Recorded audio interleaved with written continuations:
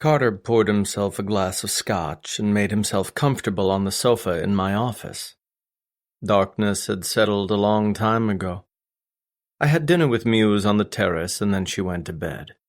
Carter stopped by shortly afterward, and now we were hidden away in my office. He lit his cigar and let the smoke rise from his mouth toward the ceiling. "Your family loves Muse more than you do." My eyes darted to his face, the lethal daggers practically bursting from my irises. Carter chuckled before he took another puff of his cigar. Sorry, Sapphire." No one called her Muse but me. "Yes, I'm aware." "Honestly, I like her more than you too." "Jump on the bandwagon," I said with indifference. "You've always been the type." "I make my own way in life. If not, I wouldn't be a self-made billionaire."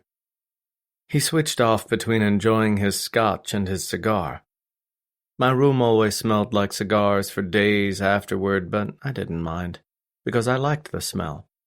None of my pieces were in here, so I didn't have to worry about ruining the fabric with the carcinogen. "So is she still your prisoner, or what?" he asked. "Because it seems like you actually like the woman." I did like her. A little too much. I don't know what the fuck is going on, man. He set his cigar on the ashtray and stared at me with his arms resting on his thighs. "Meaning?" My father asked when I was going to ask her to marry me. Carter stopped making jokes when he knew I was being dead serious. He must have sensed the conflict inside my soul. We grew up together, so we understood each other on an innate level that other people couldn't understand. It reminded me of my connection with Muse, but in a different way. "What did you say?" "That I wasn't ready for that kind of commitment. But my father never asks me stuff like that. And then he told me I shouldn't drag my feet, because women like Sapphire are rare. He said she has spunk." "She does have spunk," he said in agreement. "But she also has class and beauty. She's got it all." I drank from my glass, letting the ice cubes hit my lips when the glass turned empty. Then my mother told me how proud she was, that I became a man she was proud of. Made me fucking sick to my stomach. "That's the kind of affection every son wants to hear from their parents." "But I don't deserve it." I slammed my empty glass on the table, nearly shattering it. I hate lying to my parents. Makes me feel like shit. Carter shifted his gaze down to his glass. "Then what are you going to do?" "I don't fucking know.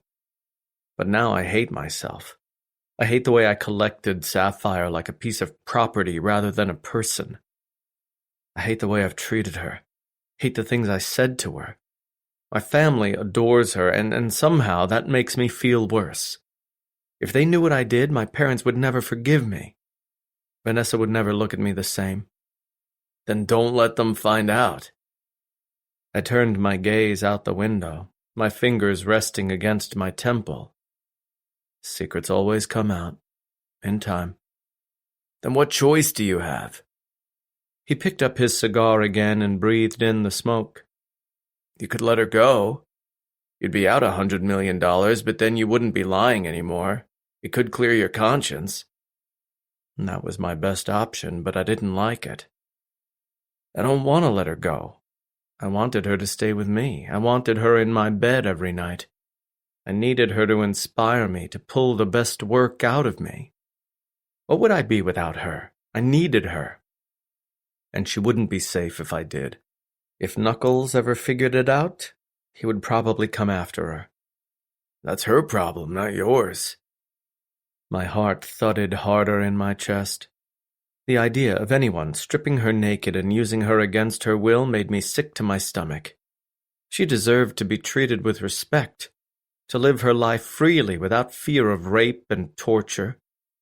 The only place she would ever be safe is by my side.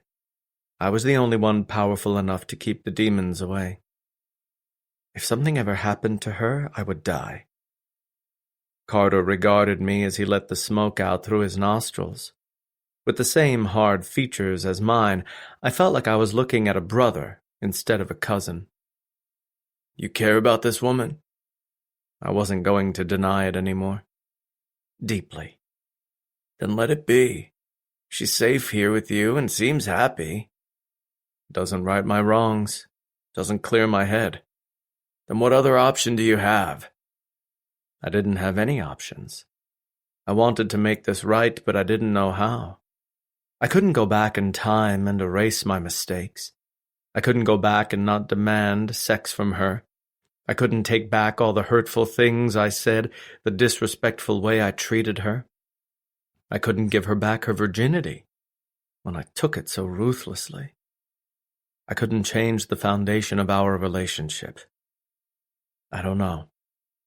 You could set her free, Carter said, and let her decide what she wants. But what if she made the wrong decision?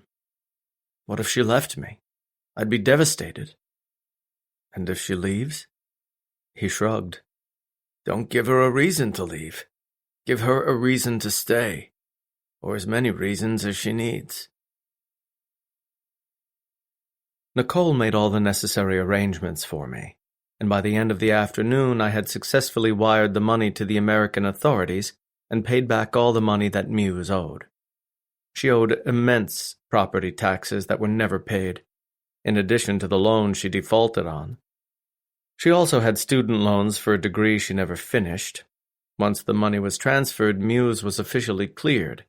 She didn't owe anything. But she had a much bigger debt that had never been repaid. She shouldn't owe a single penny to this psychopath, and in turn, I shouldn't give him a cent of the money I worked my ass off for. But I didn't see any other way. I could bury this debt once and for all, then she might be free. Are you sure about this? Carter asked as he drove through the streets of Milan at 3 a.m. Muse was asleep in the bed I shared with her. I snuck out in the middle of the night without her noticing. She was safe on my property, protected by gates, a security system, and a safe full of guns. Yes. This could go badly. Carter kept one hand on the wheel while his arm rested on the windowsill. This guy is insane. Who knows what he'll say? I'm not scared of him. He should be scared of me. Carter sighed under his breath. For the record, I was against this. Duly noted. We pulled up in front of the hotel, then made our way inside. My men escorted me into the building, all carrying handheld guns in the back of their jeans. In the basement was an exclusive bar that was used for business purposes only. I'd never been to the Broken Handmaiden, but I'd heard about it from Carter. Knuckles was there, tattoos all the way up the side of his neck. He sat at a lone table in the center of the room, in a black collared shirt with an old-fashioned sitting in front of him. It looked untouched, as if he was waiting until I arrived. Each of his knuckles was marked with a different letter in black ink. D-E-A-T-H. The nickname suited him. Carter and my men stayed back by the stairs as I entered the bar. Knuckles had his men against the opposite wall, their eyes trained on me. One man held an assault rifle with a finger held over the trigger. Like I was meeting with another distributor, I sat in the chair across from him, then looked to the bartender. Scotch, on the rocks. Knuckles stared at me with bloodshot eyes. His thick arms crossed over his chest. The vein in his forehead was bigger than ever. He hated me before I even stepped into the room. If his hands weren't in plain sight, I thought he might pull a gun on me and shoot me between the eyes. But he wasn't that stupid. The silence between us was just as loud as the sound of the bartender. He grabbed a glass, rubbed it in salt, and then poured the amber liquid inside. He placed it in front of me seconds later. I took a drink. Smooth. Should be. It's 50 years old. I know wine, and you know scotch. He finally took a drink from his glass, downing half of it before setting it down. I hope you're here for a good reason, Conway. I'm a very busy man. I have a bed full of women waiting for me upstairs, chained to the wall with blindfolds over their eyes. They aren't going anywhere, but a gentleman should never make a woman wait. He was as much of a gentleman as I was. Then I'll make it quick. I snapped my fingers. One of my men brought the black suitcase and set it on the table before he walked away. Knuckles didn't look at it. Care to explain? It contains €1,000,000 in cash. He cocked an eyebrow. That's how much Sapphire owes you. I'm paying her debt. His eyes narrowed further, with displeasure rather than interest. Yes, that's how much she owes me, not you. Now that she's mine, her debts are mine. The second I said the word mine, I became more possessive of her than ever before. I knew Knuckles wanted her chained to the wall, gagged and covered with bruises. But she was my plaything because my pockets were a little deeper. And I'm the kind of man that pays my debts. The vein in his forehead appeared thicker, and the tint to his face showed his rage rather than his pleasure. You think I'm the kind of man who will break the underground code. So, you pay me off to keep me off your back. I noticed the way his tone deepened, the way his anger intensified. His accusation wasn't wrong, so I didn't correct it. There was nothing more insulting than when someone judged your character. But this man didn't play by the rules, not like everyone else. He was emotionally driven, which made him unpredictable and intense. I just want to take care of my woman. I'm her man, and I don't let my woman owe anything to anyone. I finished my drink and then stood. His eyes followed me as I moved, the corded veins in his neck swollen. His tattoos were all marked with black ink. Skulls, chains, and brass knuckles emerged from his collar. His blue eyes were the only human feature about him. The rest resembled the features of a monster. I knew he wasn't going to say anything, so I didn't wait around for a response. I turned my back to him, exposing myself to vulnerability because I knew nothing could take me down. Then I walked out, knowing I was invincible, even to his bullets. Chapter 2. Sapphire. The sheets felt cold, and the rhythmic breathing I was used to hearing was gone. My hand reached beside me, looking for the chiseled physique that kept me warm through the night. I searched for that strong heartbeat, that hard body that could protect me against any storm. But he was gone. I opened my eyes and saw the empty spot beside me. I sat up and looked around, squinting in the darkness while I was still half asleep. I ran my fingers through my hair and did the only thing that made sense at the time. Conway? No answer. I got out of bed and checked the bathroom. Then I went into the living room, expecting to see him sitting on the couch drinking scotch. But he wasn't there either. His wallet and keys were gone, so I assumed he drove somewhere. Except it was 4 a.m. Where would he go at 4 a.m? The door opened and Conway stepped inside, dressed in a black suit with a matching tie. He looked crisp enough for a black tie event. My eyes immediately looked at his hair, seeing that it was perfectly styled like always, so a woman hadn't run her fingers through his strands. My eyes went to his collar next, looking for lipstick marks. I hated feeling like this. He stilled when he noticed me standing there. His eyes dilated slightly in surprise before he continued his movements. He set his phone, wallet, and keys on the table, then stripped off his jacket. Muse, why are you awake? Why are you awake? I countered. And where were you? I flipped on the light and immediately looked at his neck, wondering if I would see bright red lipstick where a woman had kissed him. He told me we were committed now, but I couldn't think of any other reason why he was out in the middle of the night. His eyes narrowed threateningly as he watched me stare at his neck. His anger filled the room noticeably, growing heavy in the air and entering my lungs. He didn't need to say a single word to express his ferocity. Don't fucking look at me like that. I can look at you however I want, I snapped. Who sneaks off in the middle of the night like that? My business is none of your concern. It is when you're lying to me. He stepped around me and tossed his jacket onto the chair. I may be an asshole, but I'm not a liar. He turned back around and gave me a cold look. I didn't sneak off to fuck some woman. Give me more credit than that. You lie to your whole family all the time. You look them in the eye and pretend this is real. My jealousy took the reins and steered me into an emotional meltdown. The idea of him being with another woman always bothered me, but now it killed me. Now his look was completely different than it had ever been before. He never looked so angry, so terrifying. Don't fucking go there. Then don't lie to me. Don't tell me it's just you and me if it's not. It is just you and me, he snapped. Just because I had to leave in the middle of the night doesn't mean I was sneaking around. Now get the fuck out of my room. Our room. I crossed my arms over my chest and planted my feet. What were you doing? He walked into the bedroom and ignored me. I said, get out.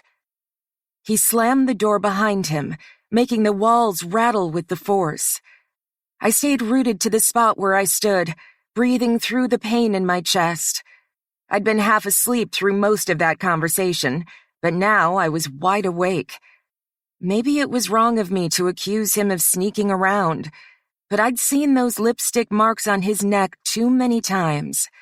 If he'd given me a better explanation of what he was doing, perhaps I wouldn't have jumped to conclusions. But regardless, I was pissed. I had breakfast alone, then worked in the stables all day, but no amount of hard work could make me sweat out my anger. I was angry with Conway, and I was even angrier that he hadn't apologized. He kicked me out of my own room. After working all day, I headed back to my old bedroom and showered. It was 7 in the evening, and I was starving because I'd skipped lunch. After being on my feet all day, my stomach growled, and my limbs felt weak from a lack of energy. But I refused to eat with Conway, so I asked Dante to bring dinner to me. When he set up 2 place settings at my table, I knew I wouldn't be dining alone. Shit. Conway walked in a moment later, dressed in jeans and a t-shirt. It didn't matter how handsome he looked, how nice his chiseled face appeared after he shaved. I was still pissed at him, still suspicious of him. Maybe I jumped to conclusions, but he gave me a reason to. He stared at me coldly as he sat across from me and dropped his napkin onto his lap. Dante removed the stainless steel lids from our plates, then left us alone to dine in my old bedroom. Conway picked up his utensils and cut into his chicken, lowering his gaze to follow his movements. He didn't pretend everything was normal, but he didn't address the issue that was silently throbbing between us. I didn't bother asking him to leave. This was his house, and despite my anger, he had all the power. All I could do was walk out myself, but I was way too hungry for that. My conversation with Andrew Lexington came back to me. He offered me a way out, a way to pay back Conway along with my other debts. I could start over and be a free woman once more. I rejected the idea instantly because I couldn't picture walking away from Conway. But now I was having second thoughts. "How's your dinner?" he asked before he took a bite. I stared at him incredulously. "We're just going to pretend that last night didn't happen?" "No." He drank his scotch. "But I assumed we would move past it." "So basically, pretend it didn't happen?" I snapped. He dropped his utensils against his plate and stared me down coldly. "What do you want to talk about? No, I wasn't out with another woman. This is a perfect opportunity for you to apologize to me for the accusation." Apologize? The word could barely escape my throat because it felt so wrong. "You kicked me out of my own room." "And I would do it again in a heartbeat. No one speaks to me that way. Except the woman you're living with. Yes, I will speak to you however I want. I will say the things you need to hear because I'm not a servant or an employee. I'm your woman, and I've earned the right. Slowly, his angry expression simmered down. His eyes weren't so icy. His demeanor wasn't so cold.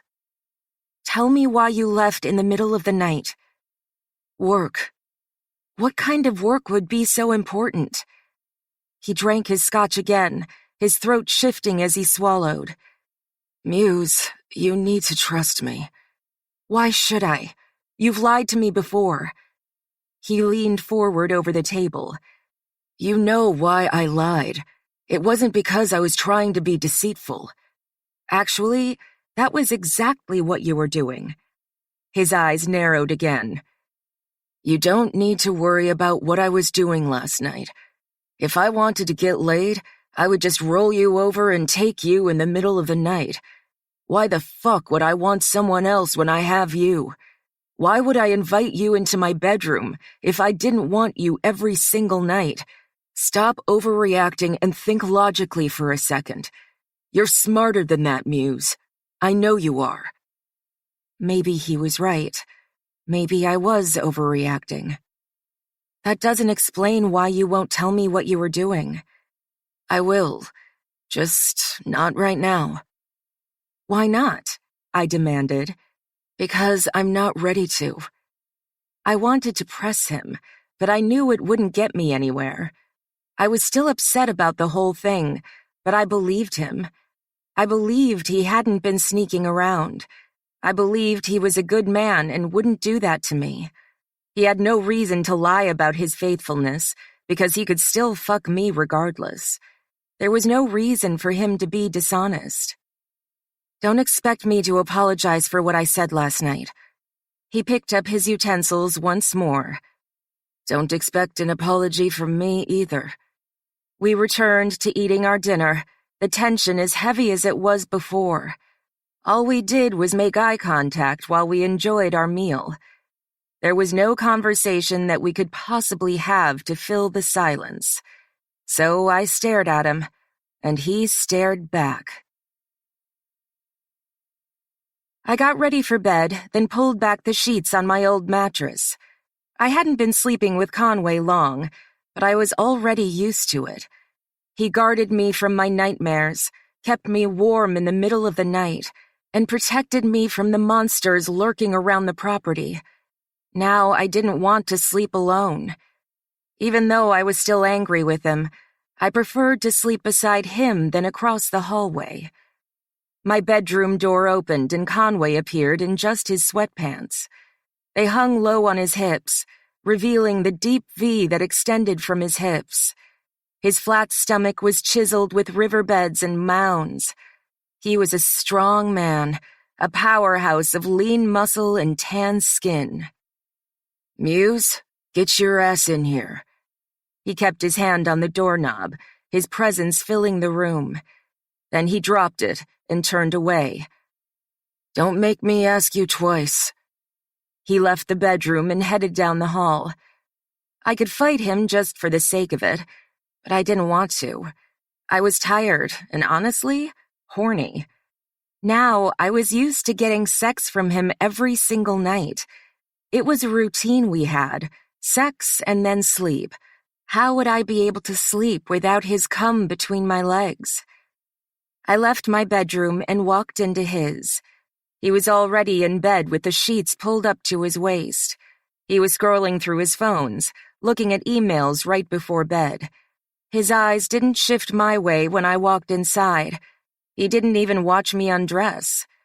I got under the covers beside him, naked because I knew what was coming next.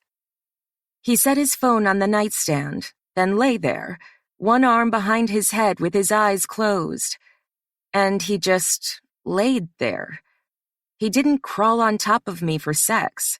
He didn't try to kiss me, and he didn't command me to get on top of him. He did nothing. Maybe he was still upset with me or assumed I was upset with him. I closed my eyes and stuck to my side of the bed, waiting for sleep to overtake me. But I continued to lay there without drifting off.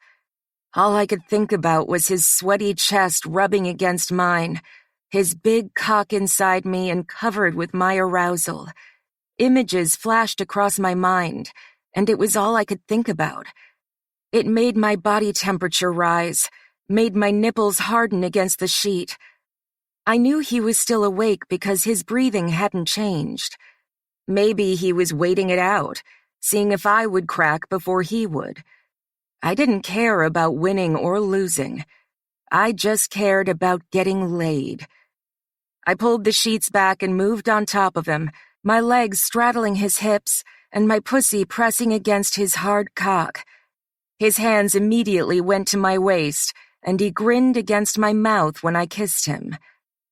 I knew you wanted me as much as I wanted you. Stop talking. I didn't want his words. I wanted his kiss, that passionate embrace that made me shake all over. My spine tightened in response, and I felt my pussy clench even though he wasn't inside me yet. He rolled me to my back, then positioned himself between my legs. Tell me you want me. My hands ran up his back and into his hair. You know I do. His arms pinned my knees back, and he pressed his thick crown inside me. He held his face above mine, his lips almost close enough to touch. Tell me you want me all to yourself. I grabbed his hips and yanked him inside me, pulling that long and thick cock deep between my legs. You're mine, Conway. I don't want to share. He growled against my mouth before he started to thrust. Muse. I can't sleep without your cum inside me. Fuck. He locked his gaze onto mine, his arousal so hot it burned me. You're gonna get a lot of it tonight. I didn't wake up early the next morning to get to work because I went to bed so late. Conway and I had the longest session we'd ever had, our first night of makeup sex. Neither one of us apologized to the other, but we found our way back to each other.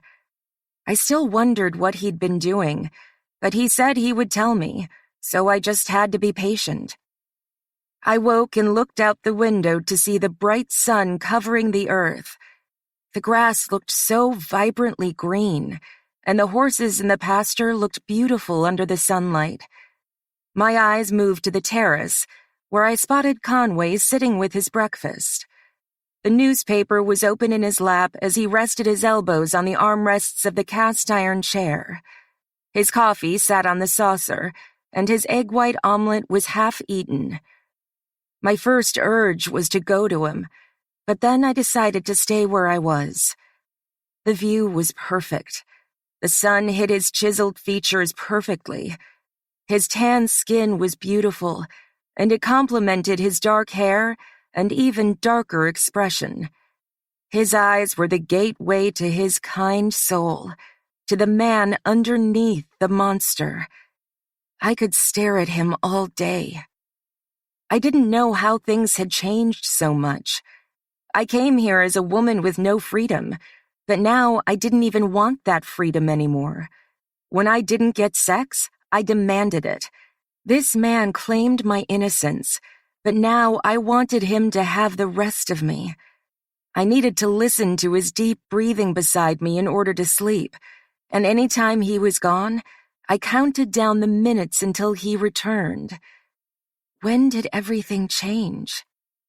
My phone rang on the bedside table. My mind immediately went to Andrew Lexington. It had only been a few days since our last conversation, so it couldn't be him, but so far, he was the only person in the world to ever call me on that phone. I stared at the number on the screen and recognized it. It was him. I took a breath before I took the call. I continued to stand at the window in Conway's t-shirt, my bottom still on the bedroom floor. My eyes moved to Conway on the patio. He lifted his mug without taking his eyes off his paper and took a drink. Hello, Mr. Lexington. Hello, Sapphire. Please call me Andrew. All right. Hi, Andrew. I thought I wouldn't hear from you for a few more days. Ironic, he said. I thought I would hear from you sooner. Just wanted to pick your brain and see what you're thinking. I watched Conway from my bird's-eye view, seeing the corded veins of his forearms.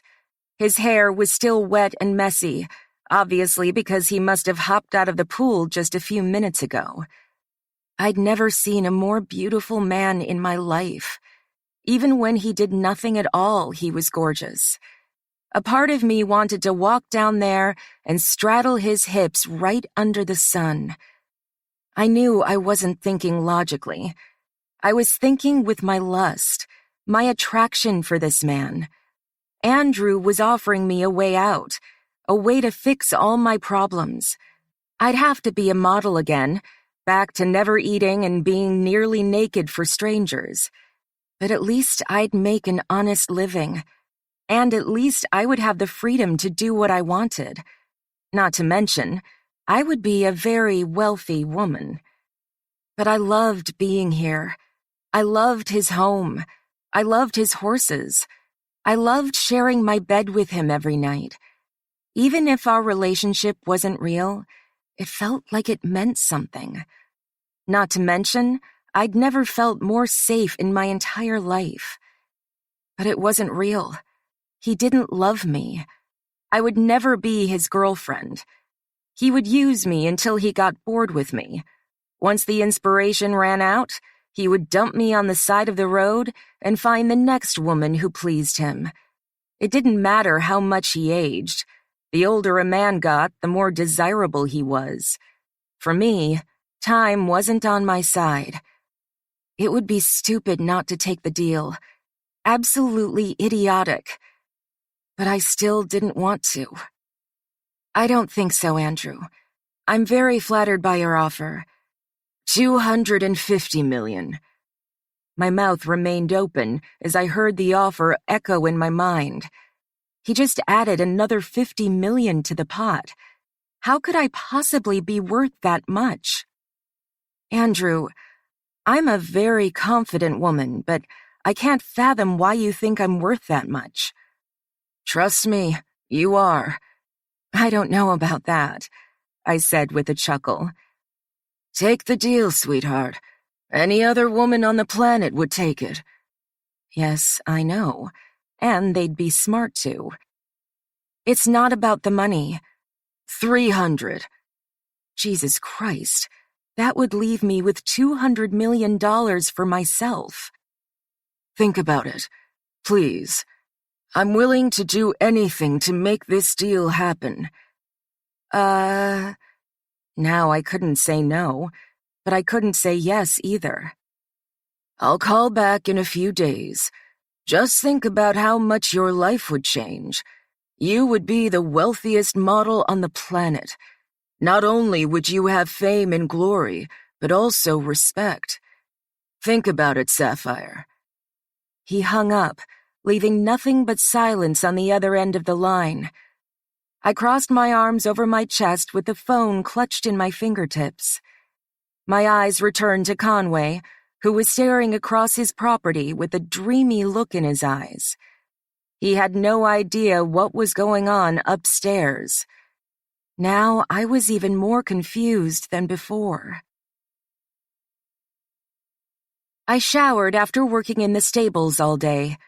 It was particularly humid that day, so sweat was smeared between my breasts and along the back of my neck. No amount of ice water could keep me cool, so when I finally walked into the air-conditioned house, relief washed over me. I stepped out of the shower and dried my hair, expecting to have dinner in our bedroom or in the dining room. I'd been thinking about my conversation with Andrew all day, trying to wrap my mind around that kind of money. It was so much, more than I could even fathom. Even if I had that kind of money, what would I do with it? Conway was my only friend in the entire world, so he was the person I would turn to for advice. As a courtesy, I should talk to him about what Andrew offered me before I took it. He had the right to know what was going on. And he might know something that I don't. Maybe Andrew was a bad man who wouldn't treat me right. Conway was the only man I trusted. Conway appeared in the reflection of the bathroom mirror, his shirt and jeans gone. He stood in just his boxers, muscular and ripped. His eyes were on me, green and intense, burning a hole into me. He slowly approached me until his chest was against my back. Gripping my shoulders, he then pressed a small kiss to my neck, the kind of kiss he used to give me back when we hardly knew each other. "Have dinner with me tonight. I have dinner with you every night. But this time we're going out. Your dress is laying on the bed." I held his gaze in the mirror, my reflection showing my surprise. "We're going out to eat?" He nodded. "Out of the house?" I asked incredulously. He nodded again. "We never leave the house." The only time we ever did was when he had to work in Milan, and most of the time he didn't bring me along. One of the rare times we left was when we visited his parents in southern Italy. A handsome grin stretched across his face. "I'm taking you somewhere nice here in Verona." Wow. I would finally get to see the city up close. I would finally see the Italian architecture and the historical footprint of this ancient city. Only in my wildest dreams did I think I would ever be able to go sightseeing across Italy. But now, I actually could. When I wandered through the towns with just my backpack across my shoulders, well, that was different. I slept under the stars and begged for food. It wasn't exactly fun. "I'm excited." He kissed my shoulder again. "Be ready in 30 minutes. The city of Verona was just a 10-minute drive from home. At sunset, it was beautiful. The unique rooftops and the winding river that moved through it made it prettier than a picture. The cobblestone streets and the beautiful architecture made it far more beautiful than any photograph could ever capture. Conway found a parking spot, and then we walked across the street to the restaurant. His arm moved around my waist as he guided me forward, wearing jeans and a collared shirt, with the top buttoned open. Sunglasses were still on his nose, but once we approached the restaurant, he tucked them into his shirt.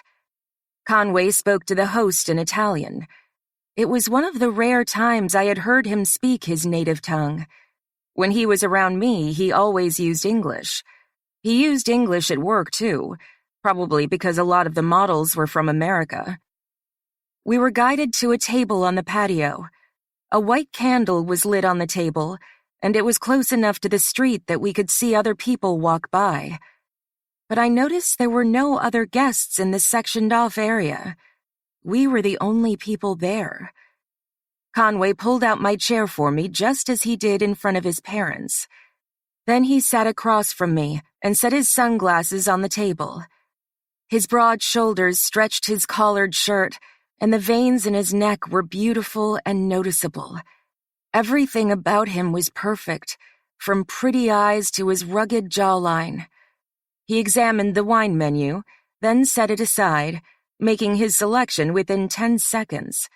Afterward, he turned to his menu. I finally tore my gaze away from his good looks and stared at the menu, which was completely in Italian. "Would you like me to pick something out for you?" "Please. I trust your tastes." The corners of his mouth rose in a smile, but he didn't lift his gaze from his menu.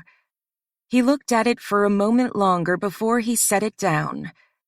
As if the waiter had been waiting for this very moment, he immediately appeared at Conway's side. Conway ordered a bottle of wine for the table and ordered our entrees, speaking Italian for the entire conversation. It was sexy to listen to. The waiter disappeared with the menus, and we were alone together, sitting under the white lights of the patio while the other customers were inside. I'm surprised no one else wants to sit out here. I booked the patio. He grabbed his glass of wine and took a drink. You booked it all for yourself? And you. You didn't have to do that, Conway. I did, he said quietly. I don't like people. His words immediately made me smile. So, you don't like me? You aren't people. Because I'm your property? I teased. No. He rested his forearms on the table with his hands held together. Because you're my muse. You exist on a pedestal. Everyone else is beneath you. My smile faded away because my heart absorbed those words. It was sweet, because he was honest. He had said some of the cruelest things to me, but that meant he was being honest when he said everything else, even a compliment. I knew I should tell him about Andrew Lexington, but I'd officially chickened out. Tonight was going so well, and the last thing I wanted to do was ruin it by mentioning that his main competitor wanted to take away his biggest inspiration. It was best to wait for a better time. The basket of bread in between us was untouched, and the nighttime breeze was filled with a nice warmth. It moved through my hair and glided down my bare back. The dress I wore was backless, black, and beautiful. He gave me a diamond bracelet to wear along with a necklace to match. What I was wearing was worth more money than I'd ever had in my bank account. His fingers rested on the stem of his wine glass as he stared at me from across the table. He sat there in silence, having a conversation with me that wasn't audible. There was a constant intensity that surrounded him.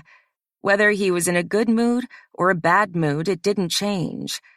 That was how he was, and I knew he inherited it from his father. So, how was your day? He didn't answer, and judging his expression, he wasn't going to. There's something I want to say to you. I'm not sure how to say it, so it may come out wrong. All right. Now I knew this dinner wasn't just a random decision. It had a purpose. I had a conversation with my father, and I had to look him in the eye and lie to him. It made me feel like shit, made me feel worse than I ever have. And then my mother told me how proud she was of me, of the man I've become. I had no idea where this was going, but I held my breath as I listened. My fingers gripped the stem of my glass, but I hadn't taken a single drink yet. Now my appetite was curbed, and despite the dryness of my throat, I didn't want to take a drink. I just wanted to sit there and absorb every single word. If they knew what I did to you, they would never look at me the same. I never want to be a disappointment to my parents. Their opinion means too much to me, means the world to me. I can't go back and change what's already happened. All I can do is move forward and try to make it better. I saw the deep connection between his family every single time I was around them. They loved each other fiercely and weren't afraid to wear their hearts on their sleeves. As rigid and stern as Mr. Barsetti was, he always showed affection toward his children. So, I spoke with the American authorities and paid your debts. I stiffened at his words and almost knocked over the glass I was holding. What? I paid back the loan you defaulted on. The bank still owns the property, but at least your credit is clear now. I also paid the property taxes you neglected. I saw that you had some student loans, so I took care of that as well. Speechless, I stared at him with the strongest feeling of shock I'd ever known. Conway, my loans aren't your problem. You didn't need to do that. Let me finish. I shut my mouth, but I had so much more to say. I also took care of Knuckles.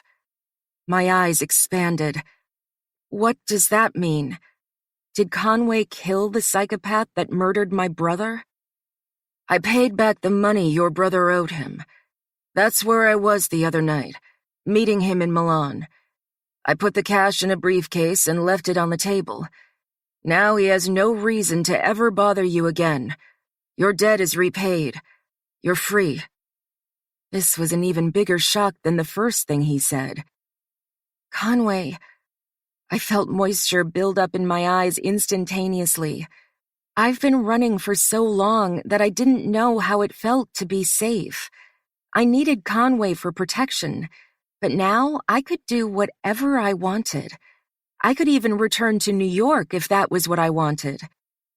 Conway's expression didn't change, even though I was falling apart right in front of his eyes. "Now that I've destroyed your demons, there's nothing chasing you. You don't owe anyone anything, and you're a free woman. And to make up for the horrible things I did to you, I'm also letting you go." "What?" He paid a fortune to save me from Knuckles, and now he was just going to let me walk away? I'd only been living with him for 3 months. That wasn't enough time for him to get his money back. "You want me to leave? I thought you needed me for inspiration. I don't understand." "No, I don't want you to leave." He kept his voice low even though there was no one nearby to hear us. It was just the two of us under the stars in the most romantic city in the world. "I want you to stay with me, but I need it to be different. I need you to stay because you want to stay, Muse. I don't want you to be my prisoner anymore. You don't owe me anything." His hand slid across the table until it rested on mine. "I need you to be my equal. I need to treat you better. I need to be the man you deserve." His fingers felt warm the second he touched me. I could feel his slow pulse, feel the steady confidence in his veins. "I don't want anything to change, but it has to be different. I want you to be there because you want to be there, not because you feel obligated to stay. So, if you want to leave, I won't stop you." Conway just unbound the shackles around my ankles and wrists. He dropped the debt I owed him. He removed all the obstacles in my way so that I could walk away without tripping. He gave me a gift that I never expected him to give. "But I want you to stay, Muse, more than anything." He held my gaze, his look deep and intense. "I want you to be the woman in my bed every night. I want you to be the woman who inspires all my pieces. I want you to be a part of me, just as you are right now." His fingers grasped mine and he brushed his thumb over my knuckles. "What do you say?" I didn't need to think twice about it. Even when a huge pile of money was thrown on the table, I still hesitated. Spending my days with Conway was the most comfortable I'd ever been. He satisfied me during the day as well as the night. He made me feel good in so many ways. I felt my heart aching for him, had felt it for a while now. "Before I answer, I have to ask a few things." "All right." He didn't hide his disappointment, obviously hoping I would agree right off the bat. "You say you want me to stay, but what exactly do you mean by that?" "I don't want anything to change. That's what I mean." "So, am I your girlfriend?" Did that mean this was officially a romantic relationship? What were we? "I said I didn't want anything to change, so we aren't really anything. We're just a man and a woman. We enjoy each other's company and have good sex. It's not more complicated than that. We're still exclusive. I'm the only man between your legs. You're the only woman in between mine." "But is there a chance this will go somewhere?" All he did was stare. Well, will this turn into something serious? I didn't want to ask if marriage and kids were on the table because that felt like too much. But was there a possibility that it could happen? that love could happen? I don't know what will happen, Muse. He suddenly pulled his hand away, and that left me feeling cold. I love living with you and being with you. I just hope that it means there's a possibility of a future. That's all. I don't like to think about the future. Life will flash before your eyes in a nanosecond. I like to live in the present. And right now, I want you. So, what exactly do you want, Conway? You want me to live with you for a while, and then when things turn stale, you'll ask me to move on? But now I can leave whenever I wish? I spoke with a toneless voice, but I felt the pain deep in my chest. I wasn't sure why I felt any pain at all. I already knew how this would go. I guess, he answered. Like I said, I don't want anything to change. I just want you to be with me because you choose to be with me. The door is always open if you want to move on. So, if you're ever unhappy, I have no power over what you do. Our relationship can be based on honesty and intimacy, just as it was before.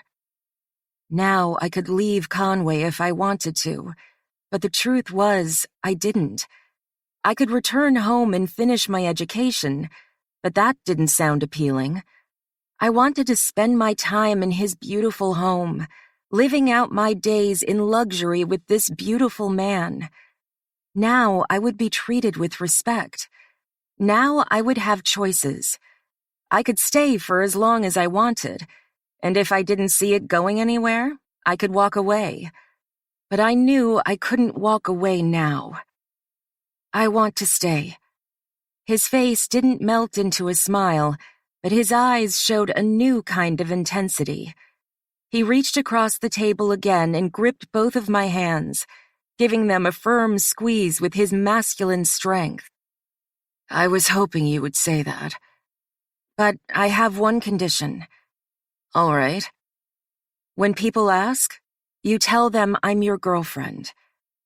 I didn't want to be introduced as his model or by my first name. If I were going to live with him and have this relationship with him, he needed to give me something in return. He considered it in silence, his fingers still interlocked with mine. Okay. I pulled on the black lingerie that was sitting on the bed when I walked inside. Conway purposely waited in the hallway, a bulge in his pants. He leaned against the wall with his arms crossed over his chest, like he was restraining himself from touching me. I pulled on the black dress and felt the push-up bra press my tits tightly together. It stopped at my hips, showing off the black thong that hugged my hips perfectly. A large jewel was in the center, matching the diamonds I wore around my neck and on my wrist. I fixed my hair in the mirror before I got on the bed. I didn't know what kind of pose would look sexy, so I got on my hands and knees, showing off the deep curve in my back. Conway walked inside a moment later, his collared shirt gone, and the top of his jeans undone. He looked at me with approval as he approached the bed. With a designer's eye, he examined the lingerie as it clung to my body perfectly. He looked at every curve, at every area where the fabric clung to me as well. He dropped his jeans and boxers at the same time, revealing his biggest tool. His cock used to intimidate me. Without having seen another cock in the flesh, I knew it was much bigger than average. If all men were that endowed, then men would never have a hard time getting laid. Not only was his thick, but it was exceptionally long. I wasn't even certain how it fit inside me. He moved behind me and pressed kisses up my spine all the way to the back of my neck. He breathed against my skin, his desire heavy in the way he panted. His lips tugged against my skin, and when he reached my hair, he pressed a kiss to my ear. On your back. I rolled over and rested my head against the pillow. We were always doing it missionary, so I figured he would want me in a different way. He used to fuck me from behind or demand blowjobs, but now every night we did it the same way. Not that I was complaining. He pressed my feet against his chest, then pulled the thong over my hips. When I lifted my bottom off the bed, he pulled the fabric down my long legs and off my feet. Feeling the fabric in his hands first, he then rubbed my panties against his length. I automatically bit my bottom lip. His eyes remained on me as he jerked himself with my panties. "You like that, Muse?" "Yes." He tossed my panties on the bed, then moved between my legs. He held his body on top of mine, all the weight on his arms. His face hovered over mine as he sank into my cunt, inching through my slickness until his entire length was shoved inside me. My ankles locked together against his back, and I writhed underneath him, feeling his full package stretch me so far. I breathed against his mouth, quivering because it hurt so good. I loved the way it hurt now. I loved the way the stretching was always a little too much. It made me admire his dick even more, that he was so big that he could barely fit inside me. It didn't matter how many times he fucked me, I could never stretch out for him. Not that I wanted to. He started to rock into me, holding back his kiss so he could look at me instead. He watched me enjoy him, watched me breathe through the pain so I could enjoy the pleasure. His hips moved gently, seating his dick deep inside me every time. It was slow and sensual, exactly the way I liked him to make love to me. "Conway?" He pressed his forehead to mine as he moved with me, his eyes trained on mine. His arms flexed as he held his weight on top of me, and I could feel his ass tighten against my heels with every thrust. "Muse." I pressed my mouth to his and sucked his bottom lip, already feeling my body tighten around him. My cream covered him completely, building up at the base of his cock. I was so wet for him that I could hear the sound of our sexes gliding together. My arms wrapped around his shoulders as I kissed him, my hips moving back with him as he thrust into me. "God."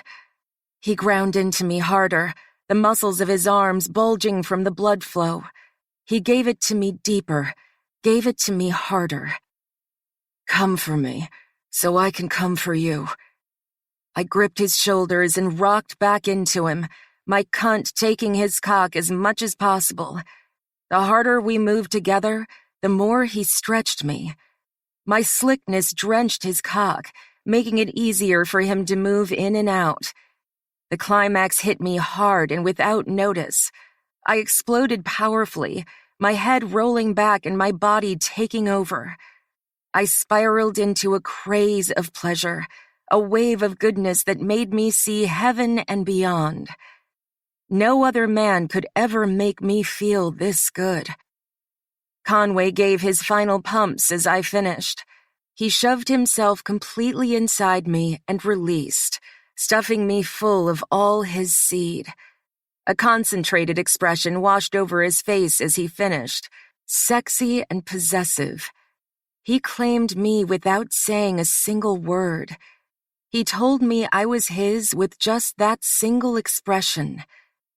I let the cum fill me, felt the warmth and heaviness. I was used to his cock stretching me, and now I lived for this goodness between my legs. He kissed me as his cock softened inside my pussy, his embraces soft and gentle like the lovemaking we just shared. "I'm gonna give you more, Muse. Just give me a few minutes." When I woke up the next morning, Conway was gone. The clock on the nightstand said it was 9, so I knew he had already had his morning swim as well as breakfast. He was either in his office or the studio by now. I walked into the sitting room and found my breakfast sitting there.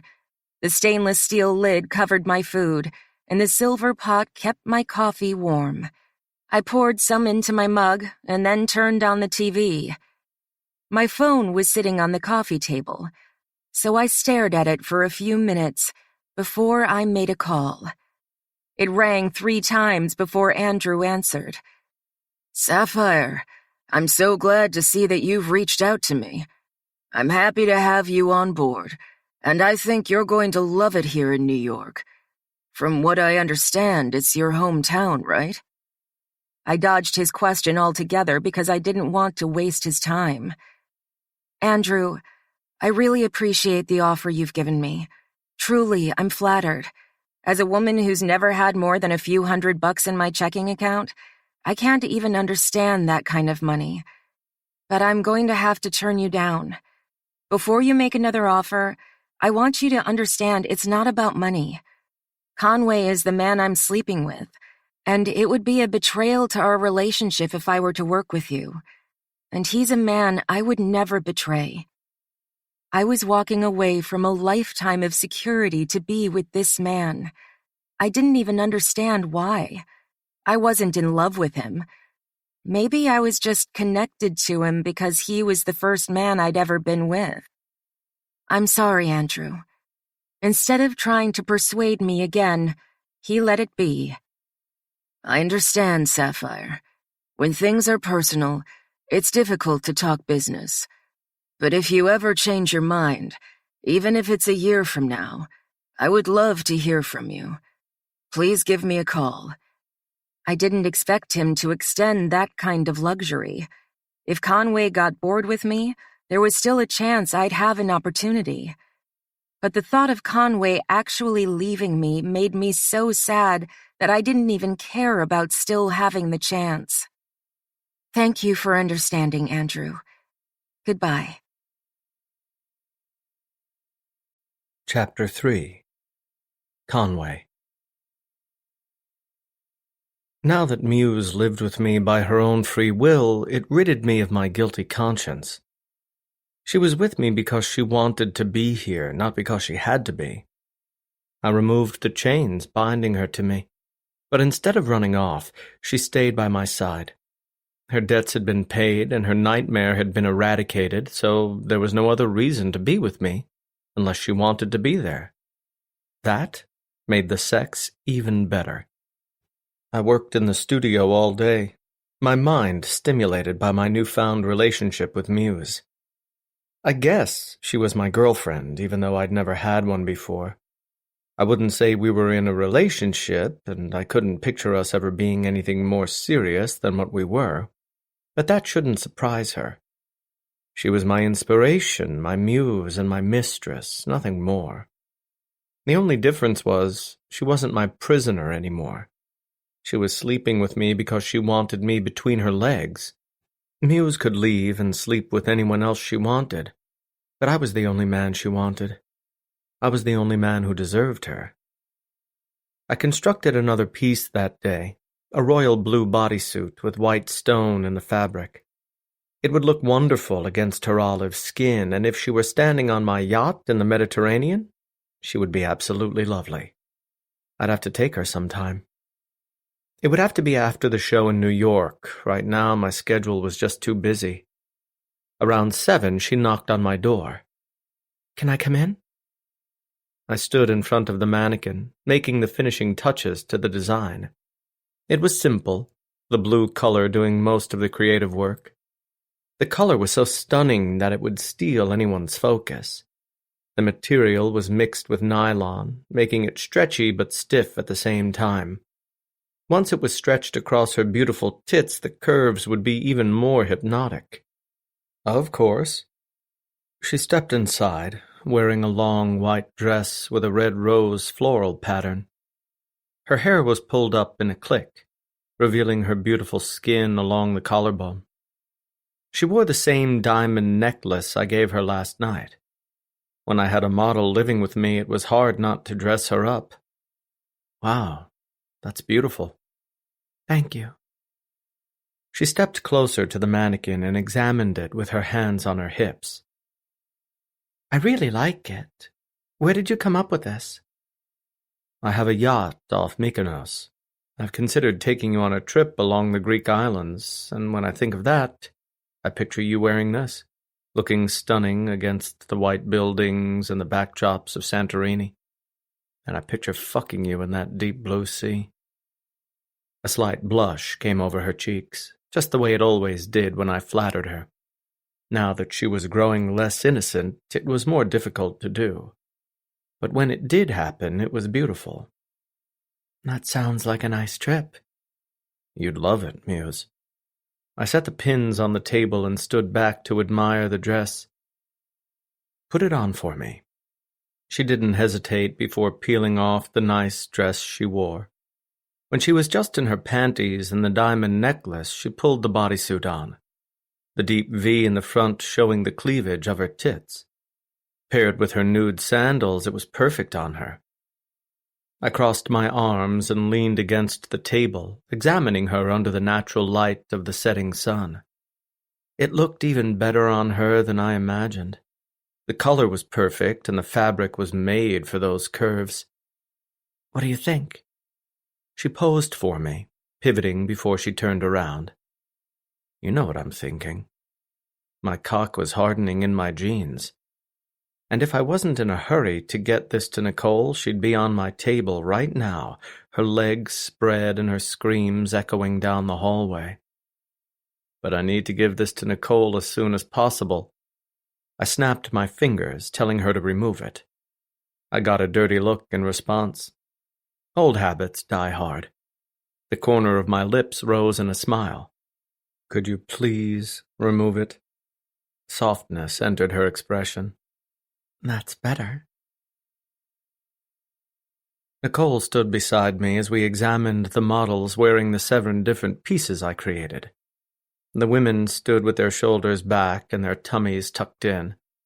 Their legs were slightly extended, showing the toned muscle and the flawless skin. Their heels were sky-high, so only experienced runway models could handle the discomfort. They were all beautiful, but they didn't have the same effect on me that Muse did. I saw gorgeous women all the time. It was a regular part of my day, so I was used to it. I didn't walk around with a hard-on in my slacks all day long. I didn't even feel aroused when I looked at Lacey Lockwood in my lingerie. I guess I had become desensitized to it. But when it came to Muse, I was never used to it. She got me so damn hard every single time. I stood with my arms crossed over my chest, noting the way Lacey glared at me with open venom. She was still pissed at me after our last conversation, and she wasn't pleased that Muse took the spotlight from here, like I gave a damn. Nicole finally announced her judgment. They're perfect. Each one is unique and beautiful. Whether she's on a vacation or just spending the night in a man's bed, she has the perfect ensemble to wear. I agree. I say we debut them in New York next week. I didn't think you'd be able to top your last line, but you proved me wrong, like always. I liked Nicole because she was real. She said what was on her mind, but she also spoke very little. She did her job well and gave me my space. If she spoke out against me, I knew it was in my best interest.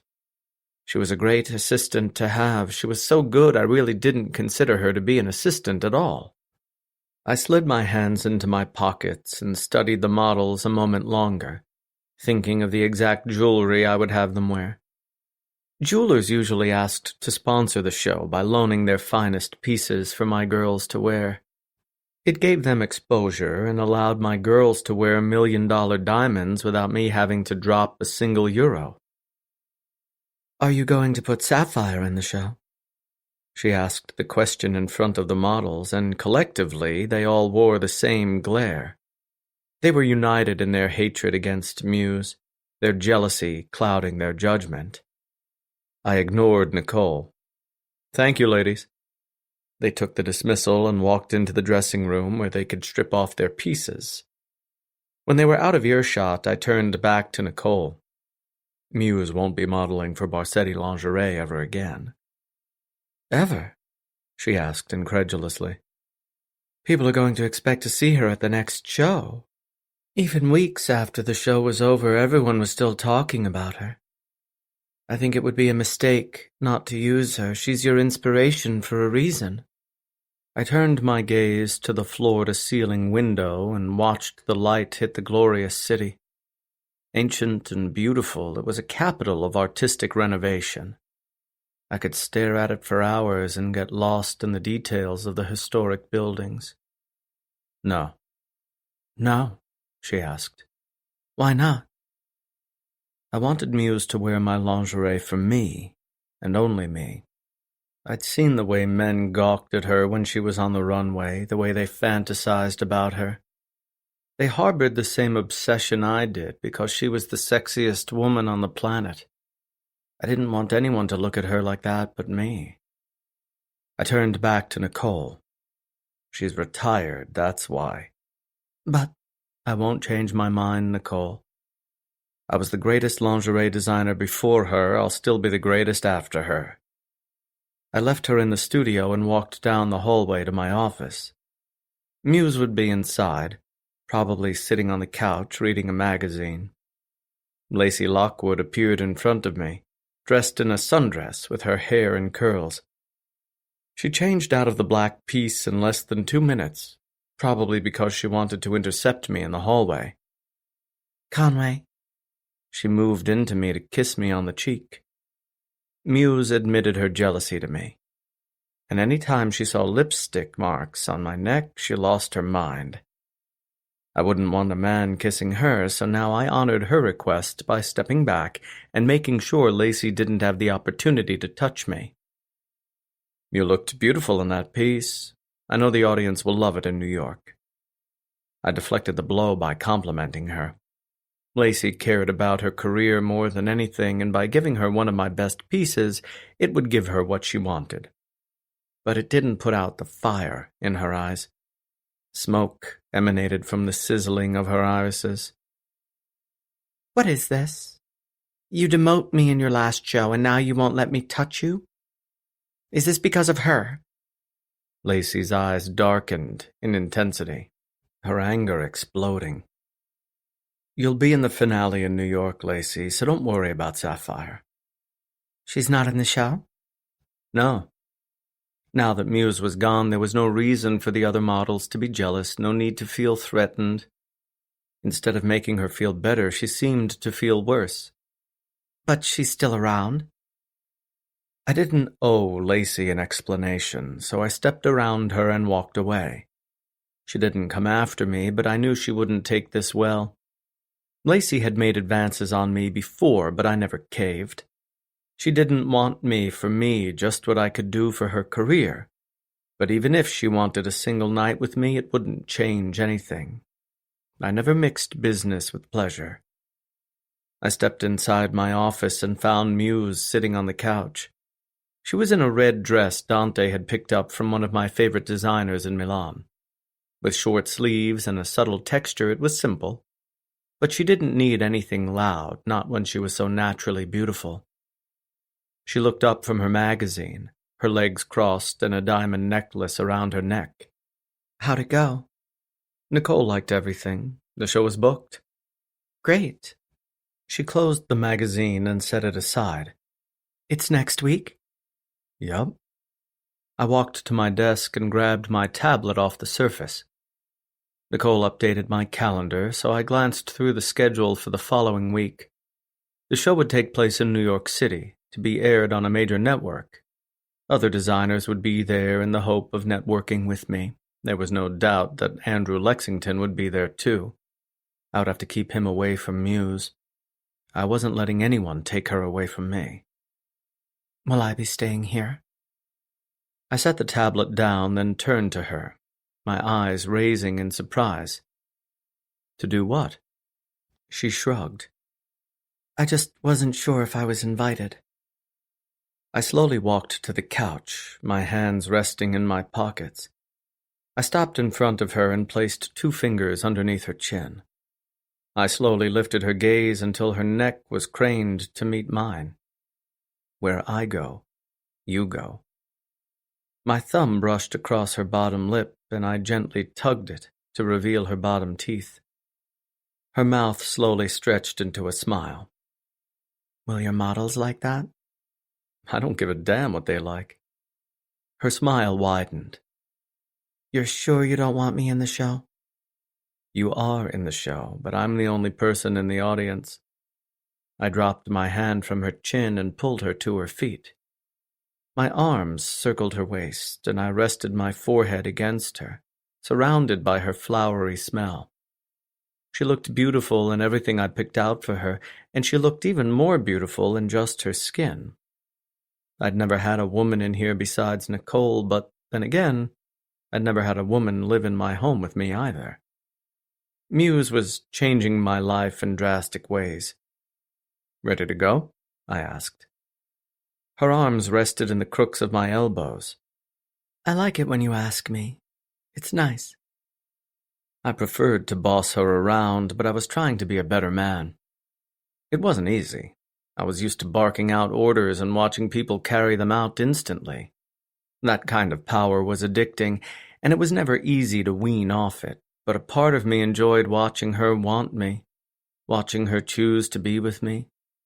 She could be with any other man in the world, but she chose me. I don't, but I'll keep doing it. She smiled. At least you're honest. And yes, I'm ready to go. My hand intertwined with hers, and I walked with her into the hallway. A group of models was huddled together against the wall, talking quietly. They usually worked out and shared their meals together since they had such rigorous routines. I walked by with Muse, ignoring them and the way they stared at our clasped hands. Muse didn't look at them, her eyes on me.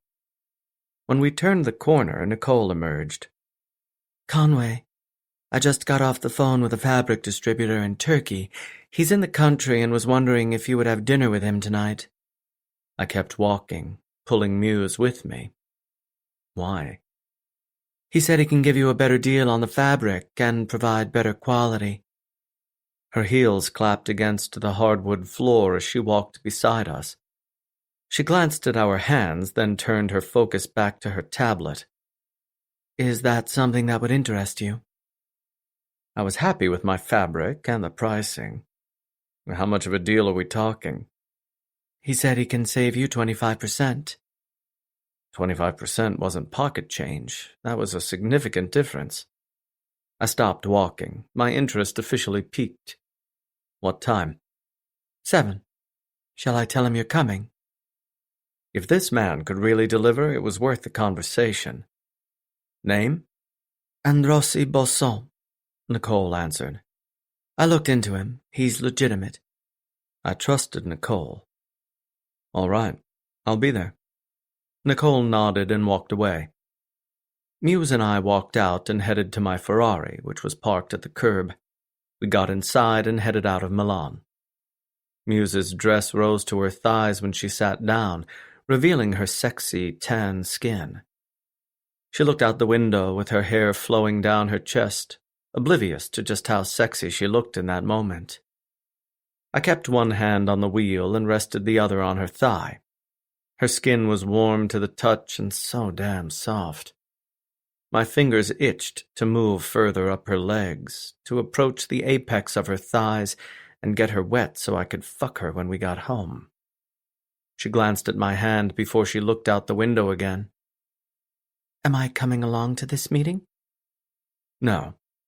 She'd stay home until I returned.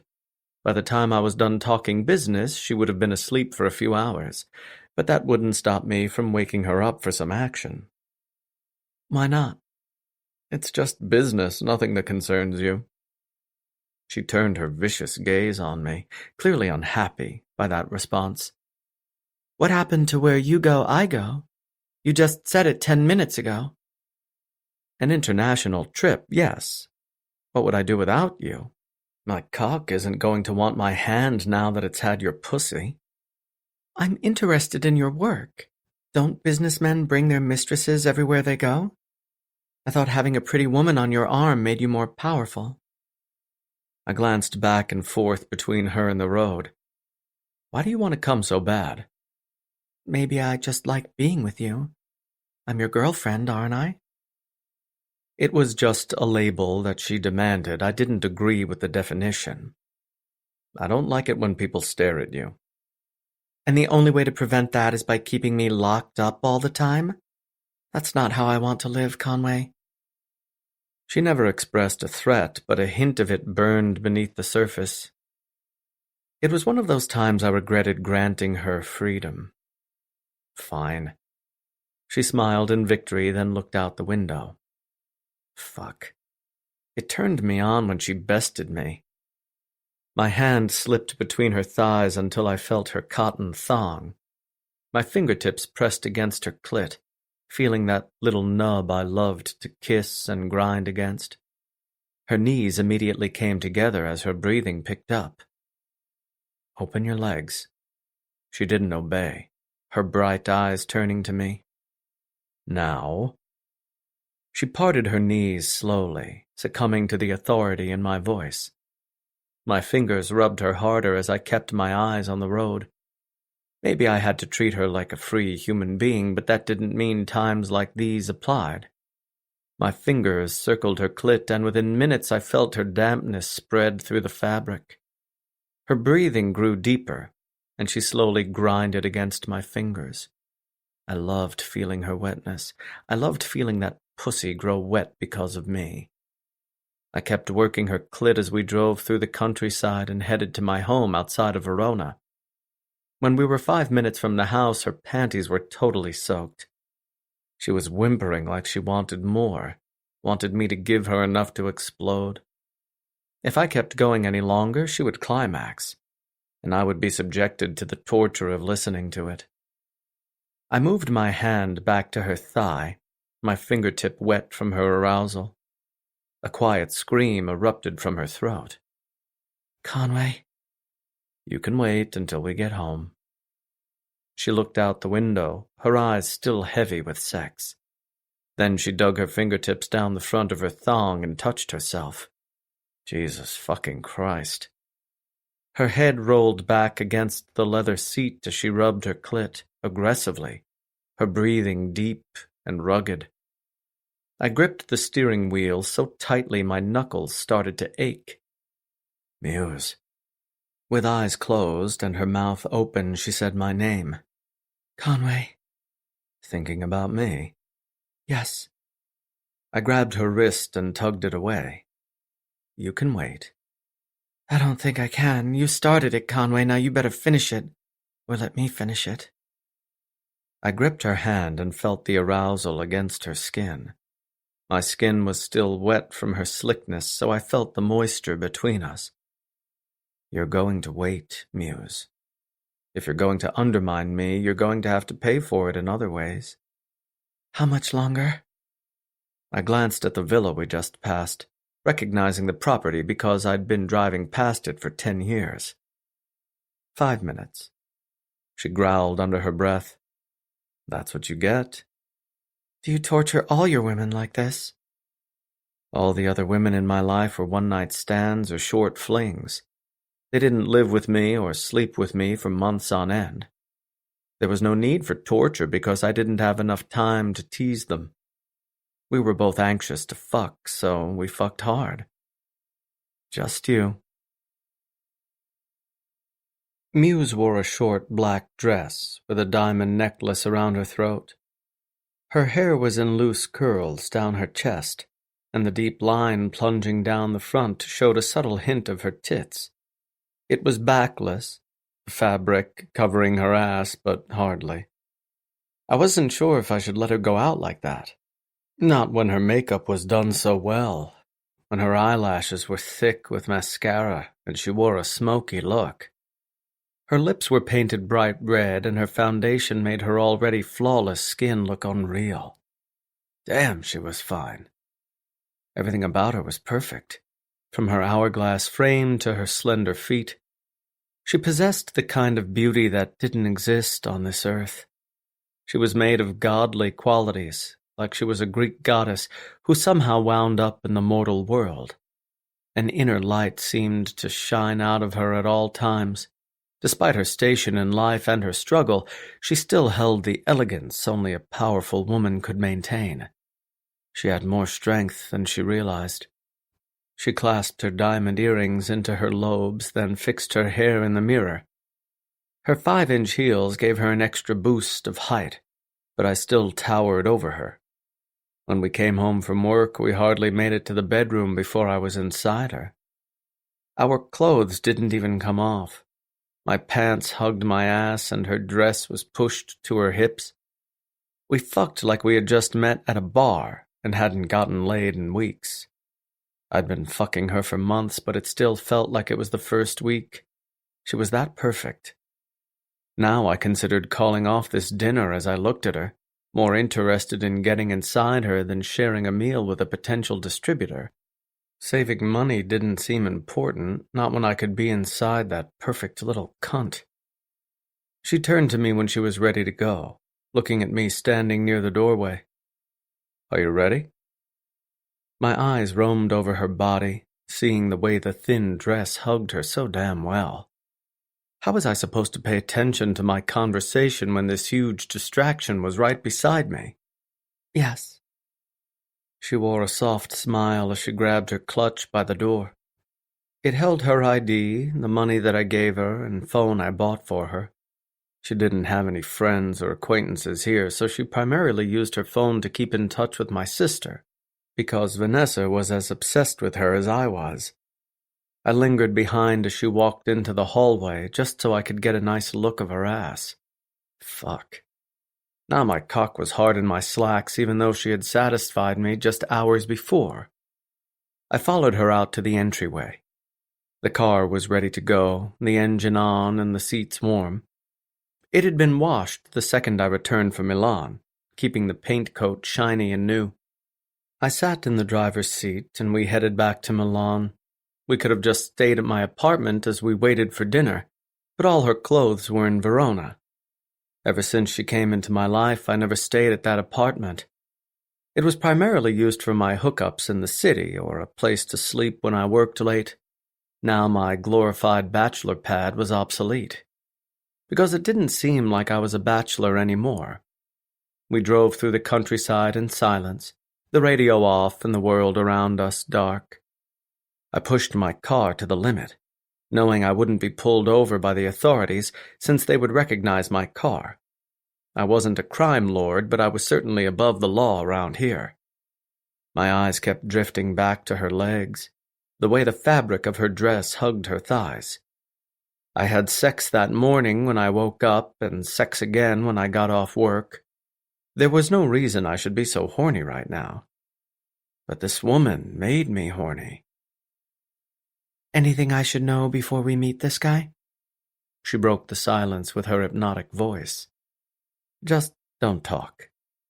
"Don't talk?" she asked incredulously. "You're there to look pretty on my arm. That's your only purpose. No need for you to speak." "Wow." She shook her head. "Just when you're being a good man, you switch back." "This is my business meeting, and you have no say in the matter. I'm just being direct with you." "Can I say hi?" she snapped. "Don't be stupid. You're too smart for that." She looked out her passenger window, tuning me out. I grabbed her hand and held it on her thigh, my thumb brushing along her knuckles. I refused to apologize because I had no reason to, so I let the silence stretch between us. She would get over it eventually. After everything I did to her, she wasn't one to hold a grudge. We arrived in Milan 30 minutes later, and when I pulled up to the restaurant, the valet took care of my car. My arms circled my woman's waist, and I walked with her inside, seeing all the heads turn my way. Some people recognized me, mainly the women, but everyone recognized her. I pulled her closer into my side, proving that she belonged to me. They could look all they wanted, but I was the only one who could touch. The host recognized my face once I walked inside, and he ignored the next people in line standing at the podium to silently escort us to the table. My hand remained on Muse's waist, squeezing her side gently because I loved the way her petite frame felt in my grasp. She never made a dress look more beautiful. We found Androssi Busson in the secluded booth in the corner. He had a woman on his arm as well, an exotic-looking woman with deep black hair and olive skin. She had bright brown eyes, and her hair was pulled back in a slick ponytail. But she had nothing on Muse. Androssi rose to his feet, a middle-aged man with weathered lines of his face from too much exposure to the sun. He wore a polite smile and shook my hand. "Mr. Barsetti, it's a pleasure." "Call me Conway. My father is Mr. Barsetti." "Of course. You can call me Androssi." He turned his gaze to Muse. "Sapphire, it's a much bigger pleasure to meet you." He took her hand and leaned in. I pressed my hand to his shoulder and steadied him. "A handshake will suffice, Androssi." In my culture it was common for a man to kiss a woman upon meeting her, but I didn't want anyone else pressing a kiss to my woman's cheek. They should be grateful that I would even allow a handshake to happen. "Of course." He brushed off the threat and shook her hand. "Allow me to introduce Mercedes." He pulled his woman to his side, who was at least 20 years younger than him. Dressed in black with expensive jewelry, she looked like his favorite mistress. "Nice to meet you." Muse shook her hand. "You too," Mercedes said with a thick Turkish accent. We took a seat in the booth, and my hand immediately went to Muse's thigh under the table. I felt her bare skin, and my fingertips came alive the second I felt her in my grasp. Her arm hooked through mine, and she rested her hand on the crook in my elbow. I kept my eyes on Androssi, finding his mistress plain. "Business is good, I hear," Androssi said. "After your last fashion show, your popularity has reached a whole new level. And if you can make even more money than you were before, why wouldn't you?" He waved the waiter over, ordered a bottle of wine, and then dismissed him. He picked a wine created by Barsetti Vineyards, because he did his homework. Muse ran her finger across the edge of her mouth, her lipstick sticking to her finger. I tried not to look because it always made me think of other things. "How do you propose I make more money?" "By cutting your costs," he said. "I know you purchase nearly all your fabrics from Ulysses in Istanbul. I'm not going to lie to you, Conway. He provides excellent fabrics at a reasonable price. It's no surprise you've been in business with him for 10 years. You must have a sense of loyalty to him at this point. But when it comes to business, nothing is personal." "And you think you can save me 25% in costs?" I challenged. "That's a lot, Androssi. I'm always interested in maximizing my margins, but not if it would dilute the quality of my products. The Duke of Cambridge commissioned me to create the wedding night lingerie for his bride. It took me a full week to create something that he'd want to rip off her. My clients aren't regular people, they're lords, celebrities, and world leaders. I won't tolerate anything less than the best." Muse moved her hand on top of mine as it rested on her thigh. Her fingers rubbed against me, and I could feel her tit against the back of my arm. She was cuddled close to my side, sticking to me like glue. Her resentment toward me had obviously disappeared. "I respect that, Conway," Androssi said. "The fabric is exactly the same. There's no compromise on the quality." "Then how can you provide me with such a substantial deal?" His hands came together on the table, his fingers locking together as Mercedes enjoyed her wine in silence. She took a piece of bread and ate a few bites, not making conversation with Muse, but sticking to her silence and letting her suitor do the talking. "There's actually a condition on the price, and it depends on you." Of course there was a catch. "How so?" "Ever since you debuted the Sapphire in your line, your creations have exploded in popularity. The people adore your main star. Women who don't have lingerie to wear for anyone are buying it, just so they can be like her. She's the greatest marketing strategy you could ever find. And I can only imagine the new heights you'll reach with her modeling your line. Your sales will skyrocket, and as your units grow, I can cut you a better deal on the price. Ulysses can't do that. but I have the equipment to make it happen. I stared at him coldly, annoyed that Muse had been brought into the conversation when she should have been excluded. I'd been in the lingerie business for 10 years, and I'd earned a reputation based on my own merit. It wasn't because of the models or the fabric, it was because of me. I had to admit that Muse gave me a significant boost. I'd be lying if I said that was untrue, but I was the one who propelled myself to greatness. Muse is no longer modeling my lingerie, she's retired. And Rossi couldn't hide the surprise that came over his face. Retired? Yes, but I have no doubt I'll be able to raise my units with my new release without her. She was my most erotic fantasy, and that desire carried over into my creations. Men could still make their dreams come true, even if they didn't see my greatest model on the runway. She wasn't showing her nearly naked body to the world anymore. She was only modeling for me now. He sat back against the leather seat, the devastation obvious in his expression. I won't tell you how to run your business, Conrad, but I think that's a mistake. She's become an international sensation, a sex symbol. If she doesn't step onto that stage for your next show, I think there will be consequences. I don't give a shit what you think, and Rossi. Tension filled the air between us, his eyes narrowing in offense as my hands formed fists. And Rossi would be smart to remember that he needed me a lot more than I needed him. I was one of the biggest clients in the fabric world. Acquiring me would make him a very rich man. Muse cleared her throat.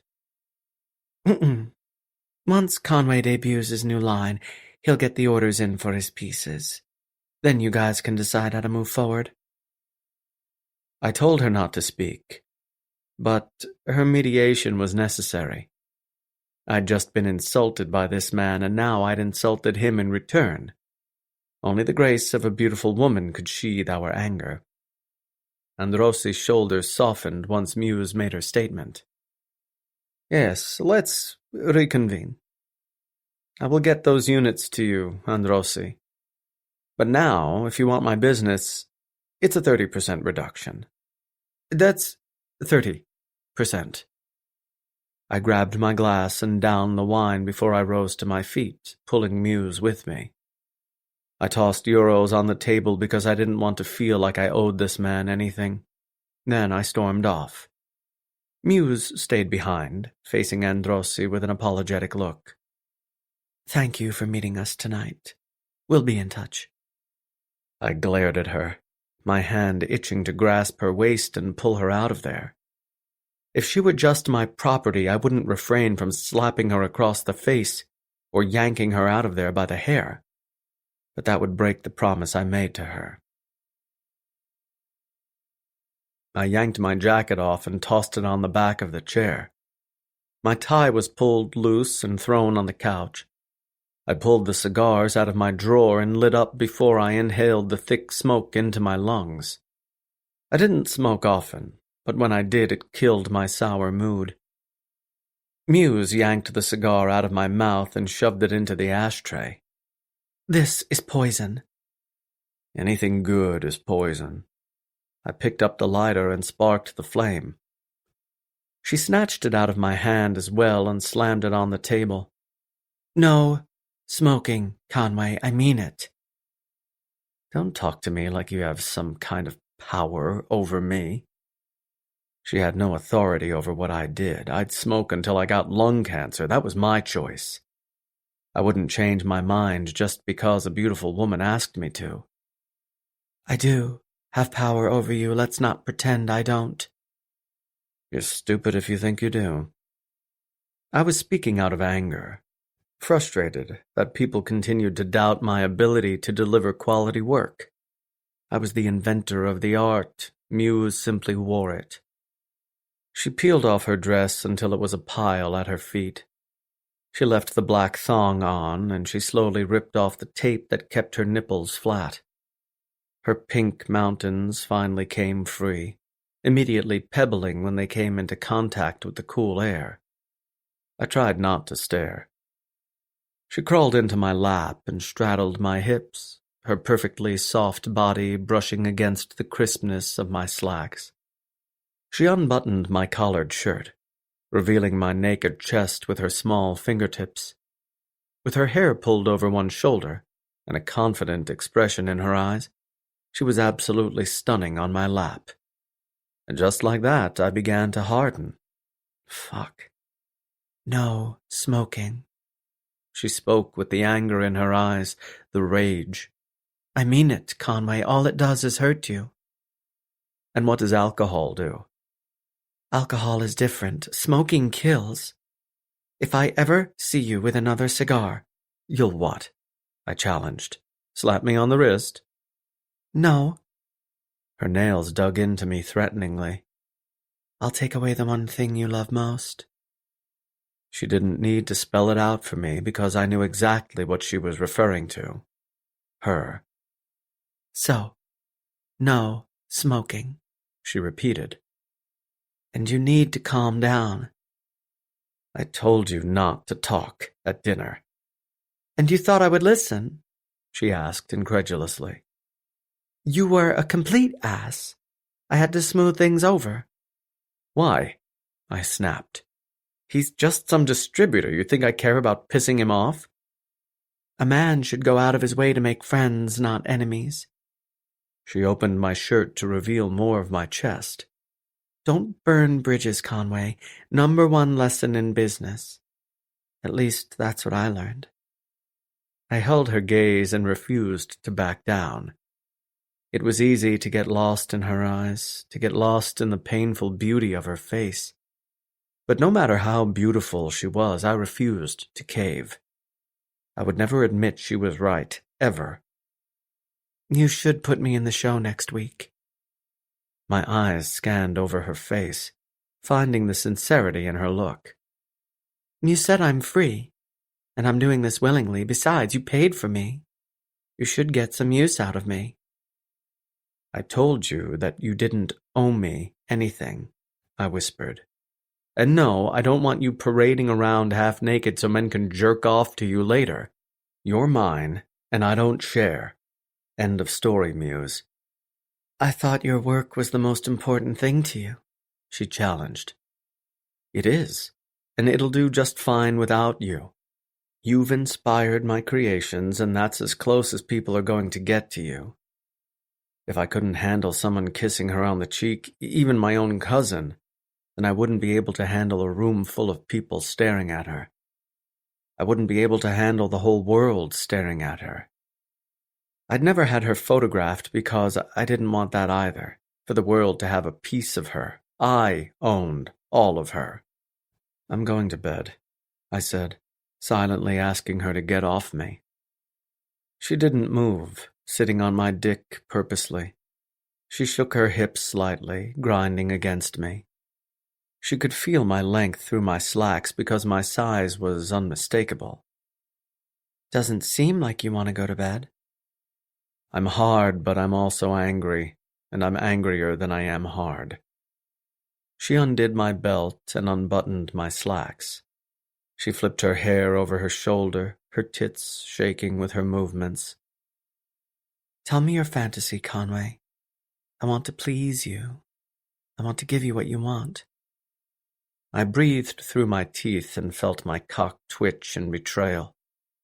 Having her as a prisoner turned me on, but listening to her ask to make me feel good was so much better. She could be anywhere in the world right now, but she wanted to sit on my lap. Tell me what you want.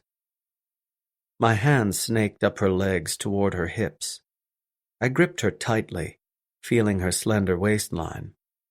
It never surprised me how soft her skin was to the touch. Despite how calloused my hands were from using them for a decade, I could still detect the differences in texture. I could still study her body at an intimate level, still feel the bumps as they prickled across her skin. I could ask for something kinky, since the offer was on the table. I could ram my dick in her ass and listen to her cry through the pain. I could spank her ass with my twitching palm, and leave a handprint right on her skin. But instead, I wanted to be just like this, with her beautiful eyes transfixed on mine. When her gorgeous tits were in my face like this, it was hard to argue for a different position. The anger I felt just moments ago faded away as I considered her request. Rage didn't seem important when she could make me feel something so much better. I want you, just like this. Chapter 4. Sapphire. I was wrapped up in the warmth that Conway's body produced. It filled the sheets and acted as a personal heater. Even if the house lost power in a storm, his physique would be enough to get us through the night. My arm was draped over his hard stomach and my face rested against his shoulder. I could feel the steady rise and fall of his body. Even when he was asleep, his body remained rigid and hard. His alarm went off. I didn't open my eyes because I was way too comfortable. Conway didn't respond right away. He lay there, letting the beeps fill the room. He finally reached his arm over and hit the button so the noise would stop. He cleared his throat slightly, then ran his fingers through his hair, slowly waking up after the peaceful night we both just had. We had sex in his chair, then immediately went to bed, once the anger had been completely wiped away from his thoughts. He turned his head my way. I could feel his stare even though my eyes were still closed. I'd been the recipient of that look so many times that I recognized it the second I felt it. He leaned down and kissed me on the forehead, his warm lips soft against my forehead. His mouth tugged slightly on my skin before he pulled away and sat up. I still didn't open my eyes, but I released a quiet protest. He looked down at me again. You want me to stay? Yes. I've got a lot of work to do, Muse. His hand moved into my hair. That was when I finally opened my eyes. I stared at the sleepiness in his eyes, seeing his ruffled hair and rested expression. His tan skin was such a pretty color, a color only a true Italian could acquire.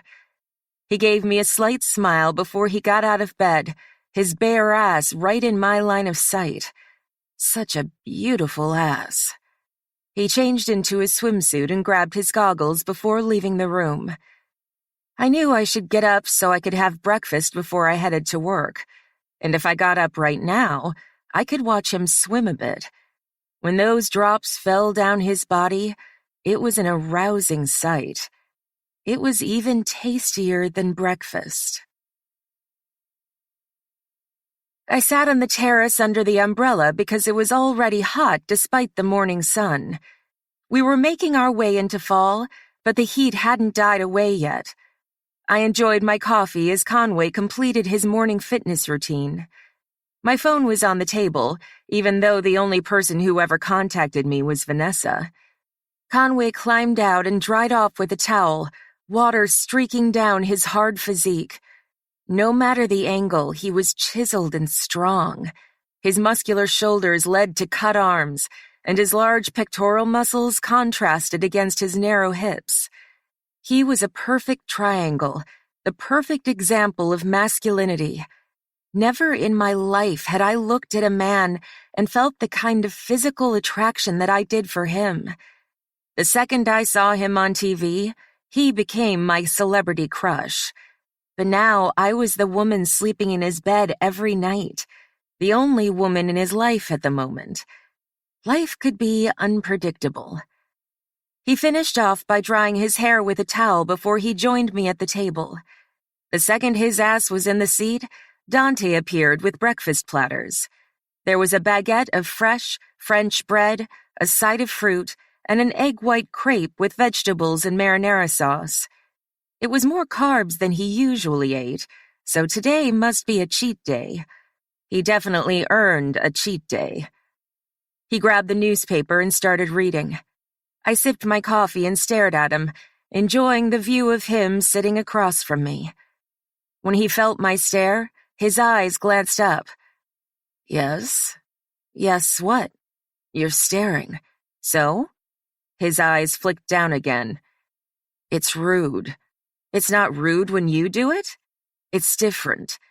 No, it's exactly the same. And I like to stare at you. I held my coffee between my hands and took a sip. You're hot. His eyes moved up again, this time accompanied with a smile. Hot? Yeah. His grin quickly turned into an arrogant one. I guess I should have put out this morning. You should always put out. His smile dropped instantly, his eyes suddenly darkening in intensity. He stared at me for several heartbeats, his newspaper still open but forgotten. I smiled, then sipped my coffee again, loving the way I got under his skin so easily. After another minute passed, he finally returned his gaze to his paper. You aren't working in the stables today. I'm not? No, you're working with me in the studio. I thought you had all your pieces ready, I quipped. Well, I think I just got inspiration for another one. I set my coffee down as a small heat wave moved over my body. It had nothing to do with the coffee, but now it was too hot to hold, so I set it down. I ripped off a piece of bread and popped it into my mouth. We fell into comfortable silence. My phone rang. I didn't recognize the number on the screen. It wasn't Andrew Lexington or Vanessa. Conway didn't look up from his newspaper. I took the call. Hi, this is Sapphire. Hey, Sapphire. Her deep voice came over the line, affectionate and warm.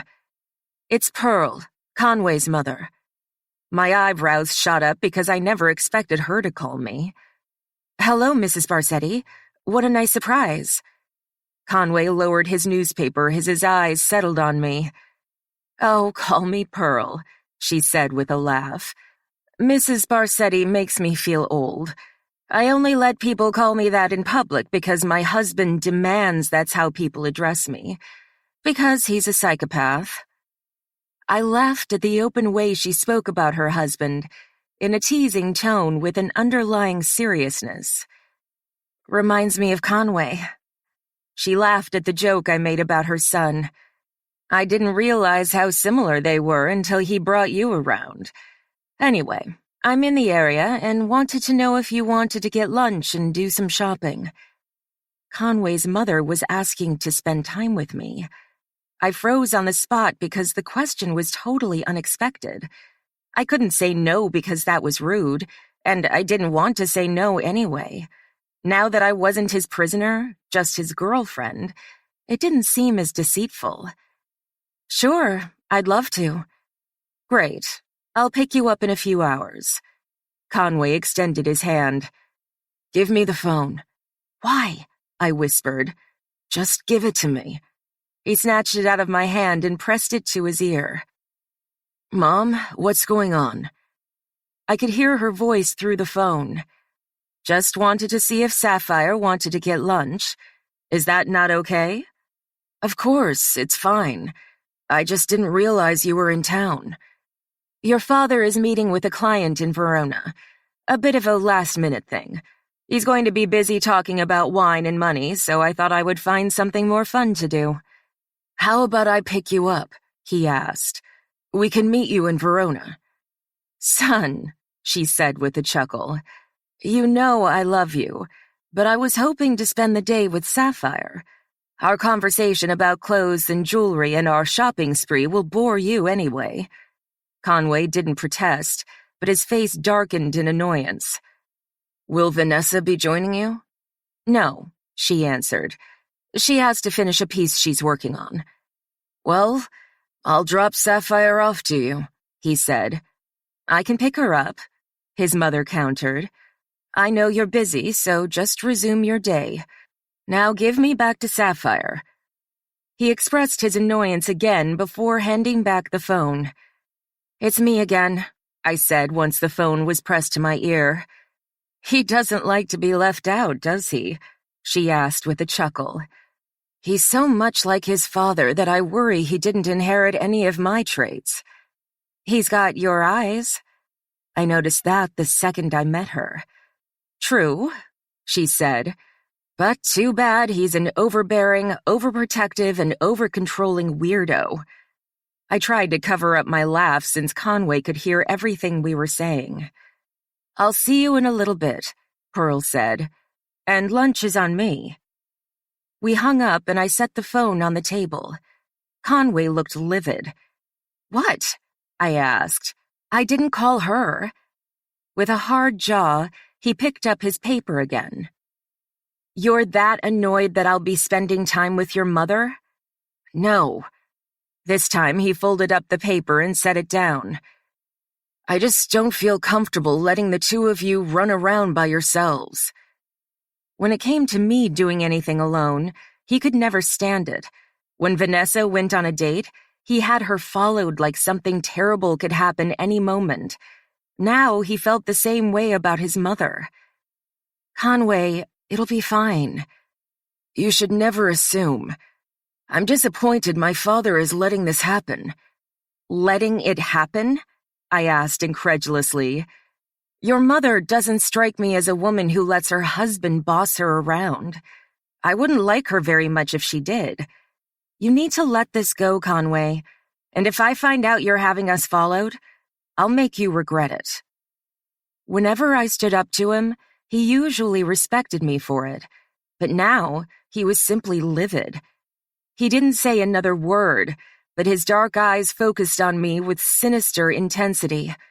His gaze spoke of restrained violence, of all the things he wanted to say.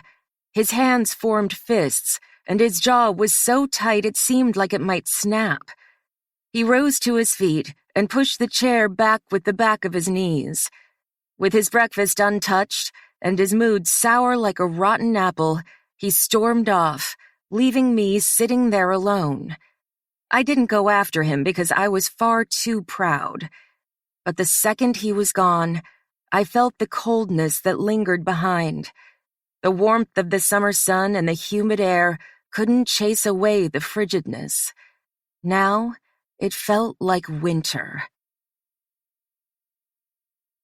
I got into the passenger seat of the black Lamborghini and Pearl drove onto the country road.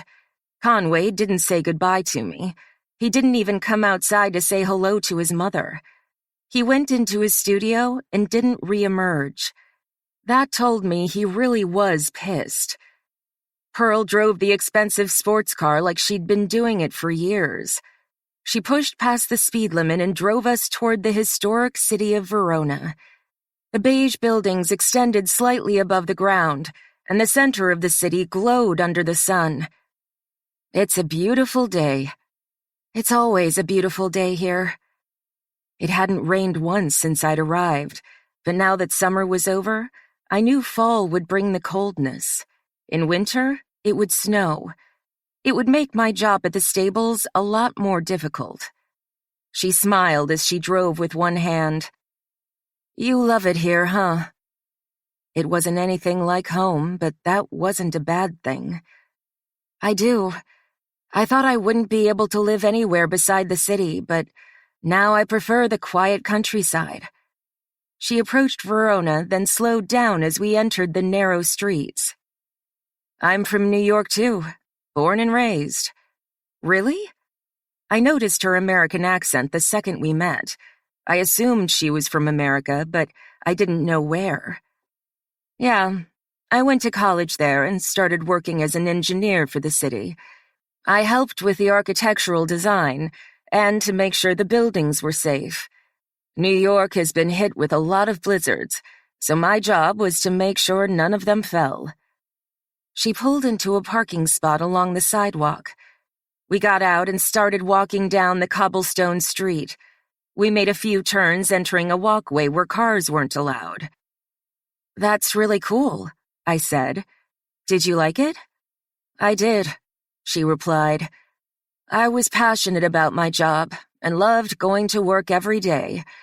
But once I came here, I immediately adapted to this way of life. Making wine and enjoying the sunshine is far more enjoyable. So, lunch first? Yeah, sure. We walked to a small cafe and sat down. Our menus were brought, and we both ordered salads along with a bottle of wine. The basket in the center of the table was full of fresh bread, so we both took a few slices. Conway is angry, isn't he? She swirled her wine before she took a drink. Never underestimate a mother's understanding of her son. A bit. I figured when I didn't see him walk you out. She spoke with the same positivity, like her son's attitude didn't affect her in the least. Just ignore him. He'll come around. He's very overprotective. I've never met a man like that. Yeah, it gets annoying, she said. My husband is the exact same way.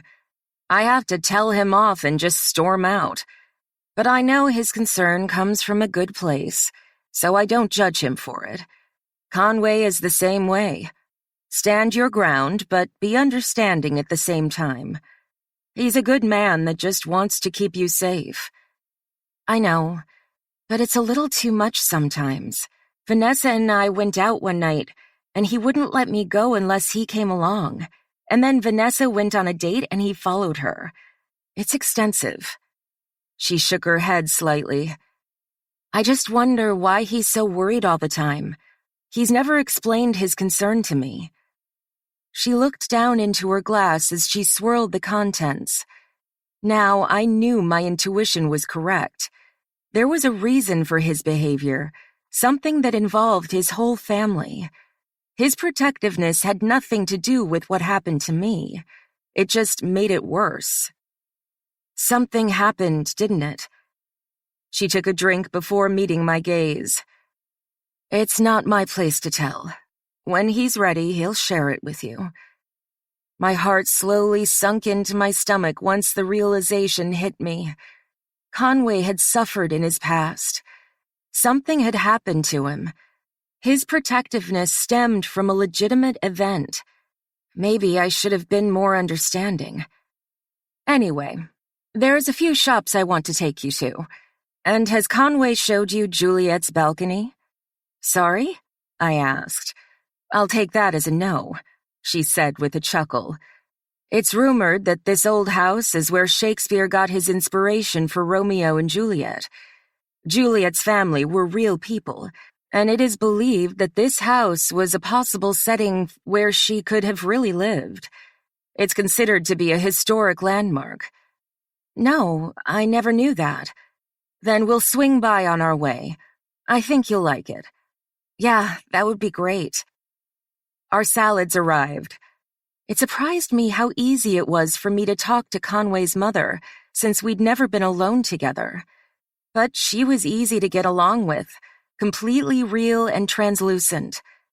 I never felt judged for being a lingerie model, even though it was something a few people would think less of me for. It seemed like Pearl liked me, regardless of the fact that she didn't know me well.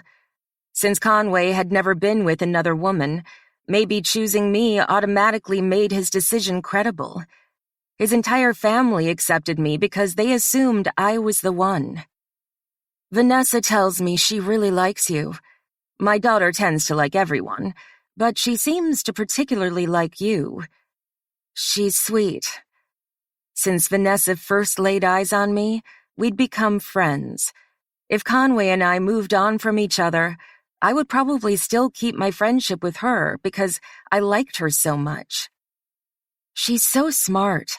She downplays it a lot, but I can tell she's a lot smarter than she wants people to realize. Pearl smiled before she took a bite of her salad. Yes, she's a very smart girl. Too smart.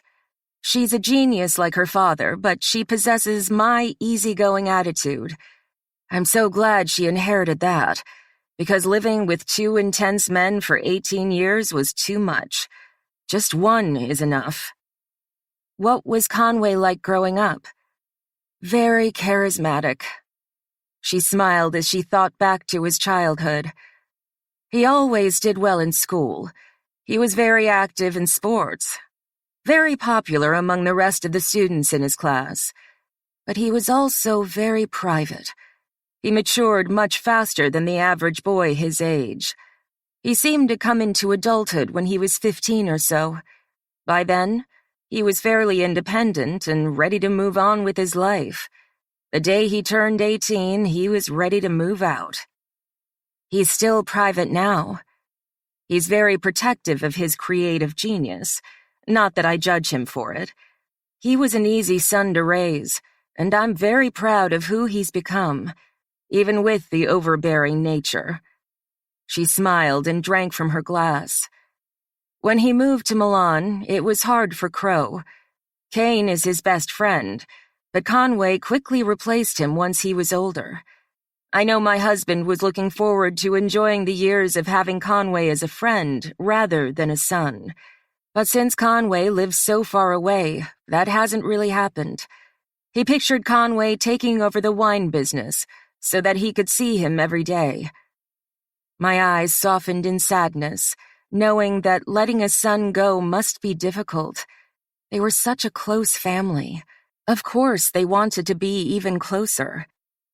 The hardest thing about being a parent is when your job is over. The day Conway no longer needed me, I was happy and sad. But Crow has never really gotten over it. And Vanessa is so independent that she's never wanted help from anyone. She's a very stubborn Barsetti. I understood Conway's studio was in Milan, but he spent most of his time in his home in Verona. As a business owner, I didn't understand why he couldn't handle his company in Florence, somewhere closer to his family. Do you want to have children? The question yanked me from my thoughts. Yes. How many? 2, I said, but maybe 3. I'm not sure yet. Depends on when I have the first one. If you don't mind me asking, do you and Conway talk about that sort of thing?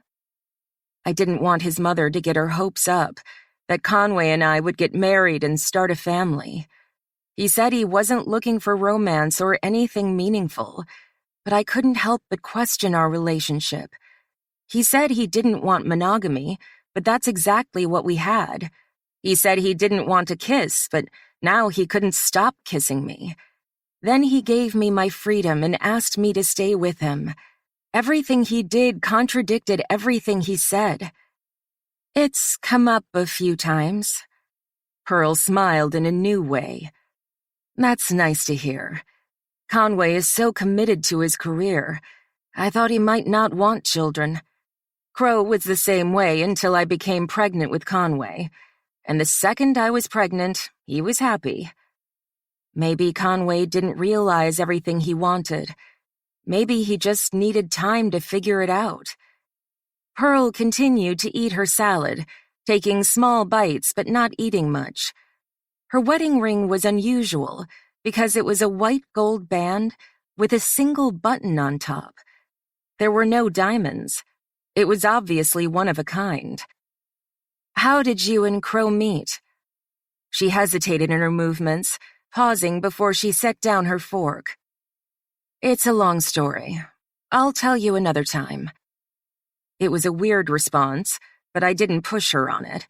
It was her personal life, and if she didn't want to share it with me, that was her decision. How do you like your salad? It's excellent. Crow and I come here often when we're in town. Is he here now? Yes. He's meeting with this man who owns a dozen restaurants around Verona. He's a fan of Barsetti wines, so he's interested in buying our product in bulk. We have different versions of our wines that we offer clients. Crow will go out into the vineyards and identify the largest and juiciest grapes. He'll use those in the press instead of the generic ones we harvest. As a result, the wine is a lot brighter. It's not necessarily stronger in taste, just bolder.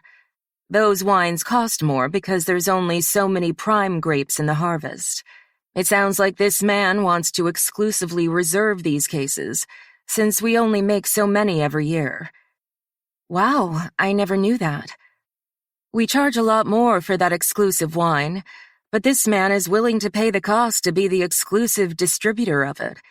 It's a smart move on his part and also a great deal for us. Win-win. That does sound great. Do you enjoy working at the winery? Very much so, she responded. I've never felt more connected to the earth than I do now. A simple life is a much better life. Our family is small, but it's certainly enough. I used to love the chaos of the city, the constant sound of people going out for Chinese at 2 a.m, but now I find the silence comforting. When I first ran to Italy, I knew it would be beautiful, but since I was on the run from a ferocious man, I never expected to really enjoy it. Now it made me wonder if I would ever want to return to New York City. Conway said I was free to do whatever I wanted, but would I ever want to go back? I wasn't so sure. Pearl paid the tab. Ready to shop? Absolutely. Pearl dropped me off at the front of the house and gave me a kiss on the cheek. Thanks for spending the day with me. Thank you for taking me out. You need help with those bags? No, I got it. She kissed me on the cheek again before letting me go. I carried my 2 bags out of the car along with my purse and headed to the doorway. I waved before walking inside. A part of me suspected to see Conway waiting for me, but he'd obviously been locked away in his studio the entire time. We were supposed to spend the night screwing on his table, but the unexpected happened. I thought he would be over it by now. I returned to our bedroom and hung up the new dress that I bought. I got a bracelet to go with it, and I bought a pair of heels that weren't as tall as all the others Conway bought me. At least this way I could look nice without killing my feet. Conway must have known I was home because his footsteps sounded behind me. I turned to face him to see the same pissed-off expression he wore when I left the house a few hours ago. He was in jeans and a t-shirt, the fabric hugging his chest in the sexiest way. Whenever he was angry, he somehow looked more handsome. It must have been his intensity. It used to intimidate me, but now I craved it. I made it back in one piece, so you can calm down now. He slowly slid his hands into his pockets, his thick arms carved out of dense stone. Am I not calm? He spoke the words quietly, but they were filled with cold malice. His eyes showed his aggression. Unlike other people, he didn't need to raise his voice and start screaming to get his point across. The quieter he was, the more terrifying he became. Not at all. I pulled the black dress out of the closet. What do you think? He didn't look at it.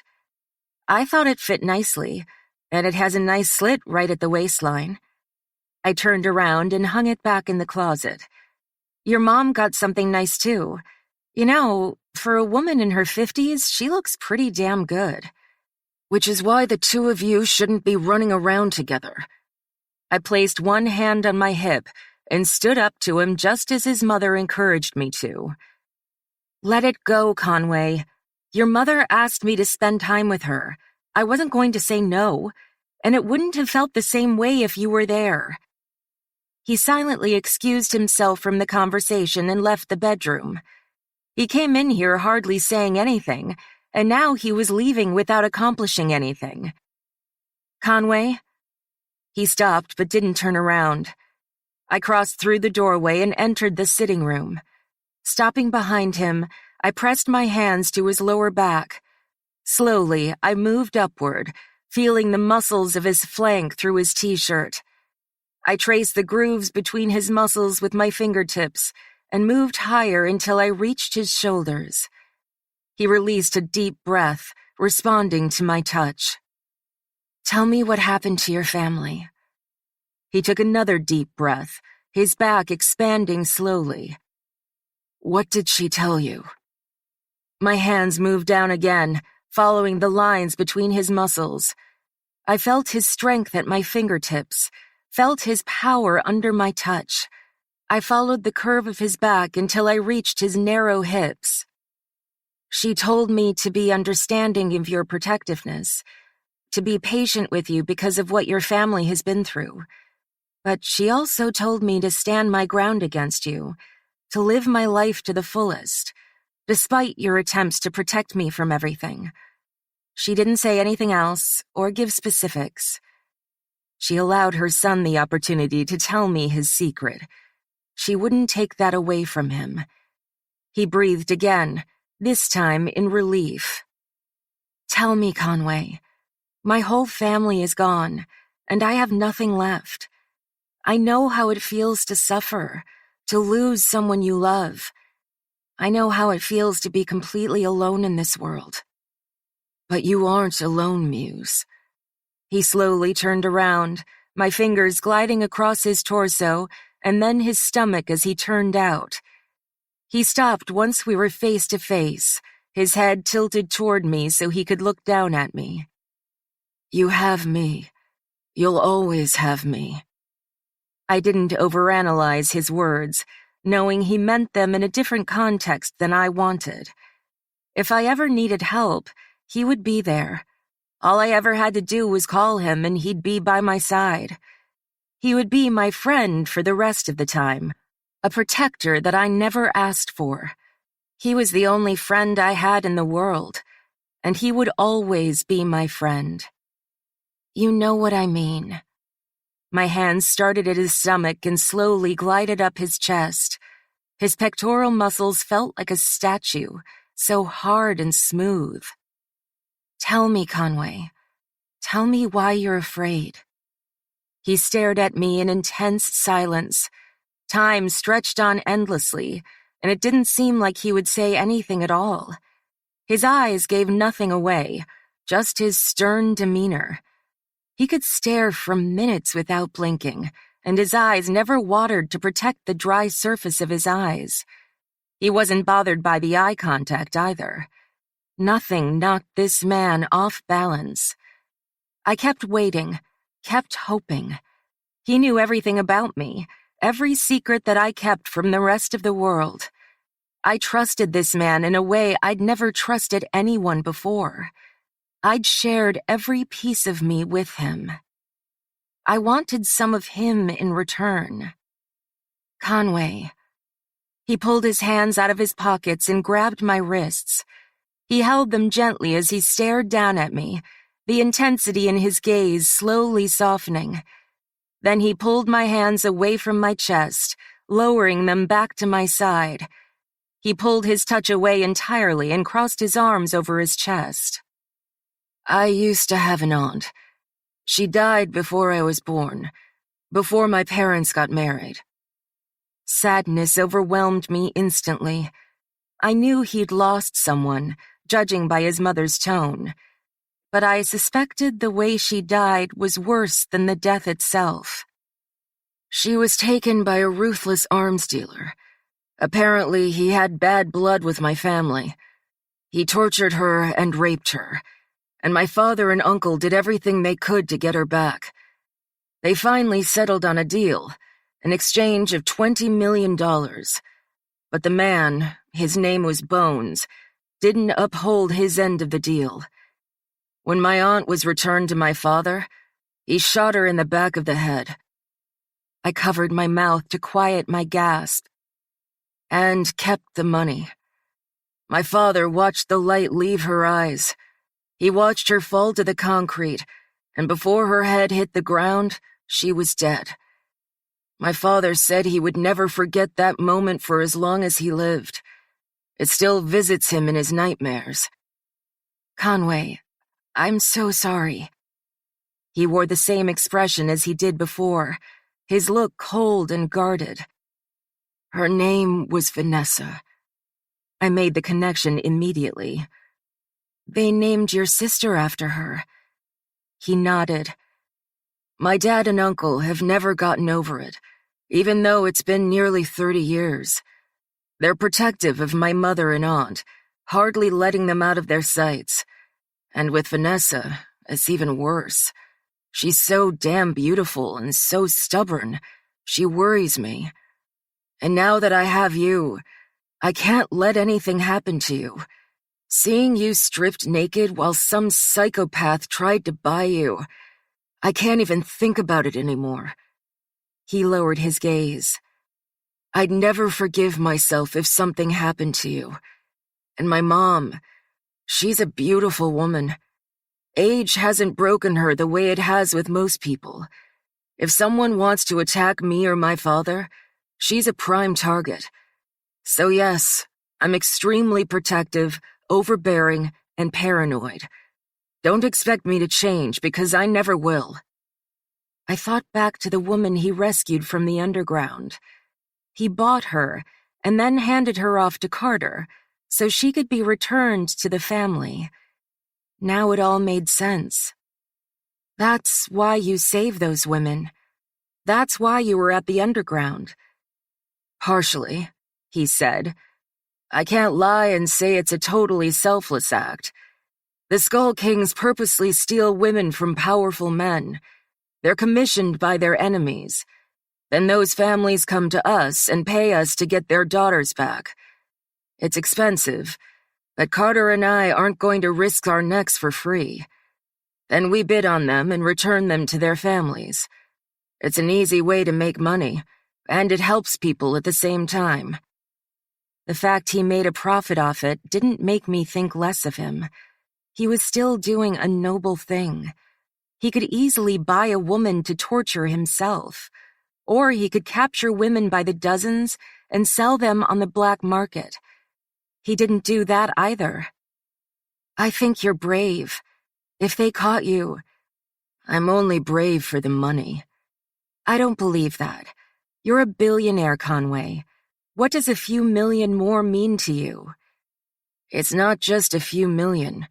These families are paying us between $10 and $20 million, tax-free. And if someone spotted you in there, it could ruin your reputation. I design lingerie. I don't have much of a reputation anyway. Yes, you do, I said. You're a strong man who has made his own way in life. You started from nothing and made yourself into something. You're generous and kind. I think you're a wonderful person. His eyebrows arched before his eyes narrowed. Like I'd said the wrong thing, his expression turned into a glare. I'm okay with being what I am, Muse. Like I told you before, I'm not evil, but I'm not good either. The second I had leverage over you, I made you into my prisoner. I didn't treat you with respect, and I took your virginity instead of letting you find the right guy. Let's not rewrite history. Let's not change my character. I knew he meant every word because I could feel the sincerity weighted in his words. I could see the seriousness in his eyes. He wasn't fishing for a compliment to counteract his statements. He just wanted to correct my assumption. You were the right guy, Conway. His glare slowly faded away, replaced by a deeper look. You gave me money when you didn't even know me, so I wouldn't have to sleep on the street. When I left your company, you tried to give me more money and a phone. Then when I was about to be sold off to a monster who would do horrific things to me, you spent a fortune just to keep me safe. You've paid all my debts and set me free.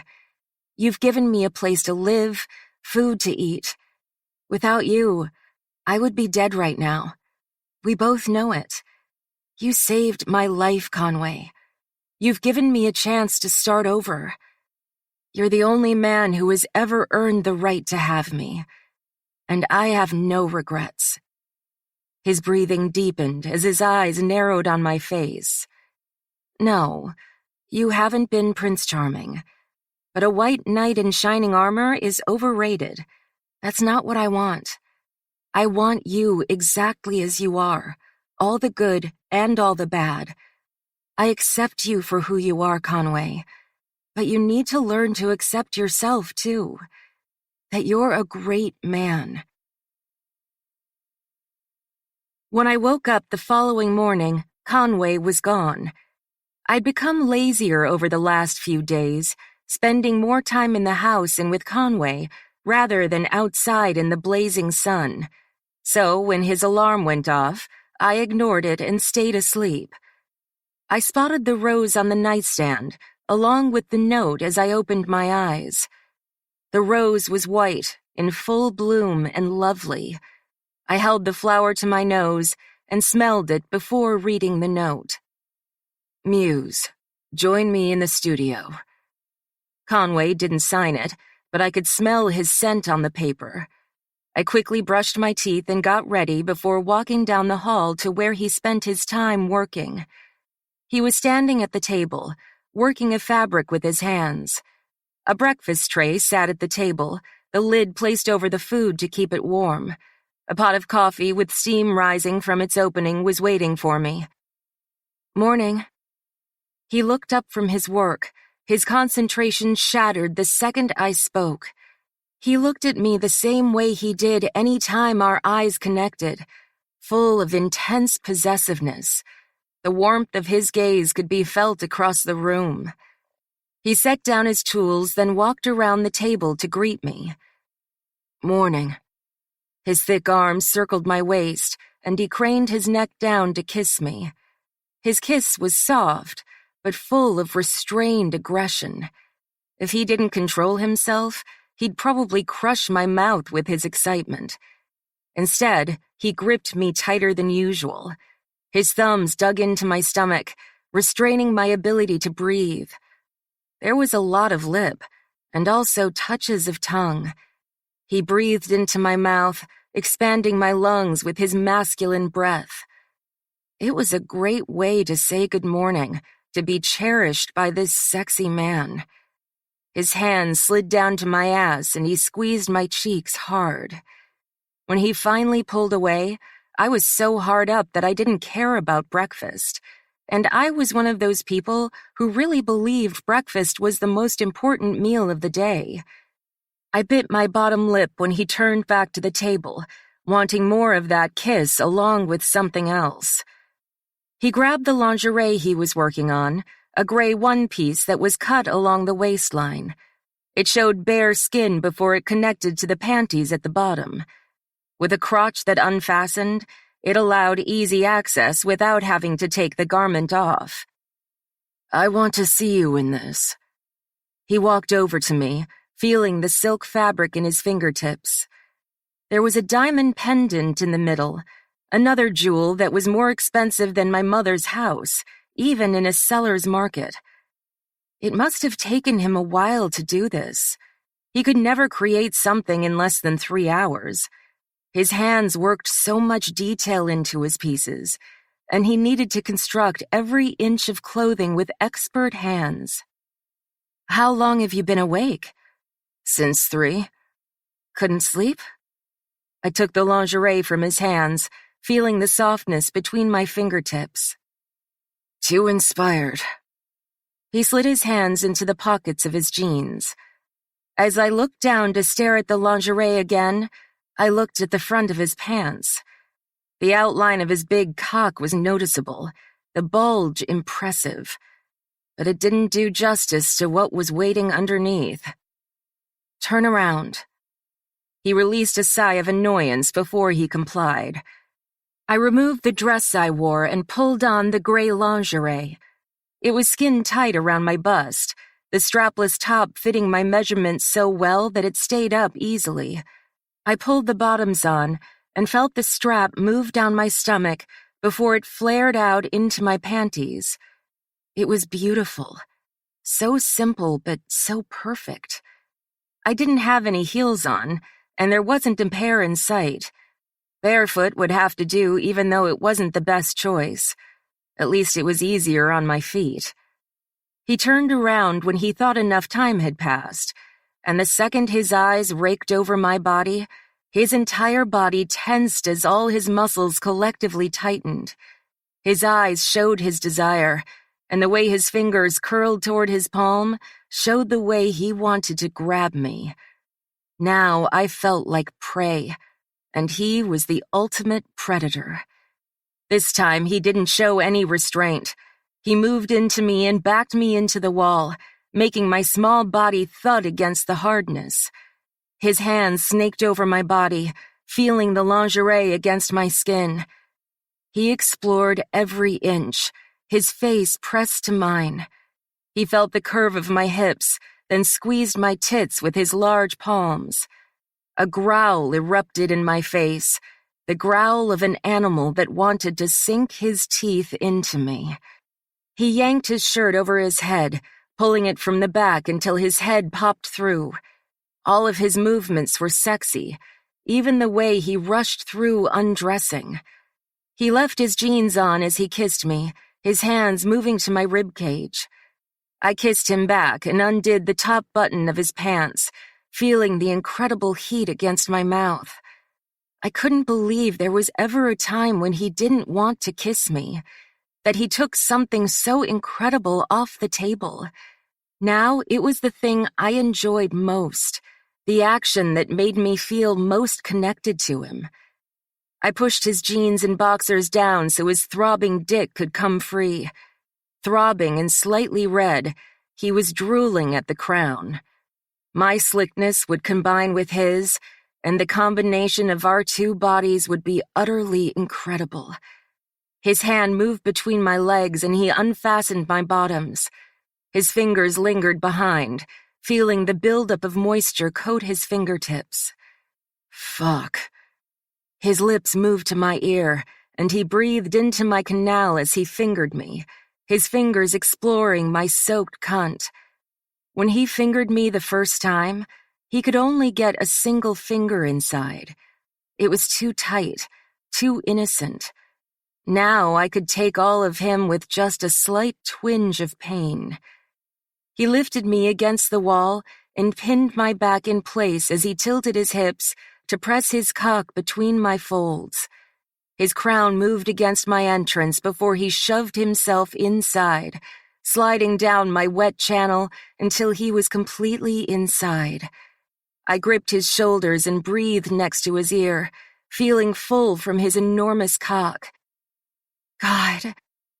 He pressed his face to mine as he remained deep inside me, his thick cock stretching me as wide as I could go. My body could barely accommodate him, but that fullness made the sex so good. I couldn't imagine being with another man, couldn't imagine having sex as good as this. Friends told me that sex was a hit and a miss. Sometimes it was good, but most of the time it wasn't. The guy cared more about finishing than getting the woman off. And sometimes my friends didn't like sex at all, because it was never good. That meant Conway was different. Not just different because he was gorgeous, but different because he prided himself on his performance. He'd never fucked me without letting me finish first, except when he was trying to punish me for something. He started to move, pressing me hard into the wall as he rocked his hips back and forth. He gripped my ass as he kept me suspended, his thick arms tightening and bulging with the beautiful muscles of his body. Like he picked me up in a bar and couldn't wait to take me home to fuck me, he gave it to me hard, right then and there. He didn't kiss me, but he looked into my face with every thrust, watching my reaction to him. It felt so good to watch this sexy man hold me so effortlessly and fuck me at the same time. I loved watching him build up a sweat, loved staring at his naked body in the mirror on the other side of the room. He was over 6 feet of all man, tight muscles in his ass and his back. The muscles of his flank tightened and shifted as he worked his body to please me. When we were pressed together this closely, he grinded right against my clit. The stimulation was over the top and powerful. I could barely keep my eyes on him because my lids were becoming heavy, not heavy with sleep, but heavy with arousal. Like a spell had been cast over me, my body relaxed, but it only calmed in preparation for the storm. Muse. He breathed into my face, the sweat forming on his back and dripping all the way to his ass. He tightened his jaw as he breathed through his movements. You. He thrust into me deep. R. He released a moan as he hit me in the perfect spot. Mine. Every time he claimed me, I felt my legs quiver. I wanted to be his. I loved the way he got jealous whenever a man looked at me for too long. I loved the way he stepped in front of me so that a man wouldn't kiss me on the cheek. I loved the way he didn't allow his models to touch him anymore because he knew it bothered me.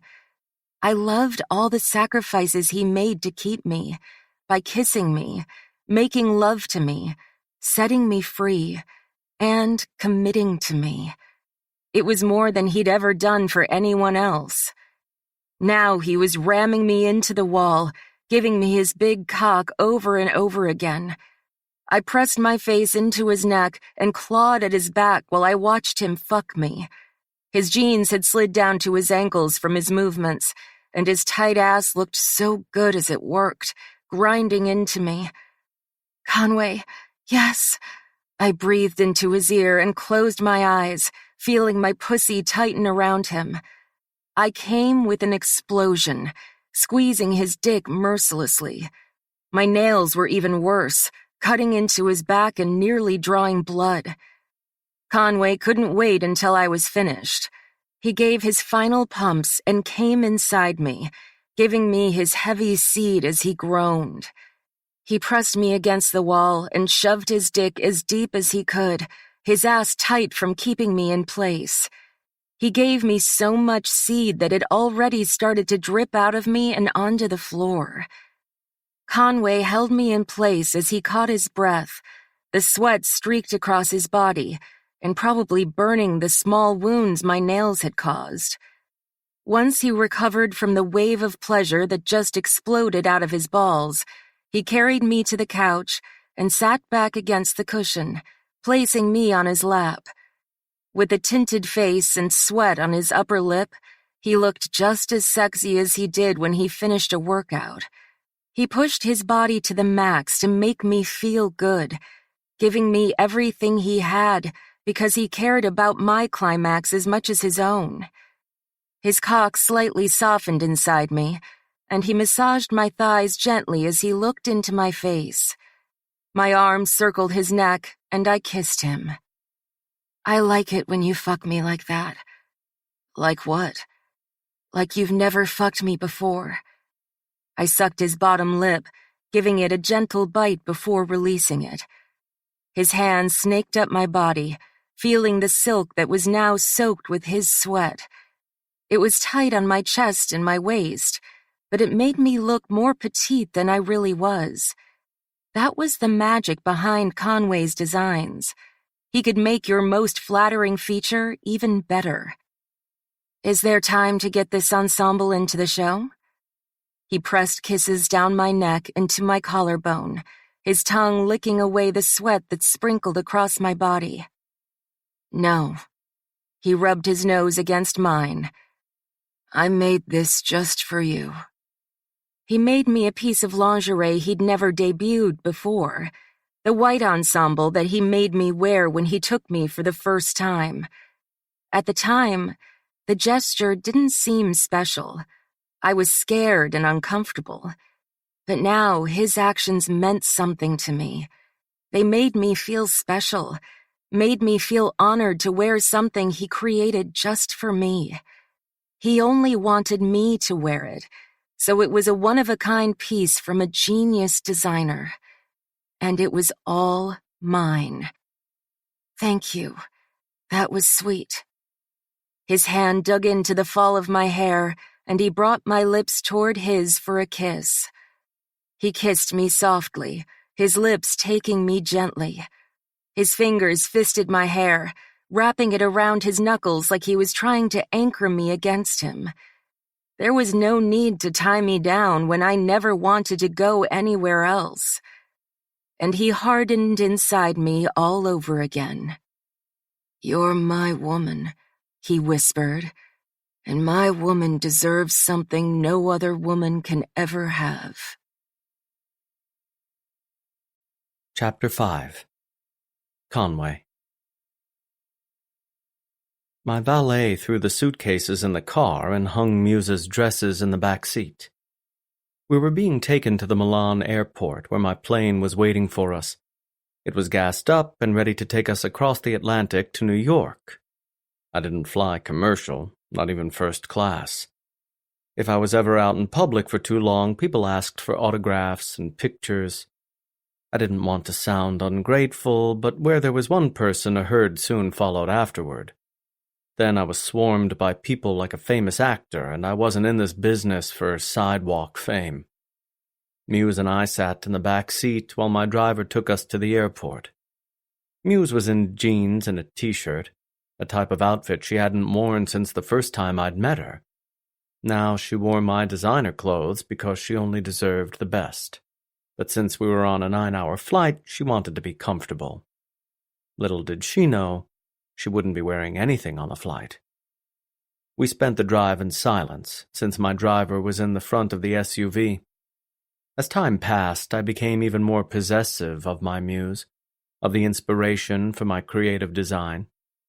She wasn't just my intellectual property, but the pussy I buried myself in every night. I didn't want another man to even hear the sound of her voice. I wasn't sure how it got this bad. Muse looked at her phone for a few minutes before she set it aside and looked out the window. Since she wasn't looking, I turned my gaze to her and watched her. I studied the way she watched the fields as they passed. Her thick eyelashes moved when she blinked, and her eyes reflected the golden sunlight that pierced through the tinted windows. Her legs were crossed, and her curled hair was pulled over one shoulder. Even dressed down in jeans and a t-shirt, she was still the sexiest woman I'd ever had. My hand moved to her thigh. She glanced at my fingers before she turned her gaze on me. Then she gave me a smile, the kind of smile that reached her eyes and made them light up a little brighter.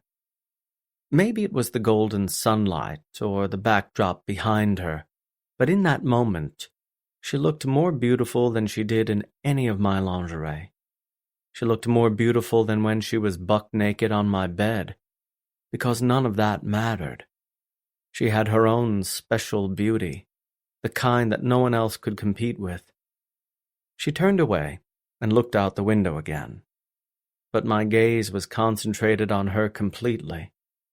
I wanted to stare at her like that forever, whether she was looking at me or not. The car pulled onto the runway beside the large private jet that was waiting for me. The stairway was down, ready to take us on board once we hopped out of the car. Muse looked at the large plane that could accommodate hundreds of people, her mouth open. "This is yours?" "Yes." "Seriously, you own a plane this big?" I loved it when she was impressed with me. It was superficial, and for a man as secure as I, it was a stupid thing to care about. But I wanted to impress this woman every chance I got. "Yes." "I've never been on a private plane before." "I think you'll like it. There's a bed, a few showers, and a dining room." Her eyes were filled with more excitement than I'd ever seen. "This is so amazing." She opened the door and got out just as the man opened the back and grabbed our bags to be carried onto the plane. My phone rang. If my father's name wasn't on the screen, I would have ignored it. "Father, how are you?" "Good. Just wanted to see when you were leaving." "I'm actually about to board the plane." "Oh, I see. I wanted to wish you luck. I'm sure your show will be great, but nonetheless, I hope it goes well." "Thanks. I think everyone will be impressed by the new line, especially when the sexiest woman in the world had inspired every single one. All the other models despised Muse, but that was because they were jealous that they would never be as beautiful." "Your mother told me she had a nice time with Sapphire. Seems to really like her." "Yes, all of you have told me that you love the woman." I was glad they liked her, but they shouldn't get too attached. I couldn't picture my life without Muse, but I knew this wouldn't last forever. At least, it wouldn't end in marriage and a family. He chuckled. "I guess we're relieved that the one woman you want is good for you. I worry about your sister a lot for obvious reasons, but I worry about you too, son. I want a woman that's perfect for you, and Sapphire seems perfect." Now I regretted introducing her to them. They'd already included her in the family. I knew Muse treasured those relationships because she didn't have a family of her own. She loved my sister, and now she loved my parents. And they loved her just as much. But it got me into deep shit. I'm glad I have your approval. You don't need my approval, son. But I want you to know you have it. I'll see you when you get back. Your mother and I want to hear about the show. Of course. Talk to you later. Love you, Con. My dad didn't normally say that when we were getting off the phone, so I knew he was worried about me being out of the country. I was the last person he needed to be concerned about. I had even more money than he did, and my security team were retired Navy SEALs. But at the end of the day, I was his son. I love you too, Dad. I boarded the plane, and the flight attendant shut the door, locking it behind me. I moved to the seat beside Muse in the center of the plane, the seat I had to take until we were in the air. I buckled myself in and rested my ankle on the opposite, waiting for takeoff. "This plane is beautiful," Muse said. "The bathroom is like a regular bathroom. I've never seen that before. And the bedroom is so nice.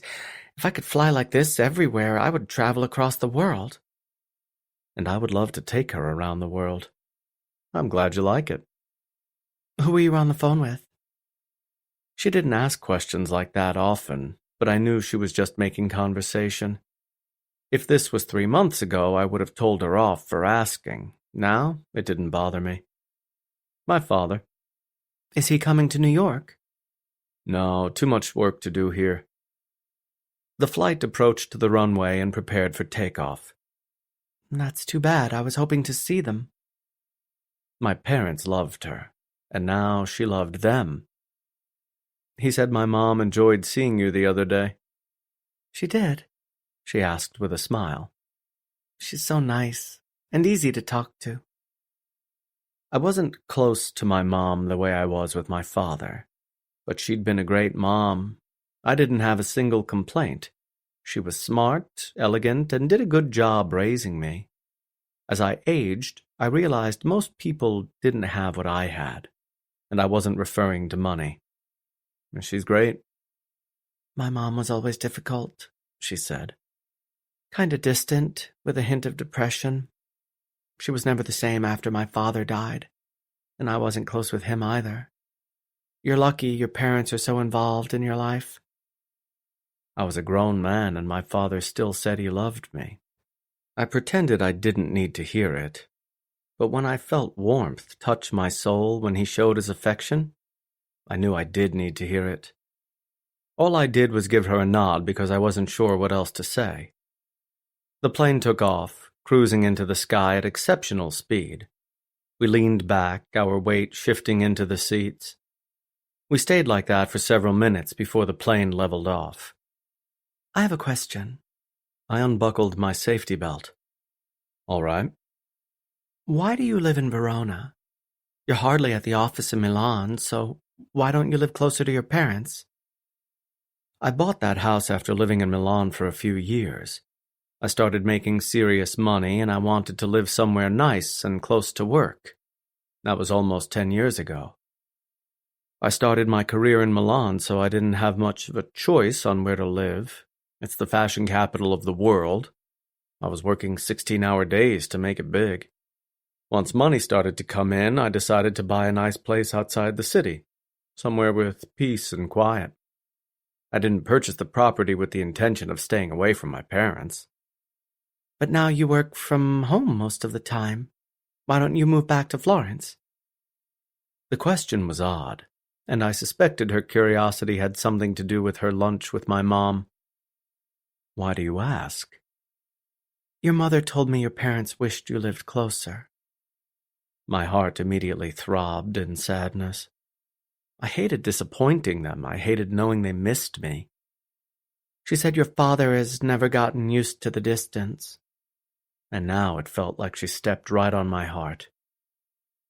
"Maybe you should sell that place and buy something close to them," she suggested. "That seems like something you might enjoy." Did my mother ask you to say this? No, but I think it would make both of you happy. Returning to Tuscany sounded nice.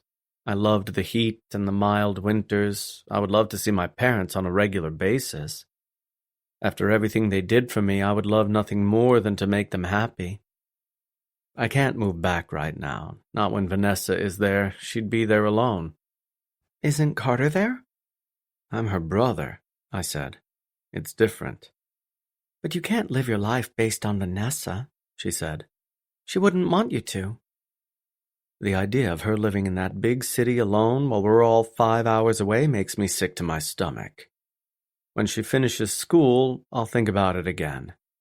I know she'll move back to Tuscany when she's done. You think? Yeah, she wants to live on her own for a while because she needs her independence, but she's really close with my mom, and she loves being home every time we visit.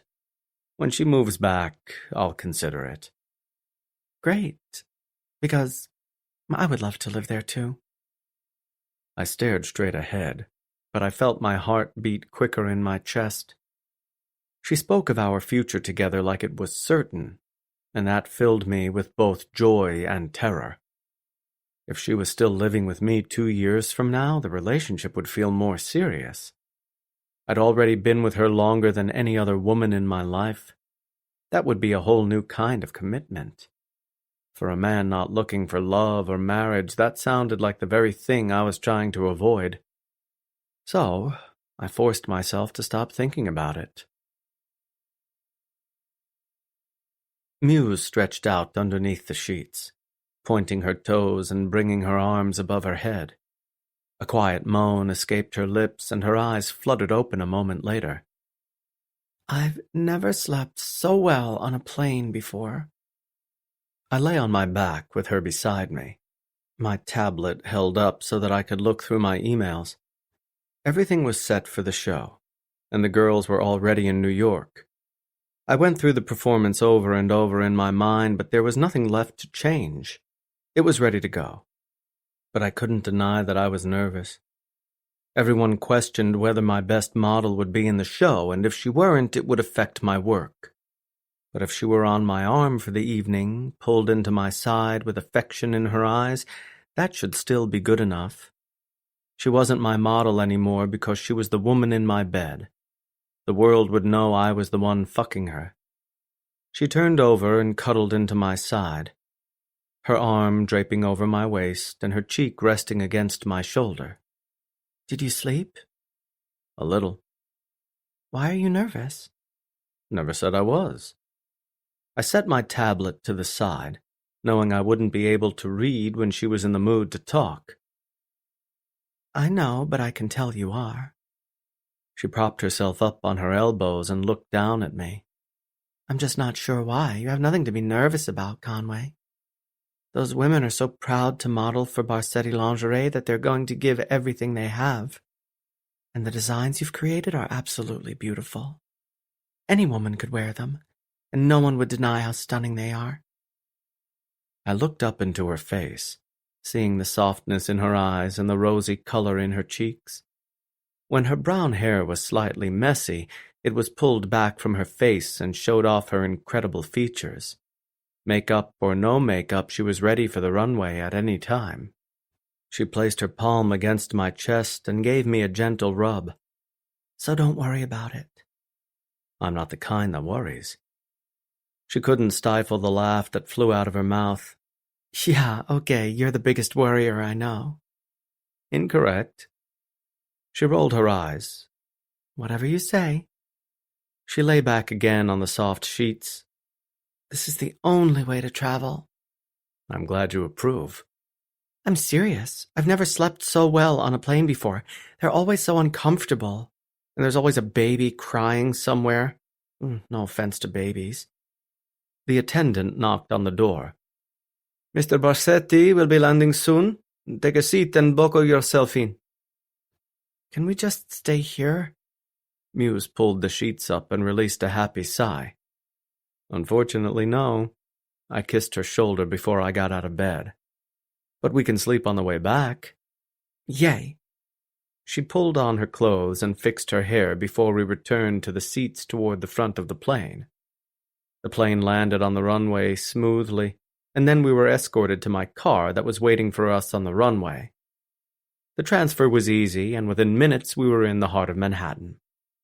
Muse stared out the window and looked at the street corners and the shops that were along the strip.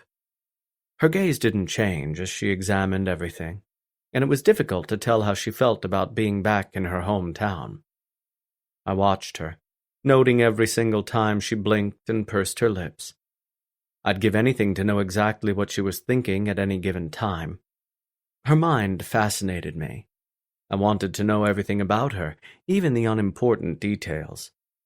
We arrived at my hotel and checked in at the front desk where we were escorted to the top floor, where the presidential suite awaited.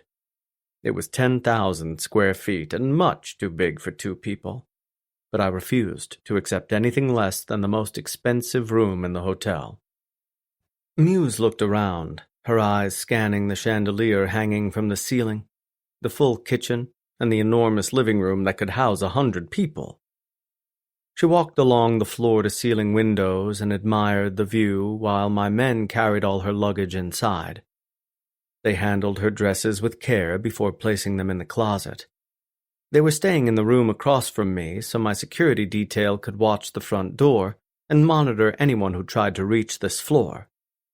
Muse stood at the windows with her arms crossed over her chest. The light had disappeared over the horizon, and now the darkness was blanketing across the city. Neon lights were brighter, and the street lamps down below were more visible.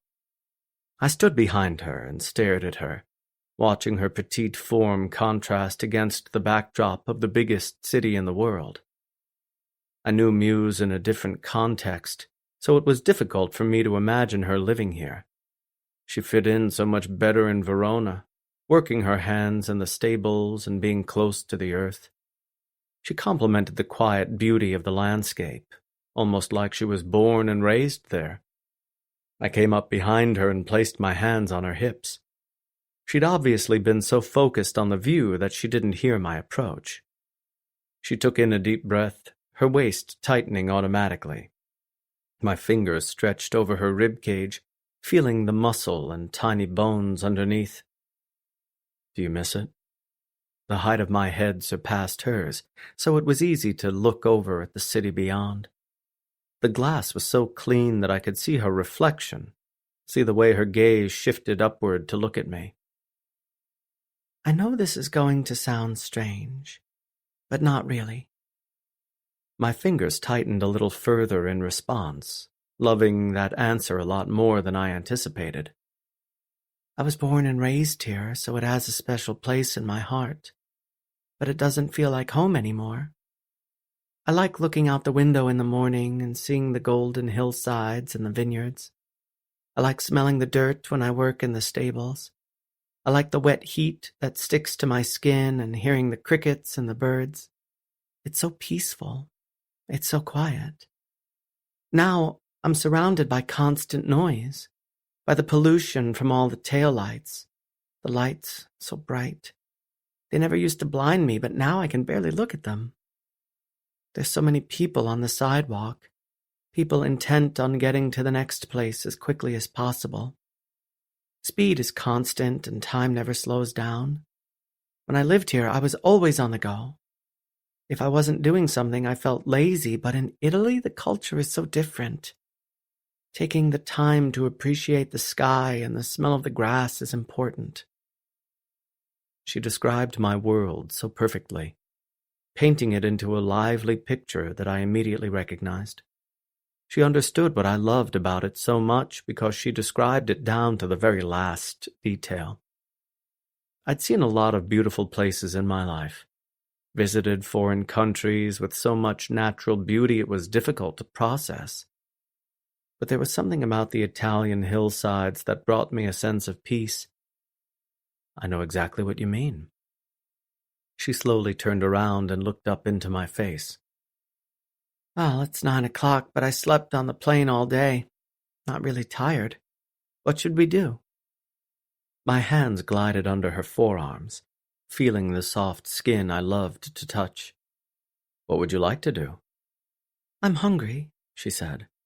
Maybe we can order some dinner. Would you like to go out? It's Friday night. Everything will be booked. I couldn't suppress the grin on my face. Not for Conway Barsetti. I didn't eat dinner this late, but for me it was morning. We went to one of the nicest restaurants in Manhattan, and the second I met the host at the podium, he showed me to a table without even asking if I had a reservation. Once again, Muse was impressed. I liked impressing her. It gave me a sense of power I couldn't get anywhere else. With $1 billion to my name and a garage full of expensive cars, I had enough wealth to impress a foreign prince. But I never cared what anyone thought of me. My sense of self-worth had always been untouchable, but I enjoyed watching the way her eyes lit up whenever she got to experience a hint of luxury. She acted like the plane was one of the coolest experiences she'd ever had, and now she took in my presidential suite, still stunned that I could afford this without making the slightest dent in my bank account. And now she was impressed I could get her into any establishment without saying a single word. I liked spoiling her, especially when she appreciated it. Most of the women expected to be spoiled, wanted to be treated to a fancy dinner so they could be seen in public with me. Muse was nothing like that. Money wasn't important to her the way it was to everyone else. She preferred a simple life, earning everything she was given.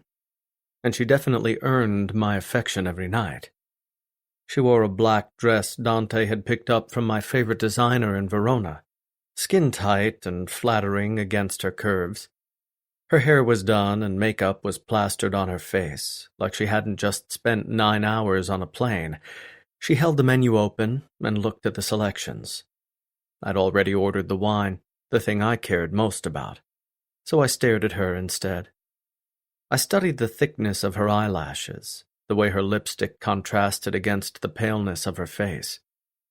This was my 100th time looking at her, but I never got tired of it. I never knew when a rush of inspiration would hit me.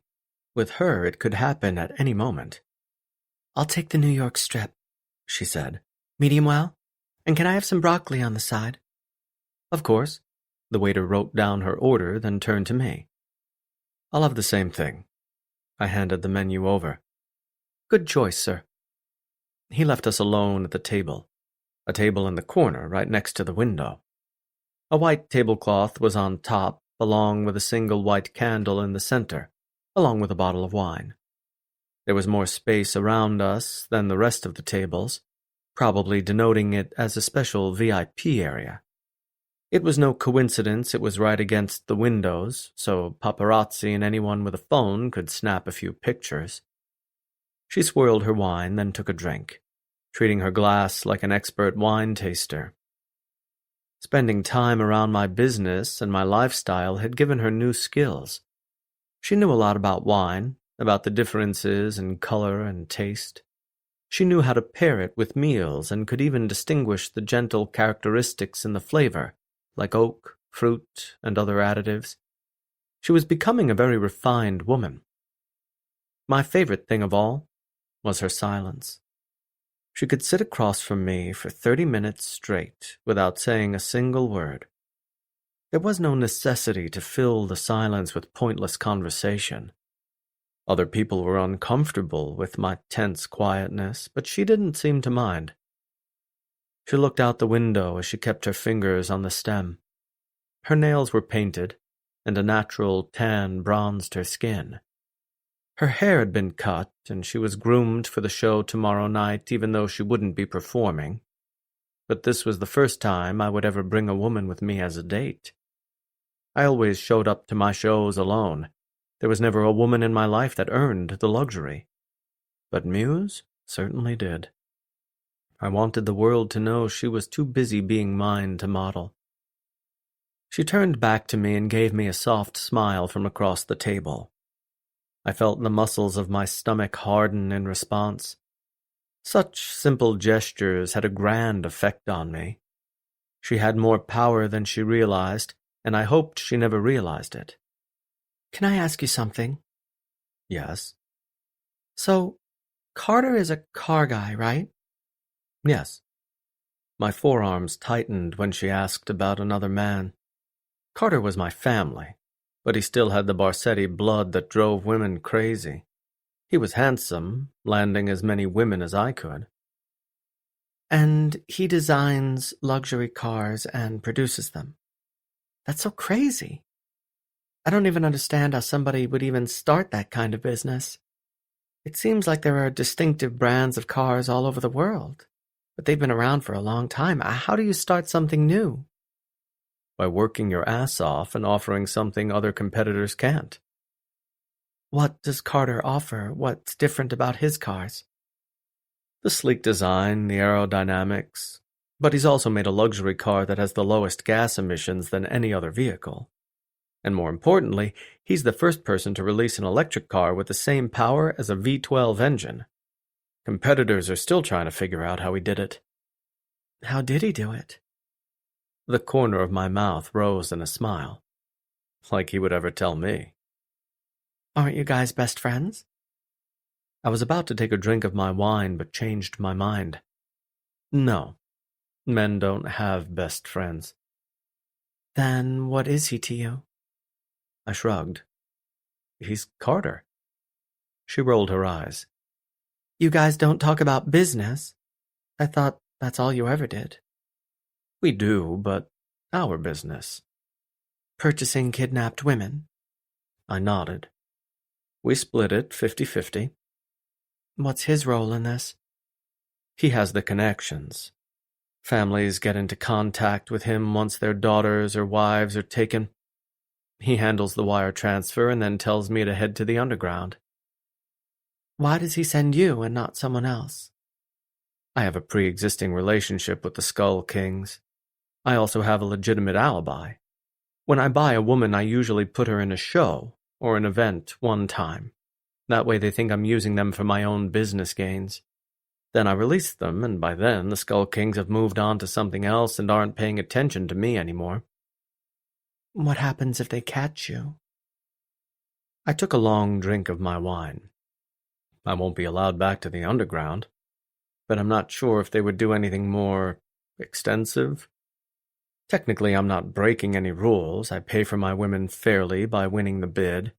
What I do with them after that is none of their concern. When government officials have asked for my cooperation in taking down the Skull Kings, I always refuse. I won't rat on them. Therefore, there should not be repercussions in the event I'm caught. But if you never take down the Skull Kings, they'll just keep doing it. And you buy one woman, but what about all the others? My eyes narrowed. I told you I wasn't a good man, Muse. Sometimes it bothered me that I did nothing and those other women were sent to their deaths. Sometimes it ruined my sleep, but other times I didn't care at all. Even if I eradicated their organization, someone else would just take over the business. People think crime can be snuffed out, but it just can't. You take down one villain, but another villain always replaces them. That's just how it is. Muse watched me from across the table without judgment in her eyes. Her features didn't show any particular feeling. She just sat there, her fingers resting on the stem of her glass. You think less of me. I shouldn't care about her opinion, but I did. It meant more to me than it should. No. Then what do you think? She released her glass and brought her hands to her lap. I think that there are a lot of shitty people in the world. They do horrific things. And the kind of evil they show is so intense that it makes your crimes pale in comparison. So no, I don't think less of you, Conway. I wouldn't make love to you every night if I felt otherwise. Make love? She made love to me. I wanted to say we were just fucking, but I wouldn't always be on top if that weren't the case. My favorite position was having a woman on all fours, her ass in my face. I didn't want to look into her eyes. I didn't care about a deeper connection. All I cared about was a good fuck, getting my dick inside her at the perfect angle. But with Muse, I loved feeling her ankles locked together against my back. I loved feeling her heels dig into my ass. I loved looking into her eyes, watching her enjoy me, and I loved kissing her as I rocked into her slowly. She was right. It wasn't fucking. I slept with her every night. I had dinner with her every evening. She was such a large component of my life that it was hard to imagine not having her around. Without even realizing it, I'd become innately attached to this woman. The waiter brought our entrees, and we started to eat. Once our utensils were in our hands, we didn't spend time talking, but returned to comfortable silence with the exchange of looks across the table. I watched her enjoy her meal and sip on her wine. I watched the way her hands handled her silverware. With a perfectly straight posture and graceful movements, she was every bit the supermodel I'd trained her to be. But I also trained her to be the perfect woman. When Muse stepped out of the bathroom, she was dressed in a white ensemble that I'd created just for her. With a push-up bra lined with diamonds and a white thong that complemented her tan skin perfectly, she was gorgeous. I sat against the headboard and watched her enter the bedroom. With an hourglass figure and long legs, she was gorgeous from head to toe. My cock was hard the second she walked into the bathroom with the racy pieces in hand. I didn't need to see her to know she would look stunning. My memory was good enough. She sauntered into the room, her eyes locked on me. This time she wore heels, silver pumps that matched her diamonds. She stood at the foot of the bed and ran her fingers through her hair. My fantasy. I grabbed my phone, which was hooked up to the sound system, and I turned on music from a playlist. Strip for me. She hesitated, her confidence waning. One hand circled my length under the sheets, and I brushed my thumb across the hardness of my dick. She swayed her hips from side to side, then slowly peeled off the bra. It was 3 a.m, and neither one of us were tired enough to go to bed. She unclasped the back and let it fall to the floor. With hard nipples and a tint of pink across her chest, her tits were unbelievable. She didn't have a big rack, but I preferred small tits as long as they were proportional. When they were perky and firm like that, it was hard not to fall under a cloud of obsession. Her hands moved down to her panties, and she slowly peeled those off. They moved to her ankles before she pushed them away.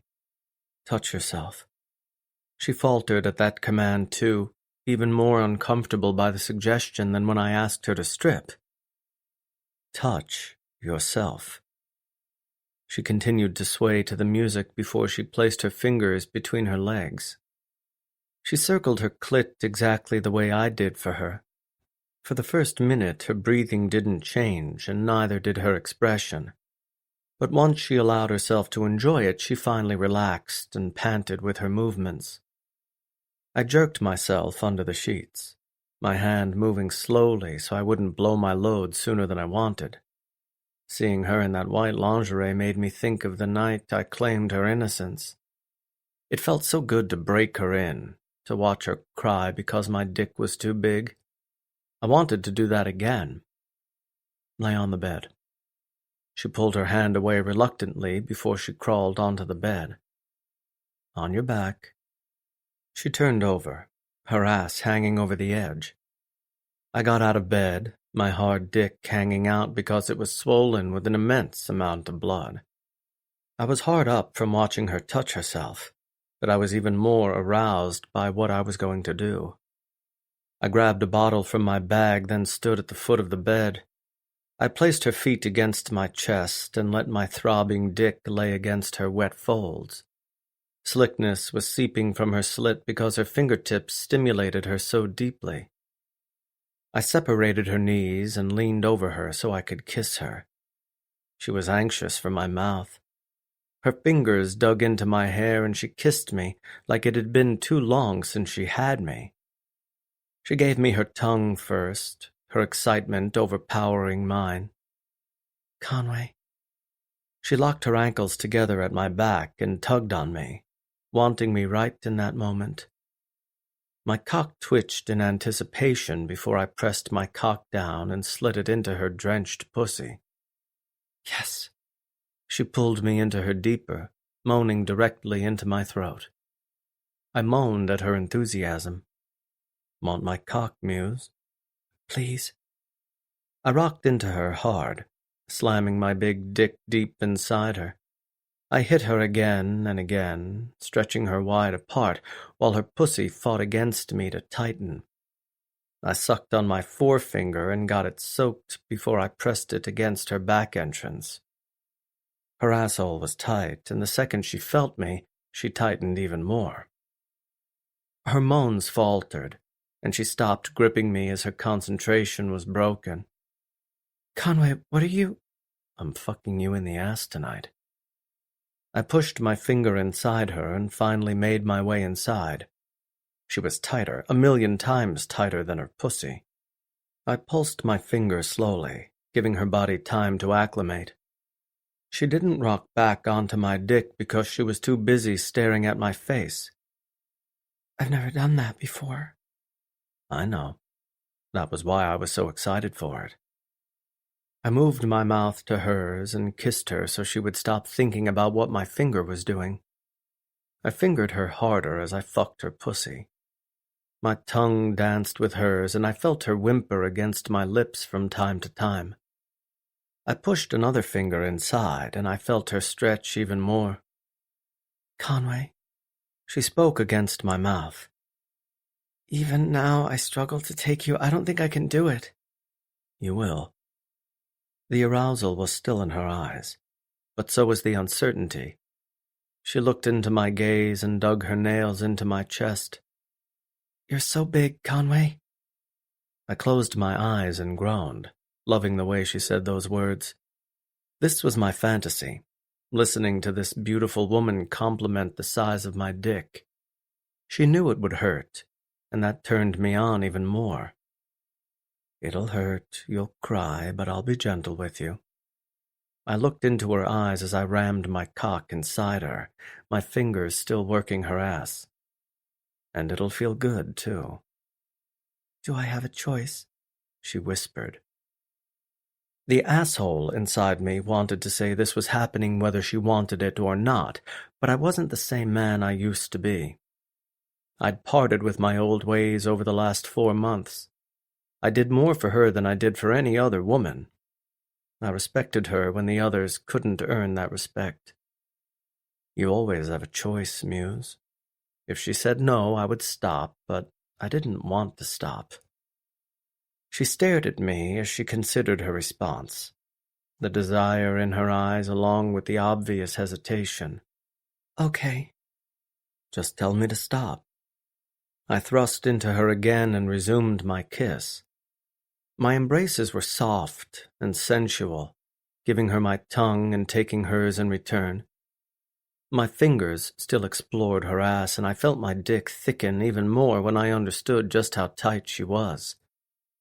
I was taking another piece of her, having her in a way I never had before. The evil man inside me loved the sound of her tears, loved knowing she was fighting the pain as she enjoyed the pleasure. When I felt like she was about to come around my dick, I pulled out and pointed my crown at her back entrance. She immediately tensed, holding her breath. Relax. I kissed her again, my mouth forcing hers to cooperate. If she just trusted me, she would loosen up and it would feel so much better.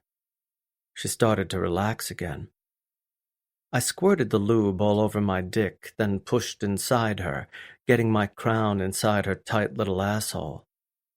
There was so much resistance, but that only made it tighter. It felt so fucking good, so tight and warm.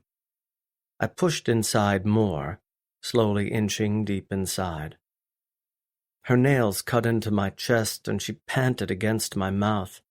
Winces and moans came from her lips as she felt me slip inside. I kept going, getting half my length inside her. Now she was breathing hard, clawing at me like she didn't know what else to do. I closed my eyes and rested my forehead against hers. Fuck, so good. I let her squeeze me tightly, the lube doing its job to make the friction less unbearable. Then I held myself on both arms and started to thrust, getting inside her deep and slow. She gripped my biceps and lay back, her tits shaking with every thrust I made. Her legs were spread wide apart, the back of her knees locked in place by my arms. She moaned with the movements, wincing when my dick moved deep inside her. I fucked her ass and claimed it as mine. My breaths were just as deep and labored as hers because it felt so damn good. She was so tight, so inexperienced. I moved a little deeper when she got used to it, sheathing more of my dick. That's when the tears started. They bubbled at the corners of her lids, then streaked down her cheeks. It turned me on just like last time, seeing her fight for control over the pain. But it also made me feel like shit at the same time. I shouldn't enjoy those tears, and I shouldn't be the one causing them. You want me to stop, Muse? I paused so I could kiss her tears away, letting them absorb on my lips. She breathed against my face, her tears in her voice. No, it feels good, it just also really hurts. I started to move again, listening to her tears fill the bedroom. They kept streaking down her cheeks, but she never sobbed.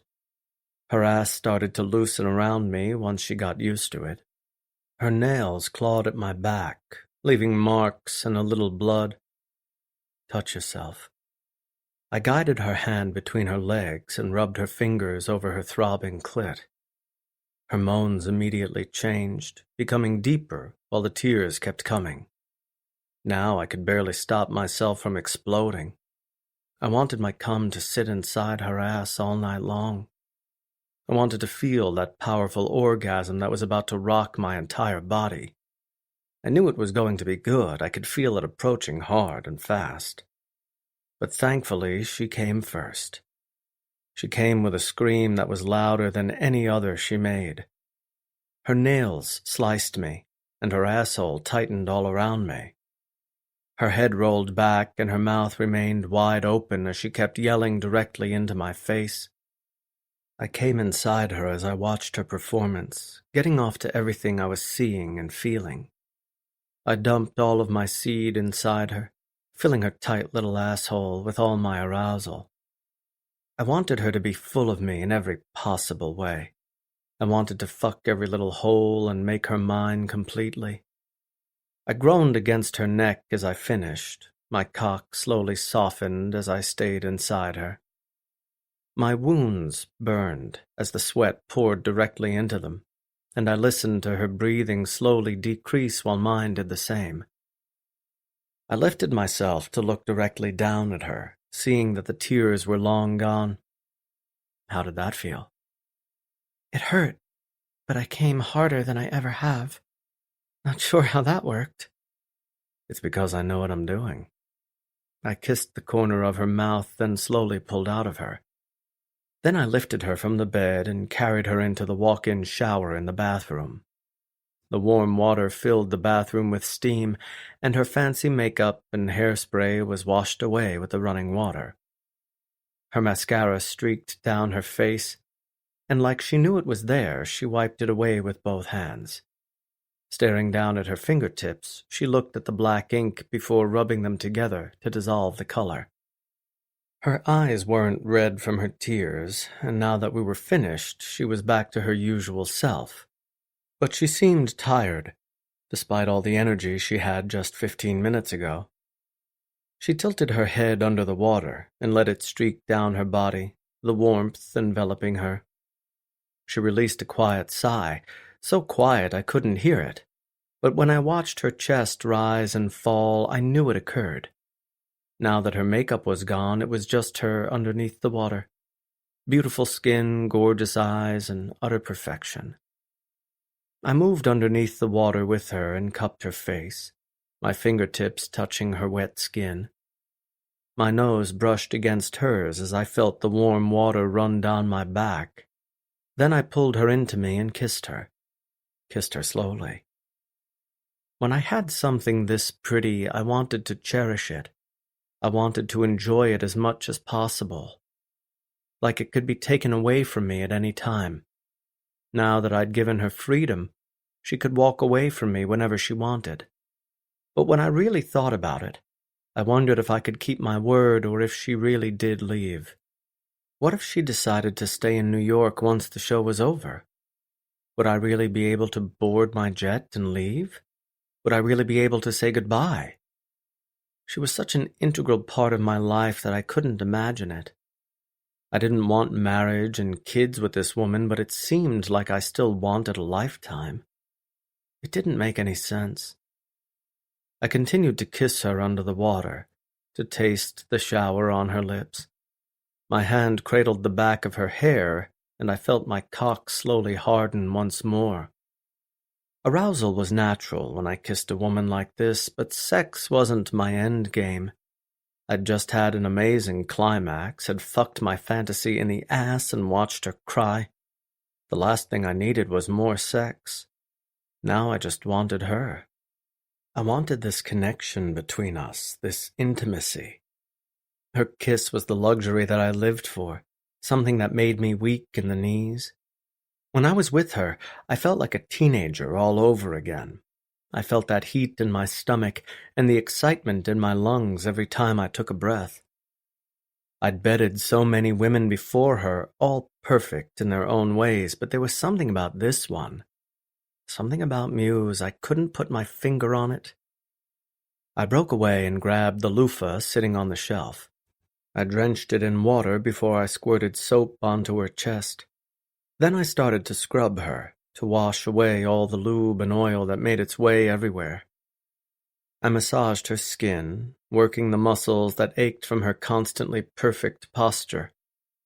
I watched her eyes soften as I made her feel good, washed her clean after how dirty I'd just made her. She watched me through her thick lashes, a faint smile on her lips. She softened directly at my touch, her body relaxing the longer I caressed her. She watched my hands and stared at the soap suds that started to cover her body. Conway? Yes. I rubbed the sponge through the valley between her breasts and down her stomach. How many women have you been with? My sponge stopped at her hip, the suds running down her leg toward the drain. I kept my eyes on my movements before I lifted my gaze back to hers. She'd never asked me a question like that before, and it was probably because she never had the power to do so. Why? I'm just curious, about my past. You mean your lack of a past? Whatever, she said. I'm not asking as some jealous girlfriend. Girlfriend. There was that word again, but I let it go. I'm not sure, but several dozen? Several dozen? She asked. That's very vague. Well, I don't count every single conquest. I'd say it's less than 100, but barely. She didn't show any reaction, keeping her thoughts to herself. Have you ever done what we just did with any of them? I didn't spare her feelings. Yes, there's nothing I haven't done. Can I ask you something else? I was letting her ask whatever she wanted, and that wasn't like me. I was a mysterious man, and I was protective of my privacy. I didn't share my thoughts or feelings. I'd never had a meaningful relationship with a woman in my entire life. They were just flings, one-night stands, but Muse had become my woman, my friend. Yes. I forced the answer out because I thought she deserved a response. I thought she deserved more than just being coldly shut down. She pressed her lips tightly together, taking her time before she worded her question. Have I meant more to you than all the others? Or do you just see me as a good lay? I was surprised she needed to ask the question at all. I thought the answer was staring at her right in the face. I've never had another woman live with me before. I've never been monogamous with one woman, and that was by choice. I've never brought a date to one of my shows. In fact, I've never been photographed with a woman romantically. You've met my family, been in their home, and now you're here with me. Not to mention, I'm out $100 million because of you. So, if you have to wonder if you mean something to me, don't, because you do. Chapter 6. Sapphire. We sat in the back seat of the limo as we moved through the streets that I used to walk down every afternoon. The bar where I used to work was just a few blocks away, and I walked to my house after work every single night. I never took a cab because I needed to pinch every penny I had. Now I was sitting in a limo, Conway Barsetti beside me. His knees were apart, and his hands rested in his lap. He wore black on black, his collared shirt matching his sleek jacket. His vest had 3 gleaming buttons, and his shiny watch contrasted against the dark colors he wore. He'd shaved that morning, so his jaw was clean, making the hard lines of his face more noticeable. He was perfectly calm, like he wasn't about to step foot into a crowd of photographers. He'd been quiet all day, spending time in a different room to handle all his phone calls and emails. I was left to entertain myself. The limo turned right at the light, heading toward the auditorium where the show was being held. Conway pulled out his phone, checked the screen, and then slipped it back into his pocket. I moved my hand to his on his thigh, my fingers resting across the veins of his knuckles. I could feel his pulse, which was steady and slow. He was warm, too, like always. His eyes shifted to me. I held his look, then smiled. "You look really handsome, Conway." His expression didn't change, his gaze hard and piercing. It didn't seem like he was going to say anything, not when his gaze was that intense. Then he turned his hand over and wrapped his fingers around my palm. "You outshine me, Muse. You outshine everyone." The limo pulled up to the sidewalk, and waiting outside was a sea of reporters and photographers. People were filing into the auditorium, each dressed in their best dresses and suits. They must be fashion gurus. We stopped at the curb but didn't get out. I looked to him, waiting for an explanation. He spoke quietly. "If you're important, people will wait." 30 seconds later, the driver came to the back and opened my door. The sound had been confined outside the car when the door was shut, but now that it was open, I could hear the screams from frantic girls. I could hear reporters immediately shouting out questions. The driver gave me his hand and helped me step out without stepping on my dress. Conway gave me a beautiful gown, deep purple with a high slit in the side. With a sweetheart top, it was simple, showing lots of skin without any diamonds or rhinestones. My hair was down, my deep brown curls hanging loose. A diamond necklace hung around my throat, and a bracelet decorated my wrist.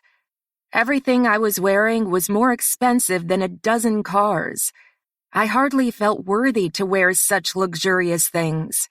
I thought I would get used to it by now, but I knew I never would.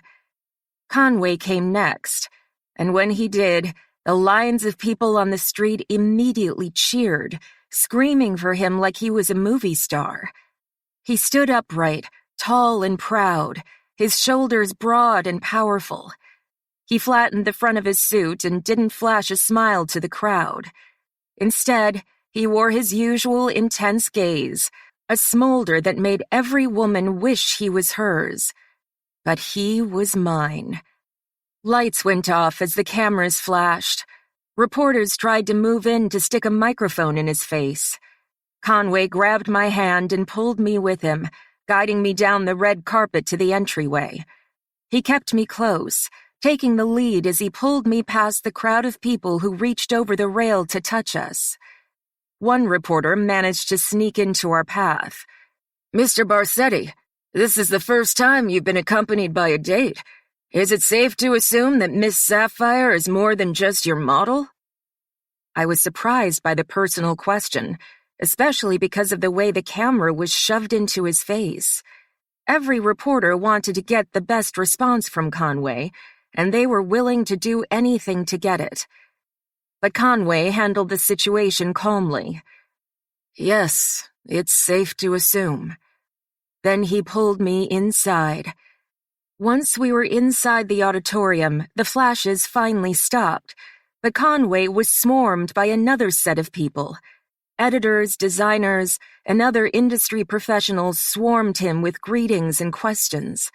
I stood beside him, smiling and standing perfectly upright. Some people ignored me. Others instantly recognized me. Joan Ivory, the editor for an American fashion magazine, seemed more interested in me than him. "You're quite the star. You really make everything you wear stand out. This dress." She looked down at it. "It's gorgeous." "Thank you," I said. "Does that mean you won't be on stage tonight?" she asked. "No," Conway answered for me. "She's here as my guest." "I see." Joan smiled. "I'm looking forward to the show. I have no doubt it'll be spectacular." We moved further inside, talking with more people as we walked. We came across an eccentric woman, dressed in a fur scarf and a jean dress. Her hair was large and poofy, and the pink glasses on her nose were shaped oddly. "Conway," he greeted her with a handshake. "Israel, I'm glad to see you here." I noticed the way he shook everyone's hand. Not once did he kiss a woman on the cheek. He didn't even hug anyone. "I'm very excited to be here," she said. "I'm sure I'll be ordering in bulk." She turned to me. "I'm Israel. You're Sapphire, I remember you." "Yes," Conway said. "She's my girlfriend." She didn't do anything more than smile, but a knowing look came into her eyes. "It's nice to see you happy, Conway. And it's nice to see your work soar to new heights." She shook my hand before she walked away. Hearing him call me his girlfriend sent a jolt of joy through my body. I asked him to label me that way, but I didn't think he would actually do it unless he had to. With his arm around my waist, he guided me farther into the auditorium where the seats were. His security team trailed behind us, ready to intervene if they had to. But everyone kept a respectful distance, honoring the enormous presence he cast in the room. He took to his row and guided me to my seat. He sat beside me, taking the chair next to the aisle. Once we were seated, no one bothered him again. His security team surrounded us, taking seats in the nearby chairs so he was cushioned with protection. But it didn't seem like he needed it. Perhaps he did it just so people wouldn't approach him. He must have spoken to 100 people already, and the show hadn't even started. He grabbed my hand and held it on my thigh, his fingers warm and his pulse soft. He sat upright in the chair, keeping his masculine posture despite the fact the cushions were easy to sink into. He stared at the stage as his thumb brushed over my hand. My head was slightly turned as I watched him. "You don't like to sit with people?" He turned his gaze my way, the same smoldering and intense expression that he'd been wearing all night still plastered on his face. Like he was a model himself, he projected a particular image. He was sexy like all the women in his lineup, but he didn't need to be half naked to be desirable.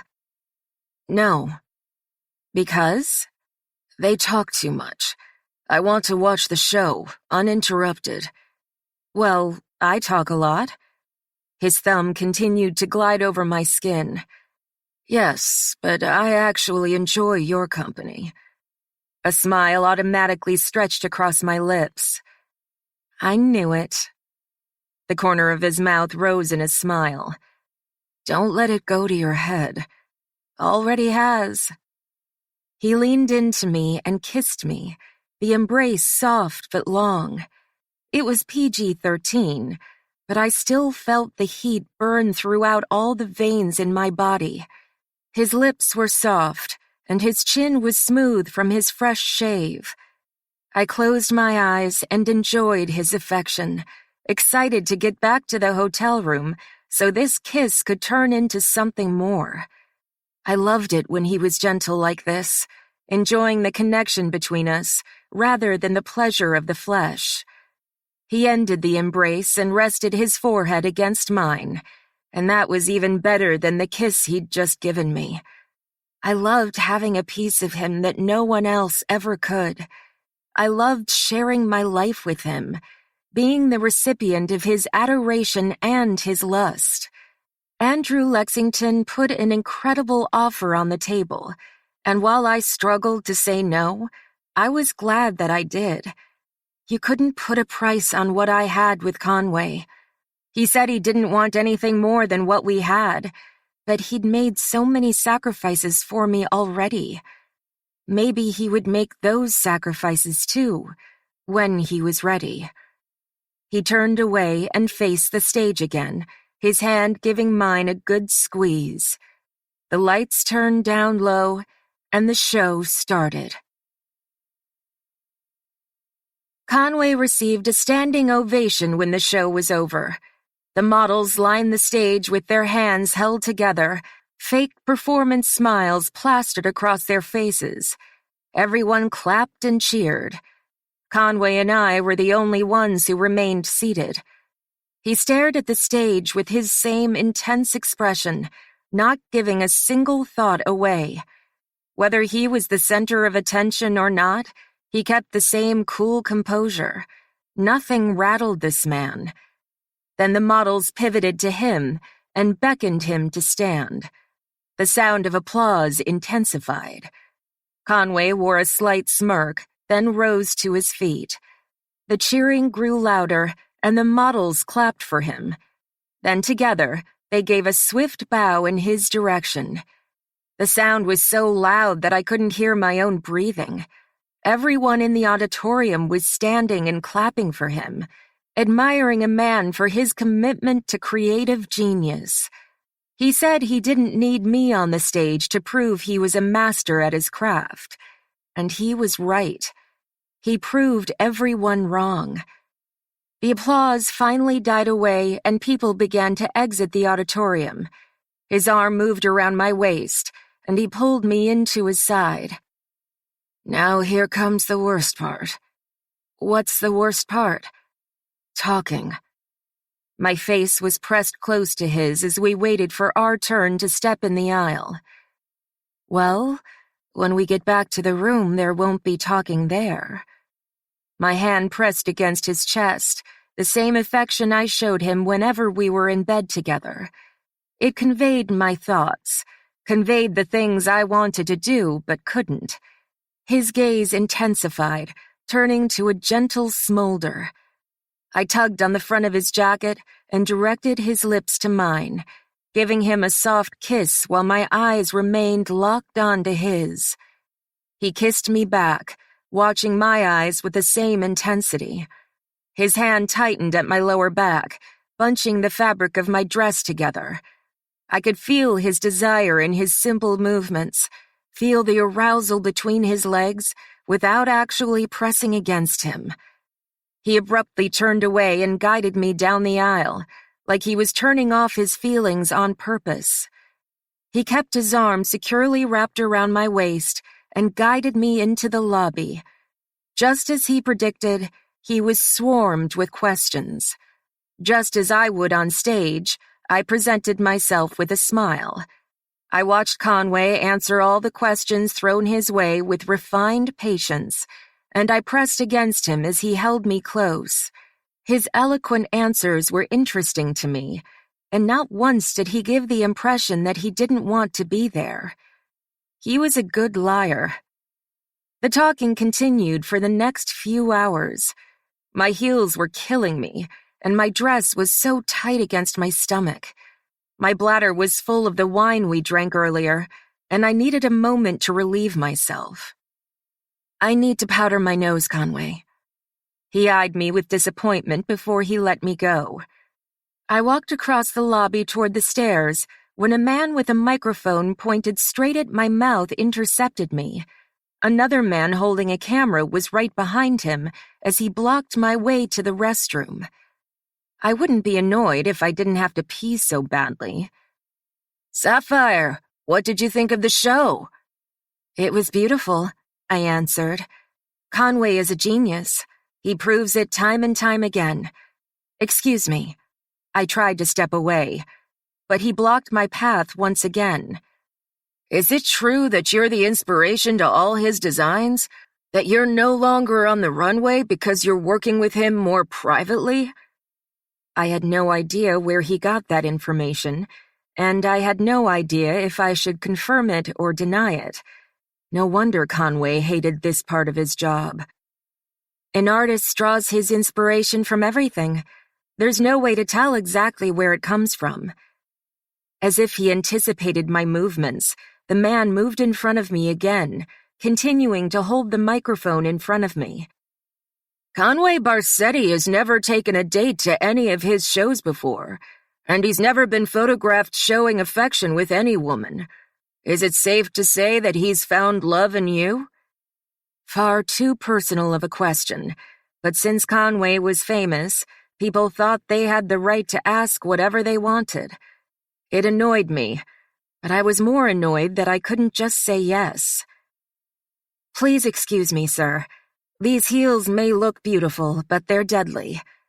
I darted past him, and this time, I didn't slow down. Even when he moved in front of me again, I pretty much sprinted into the bathroom, and finally found some damn peace and quiet. Once we were in the back seat of the limo and the doors were shut, I could finally hear myself think. People converged on the sidewalk to watch Conway drive away. The reporters were still there, along with the other fashion icons who wanted another chance to speak with him. His models joined the throng in the lingerie they'd modeled on stage, and they came to the curb to watch him drive away. Conway immediately relaxed the second the limo pulled away. He didn't even look out the window to watch his admirers disappear. He stared straight ahead, anxious to move forward. "You outdid yourself this time, Conway." He slowly turned his head toward me. "We'll know for sure once Nicole gives me the numbers. But I think it's a safe bet." "Probably," he said quietly. "And you didn't need me on that stage." There may be something about me that people found fascinating, but without his lingerie, I was just a woman. His creative designs spoke for themselves. The models were important, but they weren't everything. "But I needed you beside me." He grabbed my hand and rested it on his strong thigh. Hand-holding was something we didn't do until recently. Now, whenever we were in the car, his hand was on mine. Even when we were in public, it was something we did. But never before had he extended that kind of affection. Even when we drove to his house in Verona for the first time, and I was terrified after my evening at the Underground, he didn't console me with affection. But now it was a regular aspect of our relationship. I scooted to his side of the limo and rested my head on his shoulders. My arm encircled his waist, and I closed my eyes as his comfort washed over me. Although he was hard, he was the perfect pillow. He was warm and smelled like the man I slept beside every night. His arm moved around my shoulders, and he pulled me closer to him. It was 3 a.m, and we were both tired from the long night, and jet lag was starting to set in. He brushed his lips against my hairline, his affection blanketing me once more. 15 minutes later, we arrived at the hotel and took the elevator to the top floor. The second we were inside, I kicked off my heels and vowed to never wear them again, at least for such a long period of time. I didn't care about how beautiful they were. They were torture. I stepped inside our bedroom and let the dress fall to a pile on the floor. It was too beautiful to let wrinkle, so despite my exhaustion, I picked it up and placed it on a hanger. Conway didn't feel the same way about his clothes. He dropped his jacket and tie on the floor, and then the rest of his clothes followed suit. Everything except his boxers ended up on the floor before he climbed into bed. I pulled back the sheets and snuggled beside him, tired from the long night. My face hurt from smiling so much. The lights were turned off, and we were surrounded by silent darkness. Conway wrapped his powerful arms around me and cuddled me. Heat burst from his body, keeping me warm and comfortable. My eyes were so heavy that I could barely keep them open. After a while, I stopped fighting the fatigue. But I knew Conway would want sex, because he always wanted sex. I forced myself to sit up and maneuver on top of him. His intense gaze darkened before he rolled me to my backside. "You're tired." "So?" He separated my thighs with his and held himself on top of me. We were close together, nearly one person. "Then let me do all the work." "We always do it like this." I knew he preferred hard fucking when he pounded into me from behind. He got off to the sight of my tears, to the confession of my lack of experience.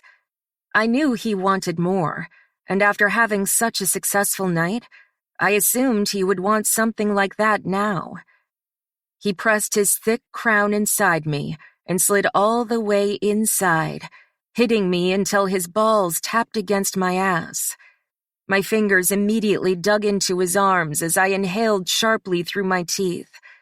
My pussy had been molded to his cock, but my body could never acclimate to his size quickly enough. He always felt enormous, always stretched me wide apart. "Because I like it like this." He folded me underneath him, bringing our bodies as close together as possible. Then he started to rock, his forehead pressed to mine. He breathed with his thrusts, shook me with his movements. His arms flexed as he held his massive size on top of me. My fingers ran through the back of his hair, feeling the short strands as I panted with his movements. Every time his cock was completely inside me, my knees shook just a little. He made me feel so full, like I couldn't accommodate even another centimeter. "You like to make love to me?" His thrusts didn't stop, and he kept moving deep and slow. His breathing became rapid, and he pulled his forehead away from mine so he could look into my eyes. His eyes were locked onto my face, watching every reaction I made. He wore the concentrated expression that I adored, his face tinted with focus and desire. He wasn't thinking about anything else in the world but me. "I love it, Muse." I read the newspaper while the TV was playing in the background. The coffee was freshly brewed, and my breakfast of bacon and eggs was warm. Room service was exactly the same thing that I got at home from Dante, but honestly, Dante's cooking was better. His phone started to ring on the table. I knew I shouldn't look, but I did. Mom. I was tempted to answer it, but I knew that would be wrong. It was his personal business, and I shouldn't cross the line. After last night, I felt more connected to him than I ever had before, but that still didn't mean I could do whatever I wanted. I grabbed the phone and walked into the bathroom. The shower was on, and his naked body stood underneath the water. He ran his hands through his hair as he massaged the shampoo out of the strands. It was a beautiful sight. "Conway, your mother is calling you. Do you want me to let it go to voicemail?" "Answer it," he said, as he tilted his head back under the stream. "I'm sure she would rather talk to you anyway." I stepped back into the sitting room and took the call. "Hi, Pearl, it's Sapphire." "Oh, hello," she said happily. "How's it going?" "Conway is in the shower right now, so he told me to take your call." It might be weird to know we were in the same room together, and obviously we're sleeping together and sharing our lives together. But his mother never made it weird. "That's fine. I just wanted to congratulate him on last night. From all the headlines I've read, it seems like he blew them out of the water." "He did. He got a standing ovation. I've never heard an auditorium become so loud before." Not that I'd been in a lot of auditoriums. "Yeah, I saw a few videos on TV. And there's one article that's circulating. I think you'll find it interesting." "Yeah?" "There's a few photos of you together. One where you two are pressing your foreheads together in the auditorium. It's sweet. There's a few others that catch Conway staring at you, wearing this look on his face." Redness immediately flowed into my cheeks, and I felt my neck light on fire. I wasn't just embarrassed, but moved. "My son is over the moon madly in love with you," she said with a sigh. "You have no idea how happy that makes me. All a mother wants is for her son to meet a woman who loves him as much as she does, just in a different way." The crimson didn't die away. I listened to her words with sweaty palms, feeling ecstatic but unwell. Conway may be affectionate with me, but he'd never told me he loved me. Those 3 beautiful words had never come out of his mouth. But I didn't tell his mother that, because it would just be too weird. I should just let her believe whatever she wanted. "And I can tell you love him, too." Conway's laptop was sitting at the desk, so I helped myself to his computer and typed his name in Google. Immediately, several articles surfaced about the show last night. One headline caught my attention, so I opened it. "Conway Barsetti falls for his #1 model." When I clicked on it, several photos appeared. They were all from the show last night, capturing details between us that were candid and real. There was a picture of us kissing, and another one of Conway staring at me when I came out of the bathroom. He ignored the reporter standing in front of him, his eyes trained on me with undeniable intensity. I forgot his mother was on the phone because my heart was beating so fast. Pearl spoke again. "Conway can call me back if he wants, but that's all I wanted to say. Do you know when you guys will be returning?" My mind was working furiously to do 2 things at once. I was staring at the pictures, but also trying to focus on what she said. "No, I'm not sure. I think we're leaving tomorrow." "That's great. We'll come down for dinner so you guys can talk about your trip." "That sounds good." "All right, I'll let you go," she said. "Talk to you later." "Bye, Pearl." "Bye." I hung up and set his phone down. The second it touched the table, a message lit up on the screen. It was from Vanessa. "You killed it last night, brother. So proud of you." There were 3 heart emojis behind her words. My eyes softened, loving the way Vanessa was affectionate with her brother. They bickered and argued a lot, but it was obvious they were loyal to each other. I turned back to the screen and stared at the photographs of us together. My heart was beating so fast that it actually hurt my chest. His mother believed we were in love, and when I stared at these pictures, it was difficult to believe otherwise. We did look happy together. I'd been so focused on my conversation with Pearl and the article that I hadn't noticed the shower was off. His footsteps sounded, and his voice emerged before he came around the corner. "What did my mother want?" Frantically, I closed out of the article and put the laptop back where I found it.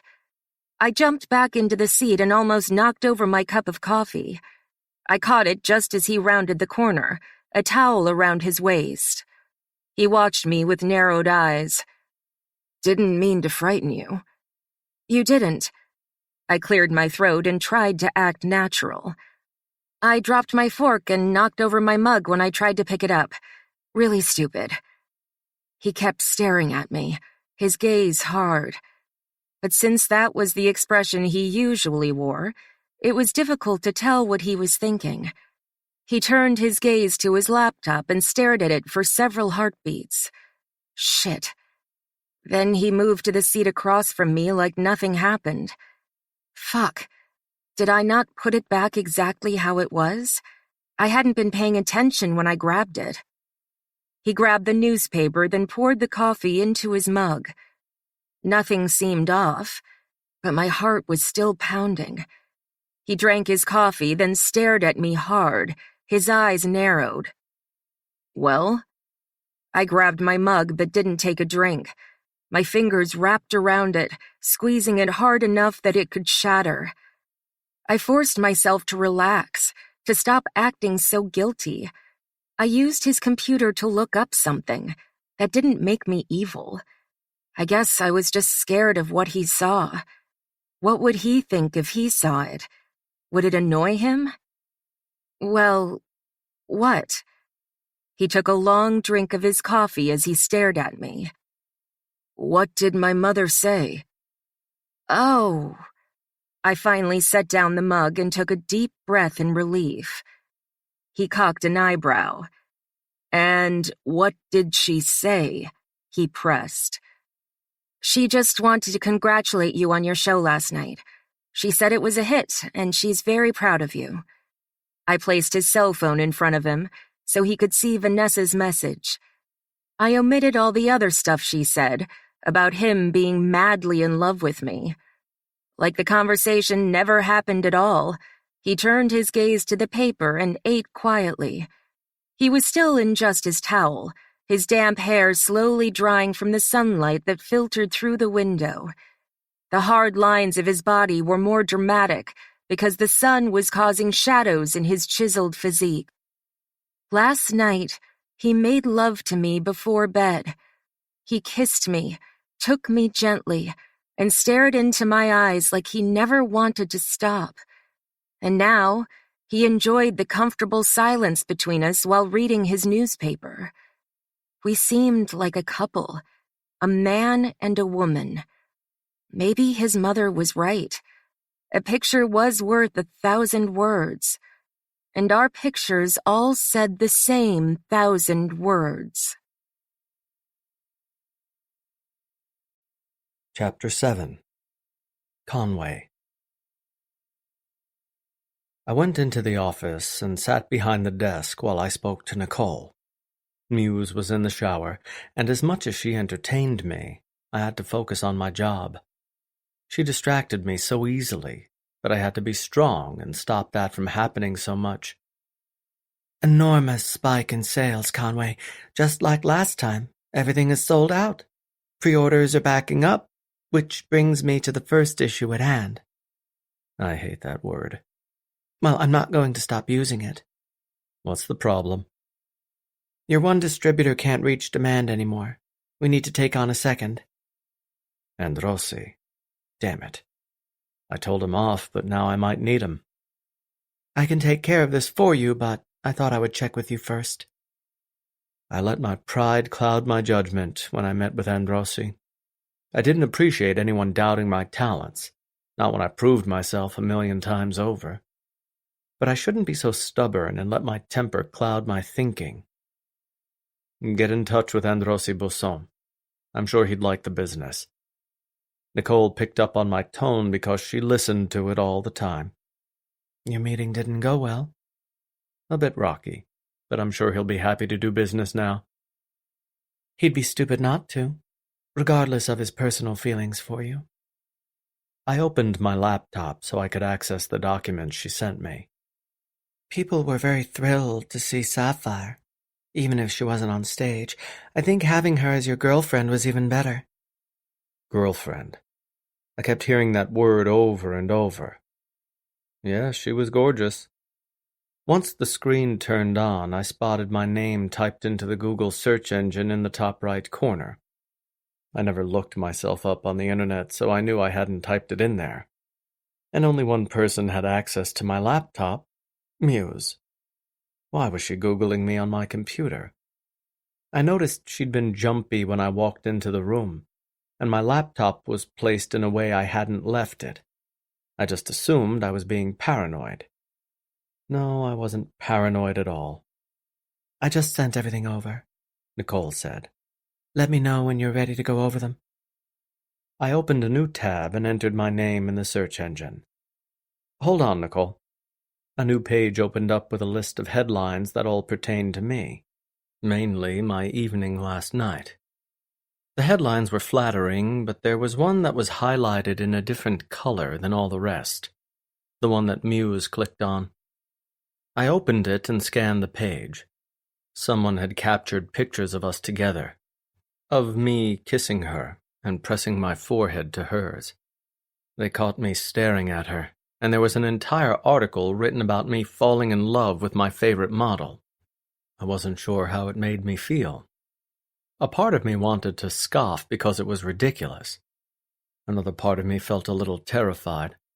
The article was an opinion based on these pictures, but the photos themselves couldn't lie. I stared at her in a way I never stared at anyone else. I was obviously obsessed with her. How could I not be? She was beautiful in every picture, and she looked even more beautiful on my arm. But I didn't love her. She didn't love me. What these photographers captured was the intimacy between us, the friendship, as well as the lust. Just because I didn't love her didn't mean I didn't care about her. And I cared about her so damn much. There was nothing I wouldn't do for her, nothing I wouldn't sacrifice for her. The world misinterpreted what they saw, what they thought they understood. They knew nothing about us.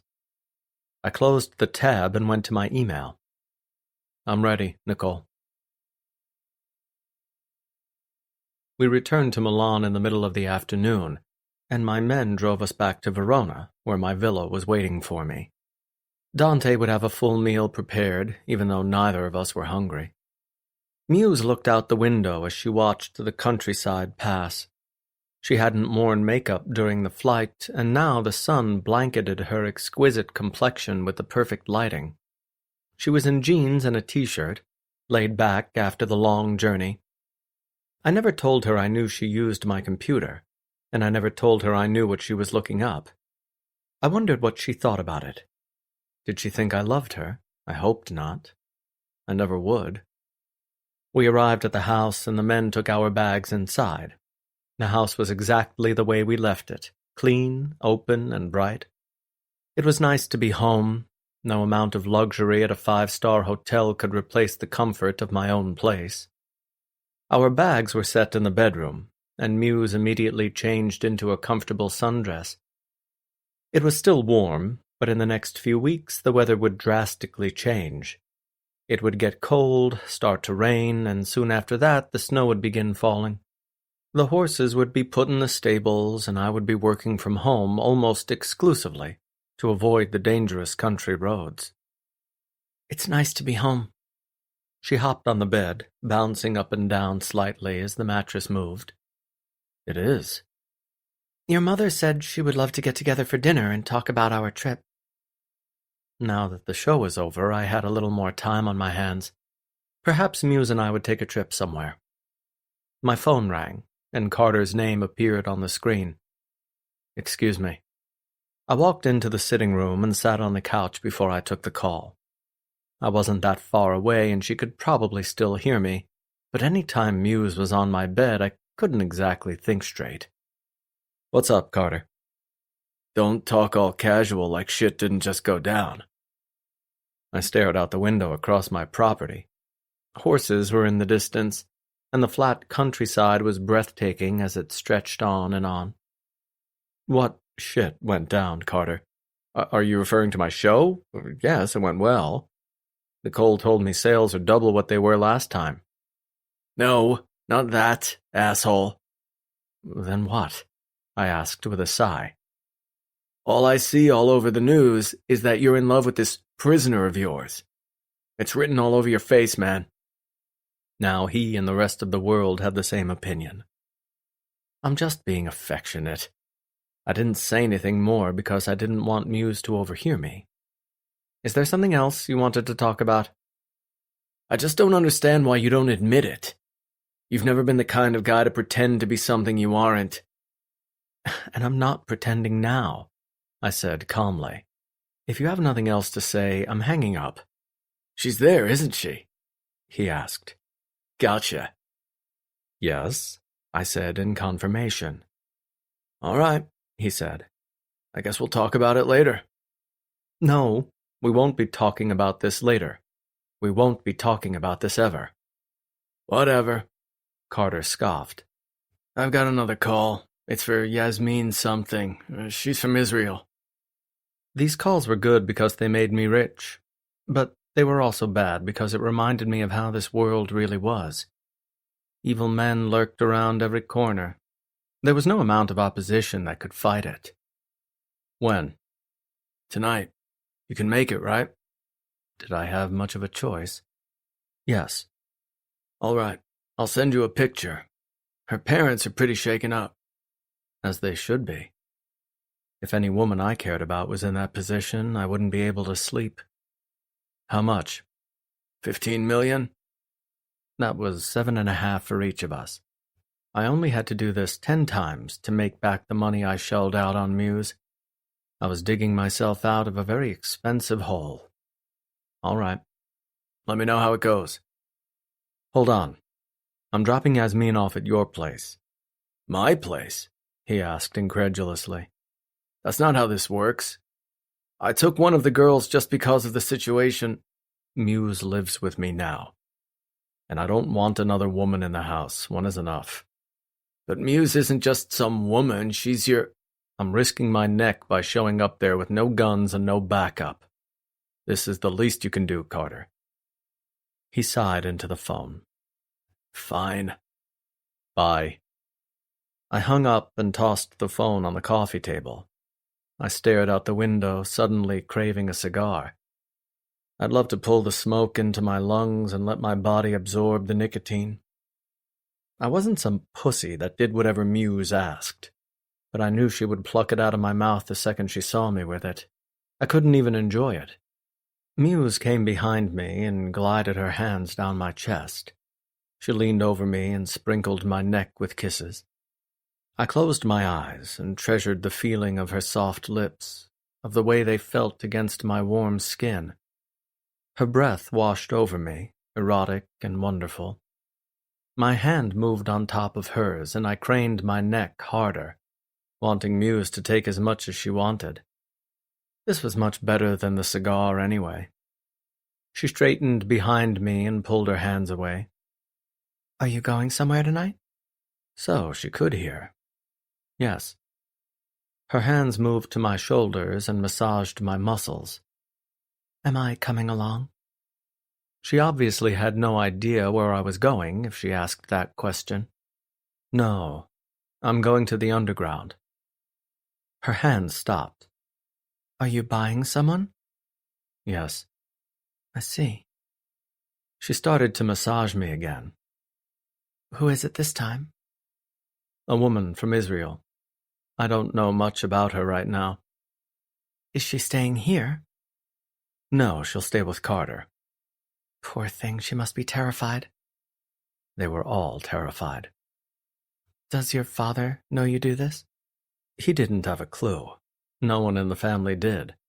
My father would scold me for getting mixed up with the Skull Kings, and my mother would hate me if she knew I was saving women for cash. Uncle Cain wouldn't like it either. No. How long has this been going on? For about 5 years. Ever since my father told me about my Aunt Vanessa. I admire what you're doing, but I think it's too dangerous. She walked around the couch and took a seat beside me on the cushion. The men there are evil, Conway. Everyone was evil. It'll be fine. She still wore the same look of terror. Can I wait in the car? Absolutely not. I didn't want her anywhere nearby. Can I wait at your apartment? No. Conway, you're staying here. End of story. She shut her mouth, but her eyes showed her disappointment. If you think I'd ever let you anywhere near a place like that again, you're out of your mind. Now the comfort of her kisses had evaporated, and I couldn't feel her lips on my skin anymore. I grabbed the pack of cigars on the table. She snatched them out of my hand. Conway! I stared at her incredulously, unable to believe the stunt she just pulled. Muse, don't test me. Don't test me, she countered. You don't want me to go with you to the underground? Fine, but enough with these. She held them up in my face. As long as I'm living in this house, they're forbidden. This is my house, in case you've forgotten. And I'm the woman of this house. She pulled the cigars out of the box and shoved them into a glass full of water, ruining them instantly. No cigars. She strutted off, shaking her hips with attitude as she went. I stared at her ass as she stormed off to the bedroom, loving the way it shook with all that sass. When she was gone, I faced forward again and stared at the ruined cigars that I smoked with Carter every time I was with him. If she really wanted something, she fought for it. Like the cigars, for instance. But the things she was most passionate about concerned my well-being. She cared more about keeping me healthy than anything else, even if that meant pissing me off. For reasons I couldn't understand, that got me hard. I took the secret entrance to the basement of the opera house and was checked at the entryway. They patted me down, searching for guns and knives. When they didn't find anything, they allowed me passage inside. Moving across the red carpet, I entered the dark room where the gentleman sat. A topless woman was walking around, taking drink orders, her massive tits earning her a fortune in tips. I took a seat in my usual spot and didn't stare at the men around me, because it was a rule. No eye contact, no gawking, no identifying. What happened at the underground stayed at the underground. If I saw a famous politician or celebrity, it was forbidden to report it. If I did, it would result in permanent expulsion from the underground as well as a hefty fine. Big Tits came over with my drink on a tray. Scotch on the rocks, right?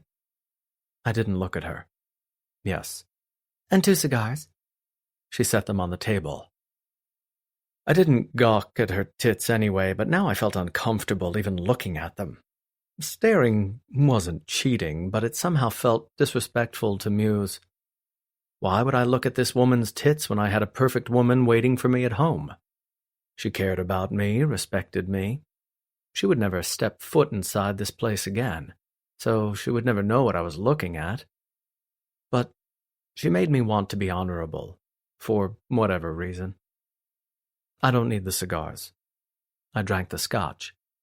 All right. She placed them in her apron and serviced the other men. Smoke filled the room and got into my lungs, but as tempting as it was, I shook it off. Another man walked inside and sat at the table beside me. He was in my line of sight, so I noticed the black leather jacket he wore along with the rest of his black clothing. The sleeves of his jacket were pushed up, showing the black ink on his skin. His jaw hadn't been shaved in days, so he had a heavy shadow across his features. With dark eyes and dark hair, he looked like a classic Italian. I had no idea who he was.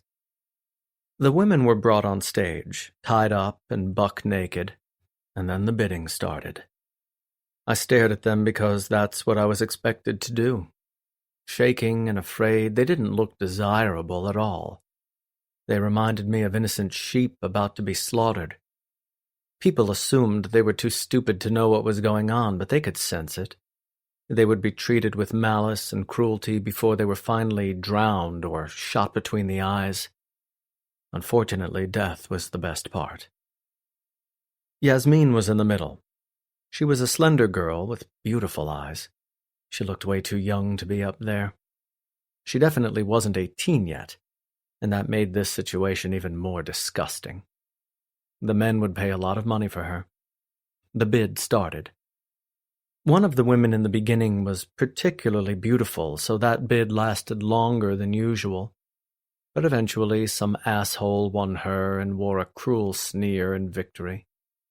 They moved further down the row, selling each woman because the captors were no longer human. The only man besides me that didn't bid on anyone was the young guy close by. He sat with his ankles crossed and his hand wrapped around his beer. He didn't even grab his paddle in preparation to buy someone. I hoped he wasn't after Yasmin. Most of the men in the underground were much older, in their 40s, 50s, and even 60s. They were grotesque, which was why they had to buy a woman rather than pick one up on their own. But this guy in the leather jacket was different. He was young, good-looking, and obviously wealthy. Who the hell was he? We finally arrived at Yasmin. I raised my paddle. 500,000. I started off low so I wouldn't be suspicious. She reached 3 million immediately. Then it jumped 7, 10, and then 20. 25 million. I lowered my paddle. I just spent 100 million on Muse a few months ago, so no one would raise an eyebrow to my bid. No one challenged it. Sold to Mr. Bassetti. There was one more girl on the stage, so the bid started over. Leather Jacket didn't bid on her either. If he wasn't there to pick up a woman, what was he doing? Was he spying? Was he with the feds? I found that unlikely. No way he would have made it past the background check if he was dirty. The last girl was sold off, and then the Skull King at the front stared at Leather Jacket. None of the women up here are good enough for you, Bones. My blood had never turned so ice-cold in my life. My heart even stopped beating in my chest, and that never happened, not even for Muse. I was sick to my stomach and pissed off all at the same time. Bones? Did I hear that right? My father told me the Barsettis had a blood war with Bones, an arms dealer that sold illegal weaponry. My father never explained the details and never explained how my grandparents died. But he did mention the name of the man who killed my aunt, the man my father had killed before I was born. His name was Bones. But this guy was my age, maybe a little older. Was it just a coincidence? Could a name like that be a coincidence in circles like these? The man drank his beer before wiping his mouth with the back of his forearm. The corner of his mouth rose in a lazy grin, and he filled the room with such confidence that it was borderline cocky. Cockier than me. He finally answered, Nah, I'm not good enough for them.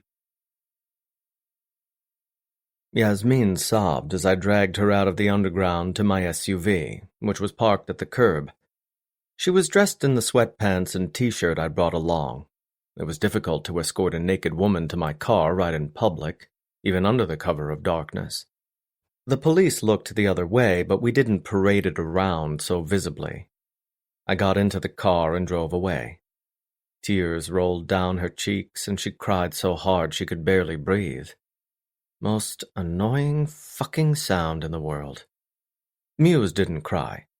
She held her ground and didn't back down. She didn't accept defeat, even when she had no other option. I respected her for it. I didn't respect this. Calm down, Yasmin, it'll be all right. She cried harder. God, the noise was hurting my ears. I pulled a long knife from my pocket and then slit the rope between her wrists. Look, I'm not going to hurt you. I'm not going to touch you. You're okay. She rubbed the chafed skin of her wrists and stared at me hesitantly, finally no longer crying. She should jump out of the car or attack me. I was disappointed when she didn't. Women should be taught to fight to the death. That's what my father had taught Vanessa since she was a teenager. Your parents paid me to get you out of there. I'm dropping you off at my cousin's house and you're staying there for a while. When it's no longer suspicious, we'll send you back to Israel. But you just spent so much money on me. Not me, your parents. Oh, thank God. She covered her face with her hands and took a deep breath. Thank you. Thank you, I've never been so scared. Don't thank me. Your parents paid handsomely for your return. I didn't care about consoling her, not when I had other things on my mind. Right now, all I could think about was the man who called himself Bones. He was an arrogant son of a bitch. I didn't like him. Something in my gut told me he was foul. I parked in the roundabout at Carter's place and walked her inside. You don't knock anymore?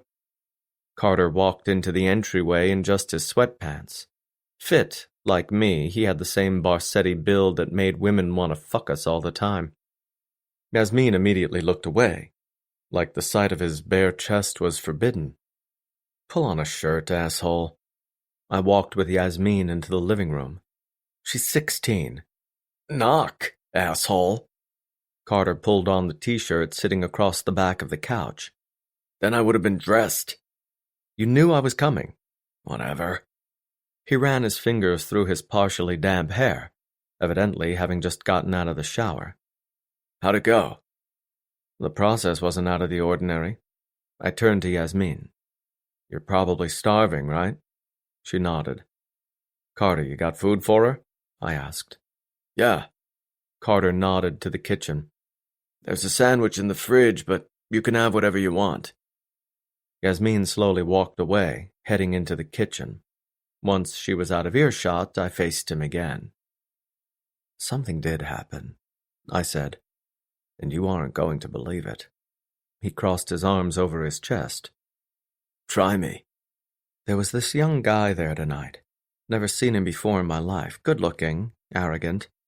Stop scoping out the dudes and get to the point. I narrowed my eyes.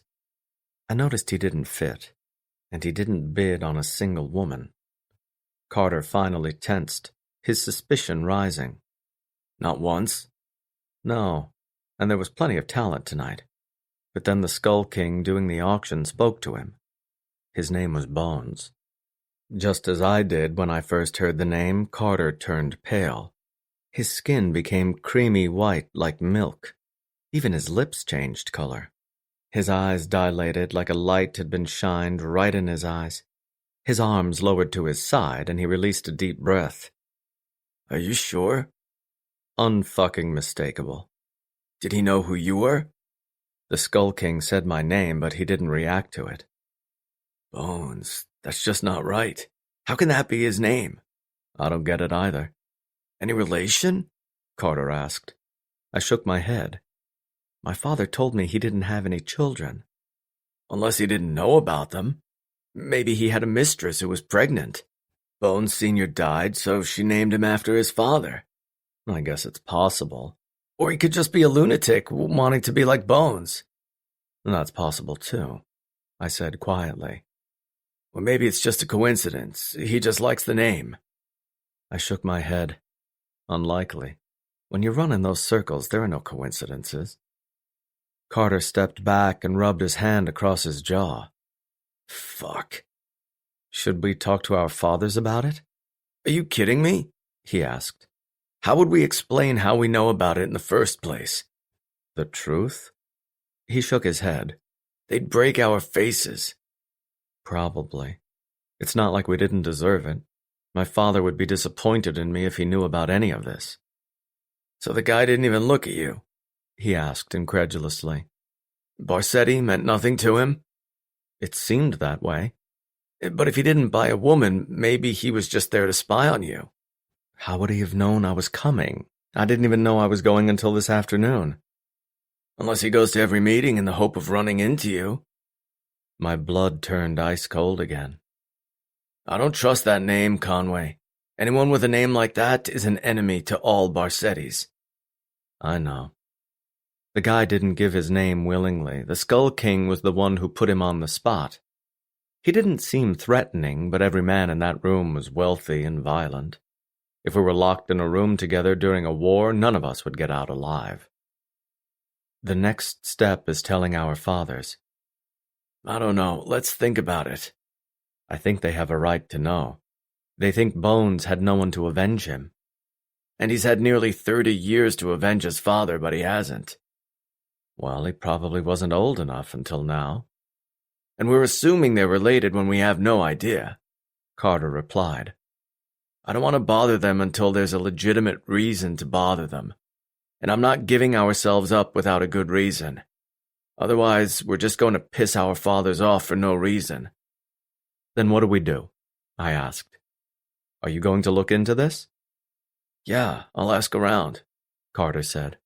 But I'll be hush-hush about it. Don't want to draw attention to myself and provoke him needlessly. True. I shoved my hands into my pockets, and despite the crazy night that I had, I was anxious to get home to Muse. I wanted to tell her about my night, make love with her tits in my face, then go to sleep. Let me know what you find out. I will. I was about to walk out when my phone vibrated with a text message. I pulled it out of my pocket and saw Muse's name on the screen. I'm sorry to bother you, but it's 4 and you still aren't back. Tell me you're all right?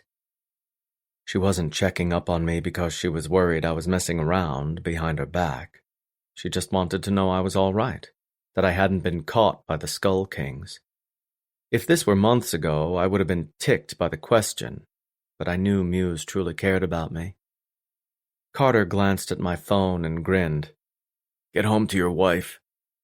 I didn't bother with a rebuttal. I just walked out and got into the car. The house was right down the road, so I would be home in less than 5 minutes, but I texted her back anyway. I'll be home in 5 minutes. Thank you. I walked into the bedroom and found her sitting up in bed. She was ready for sleep, dressed in one of my t-shirts with her makeup removed from her face. Her long brown hair was pulled over one shoulder. Despite her obvious exhaustion, she was alert the second I walked in the door. I'm so glad you're back. I pulled my tie through my collar and dropped my suit jacket on the ground. I walked to the bed and leaned down to kiss her on the mouth. I gave her a quick kiss, the kind a husband gave his wife when he came home from work. I'm surprised you're still awake. Clothes dropped to the floor and I stripped until I was in my boxers. Couldn't sleep. I pulled back the covers and got into bed beside her. Jet lag? No. She immediately cuddled into my side like she hadn't seen me in days rather than hours. I just can't sleep unless you're next to me. She spoke into my chest, her soft hair grazing over my arm. I stared down at her face, catching the sincerity in her eyes. I'd been anxious to get home, but knowing she was waiting for me only made me more eager. I was a man of solitude and didn't like answering to anyone, but I enjoyed having someone to come home to. I'm here now. I know.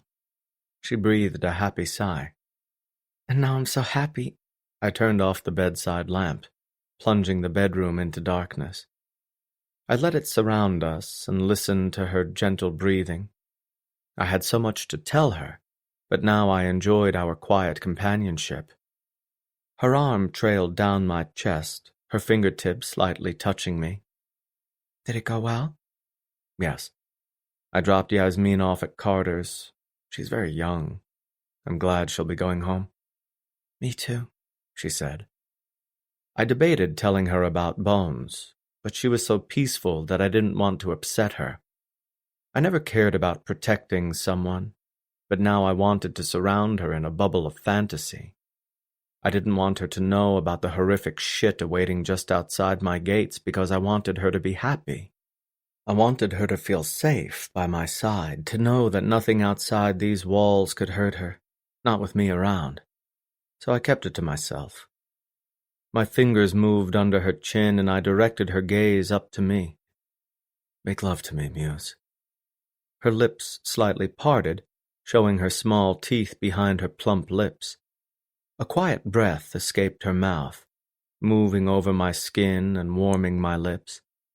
She turned her face to my chest and pressed kisses everywhere, kissing my hard muscles and searing skin. Then she climbed on top of me and straddled my hips. Show me how much you missed me. She yanked down my boxers until my cock was free, and she pulled her thong to the side so I could slide inside. She pressed my crown to her entrance, then slowly slid all the way down. Biting her bottom lip as she moved, she took in my big dick slowly. Once she had all of it, she sat on my lap for a few seconds to get used to it. My hands moved to her hips. No shirt. She pulled it over her head, revealing her perfect tits. Yes, my palms gripped her perky bosom, feeling her hard nipples and soft skin. I played with them, massaging them greedily. Everything about her was perfect, from her rack to the curve of her bottom lip. She started to move, slowly sheathing my dick and pulling out again. She moved precisely, breathing heavily every time she took my length deep inside her. Her breath was husky, full of desire. My hands guided her hips, showing her how to rub her clit just right. She breathed louder and deeper, her hands gripping my shoulders for balance. I missed you. Yeah?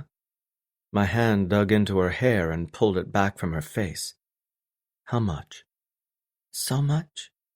She pressed her forehead against mine. Can't sleep without me? No. She bit her bottom lip and kept moving. She took my dick so well, her tight cunt perfect for my big cock. Why? I don't know. I started to rock back into her, starting to push my cock back inside her. Yes, you do. Tell me. You make me feel safe. My cock twitched inside her, loving that answer. Because you're always safe with me. Her nails started to claw into my skin. She grinded her clit against my pelvic bone, her body slowly writhing because of the way it made her feel. She succumbed to her desire, fell prey to the way I made her pussy tighten. And you need my cum, don't you? My lips devoured her neck, lavishing her with full kisses and gentle bites from my teeth. I rolled her hips as we moved together, both of our bodies writhing as one. Yes. She held on to him and pressed her forehead to mine as she came, squeezing my dick so hard it would leave a bruise. Sweat trickled down her neck to her gorgeous tits, and her eyes turned lidded and heavy as euphoria washed over her. She came with endless moans, filling my bedroom with her hypnotic voice and making infinite echoes. I watched her little performance, watched the way her eyes locked onto mine as she enjoyed every second of her high. My fat dick was doing its job by pleasing her. I never got so much satisfaction as watching a woman come. Watching her feel good made me feel good. I'd please her all night without getting any satisfaction of my own, because just being inside her was enough for me. She dug her nails into my shoulders and kept rocking. Give it to me, Conway. I squeezed her waist so hard I thought I might crush her. My thumbs pressed into her ribcage, and I felt my dick twitch inside her. You want my cum, Muse? Please? She ground into me harder, her gorgeous tits shaking in my face. My jaw tightened and my balls pulled closer to my body. I felt the climax approach over the horizon, felt it rush through all my veins and nerves. My cock seared with heat and I felt my crown explode. Fuck. I pulled her tight on my lap, letting my cum fill her tight little cunt. I gave her every single drop, gave her all my arousal. My face pressed into her tits as I finished, my cum mixing with hers. So damn good. I kissed the area between her tits and sucked her nipples, aroused by my satisfaction. I had a long night dealing with the underworld, but the second I came home, all of that shit was left at the door. All I cared about was making love, not thinking about my hatred. She stayed on my lap, my cock softening inside her.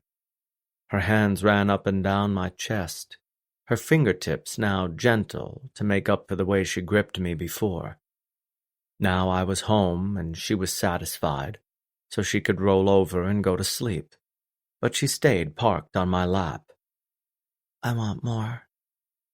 My hands gripped her cheeks and I squeezed them in my fingertips. More what? She pressed her forehead to mine, her tits pressing against my chest. You. I worked in my office and went over reports with Nicole. Androssi was now on board for production, but he hadn't acquired all of my business. Now the work had been split between 2 different companies since I had so many orders to fill. Fuck you, Androssi. Pre-orders had spiked all over the globe, from Russia to Budapest. I topped my best week by double. I had lunch in my office and kept working, and once 2 o'clock came around, I lost interest. I walked to the window and stared at the stables in the distance.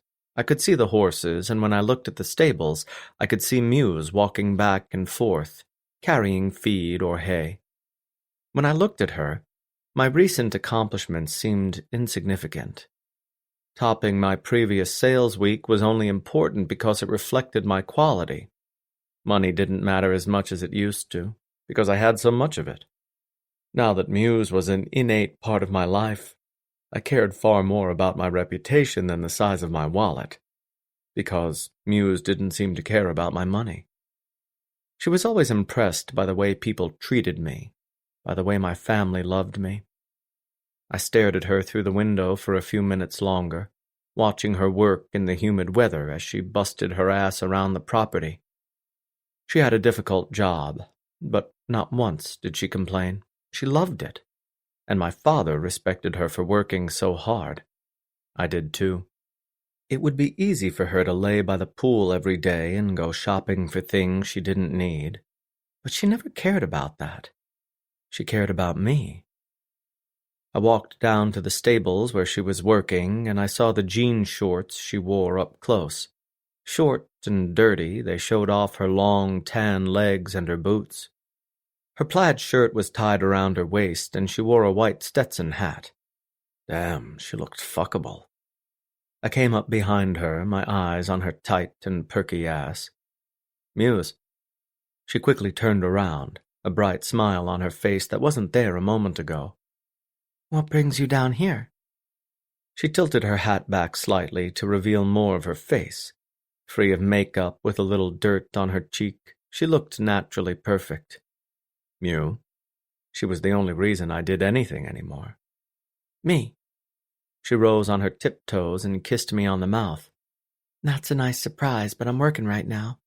I've got to feed and groom the horses. You can't take a break from me? I asked. Well, maybe a short one. Her hands moved over my forearms, feeling the veins underneath my skin. What did you have in mind? I actually wanted to see if you wanted to take a ride with me. There's a nice path down the street from my property. It goes through the hills, the oak trees, and to a nice spot where we can have dinner at sunset. Now her work at the stables seemed insignificant because she was so thrilled. Really? Yeah. I couldn't stop the smile from forming across my face. When she was happy, it was infectious. Like the common cold, I caught it. I'd love to. All right. I'll have Dante pack us something to eat and we'll leave in an hour. Can I take my own horse? If you want, I said. Or we could both take Carbine. I could have my own horse, or I could have my arms wrapped around a gorgeous man the whole day. Let me think about that. My smile deepened. Gorgeous man, huh? Hell yeah. I chuckled. Let me know what you decide. I strapped the food onto the side of Carbine's saddle, then pulled myself up. I sat close to the horn and extended my hand to Muse. You think you can carry both of us? I rolled my eyes. You weigh nothing, Muse. But you weigh 200 pounds. Carbine could carry 10 of us. He'll be all right. She finally took my hand and landed into the saddle behind me. Her arms wrapped around my waist and she rested her chin on my shoulder. I'm excited. I clicked my tongue and guided Carbine out the gate and onto the street. We walked along the road until we found the dirt path and began our journey. The fields were golden, and the breeze was a little cooler now that fall was approaching. She and I enjoyed our mutual silence as we took in the beautiful views. Once we reached the top of the hill, we could see all of Verona at the bottom. "Wow," she said. "That's so beautiful." Visiting New York City taught me to appreciate what I had. I had the clean air, wide open spaces, and silence. I was surrounded by natural beauty, by fields that had been claimed for thousands of years. The city of Verona was one of the oldest cities in Italy, and it was right outside my door. We walked for another 30 minutes until we found the spot I was looking for. An oak tree stood tall on the crest of the hill, the large branches casting a perfect shadow to shield us from the heat. I stopped Carbine in place and helped Muse down before I made my way to the ground. Muse walked around him in her jean shorts and t-shirt, her curled hair trailing behind her back. She stood under the tree and stared up at the filtering sunlight, looking like a flower in the hillside. Even when she did the most casual things, she looked absolutely stunning. I watched her for a moment before I unpacked the blanket and set it across the ground.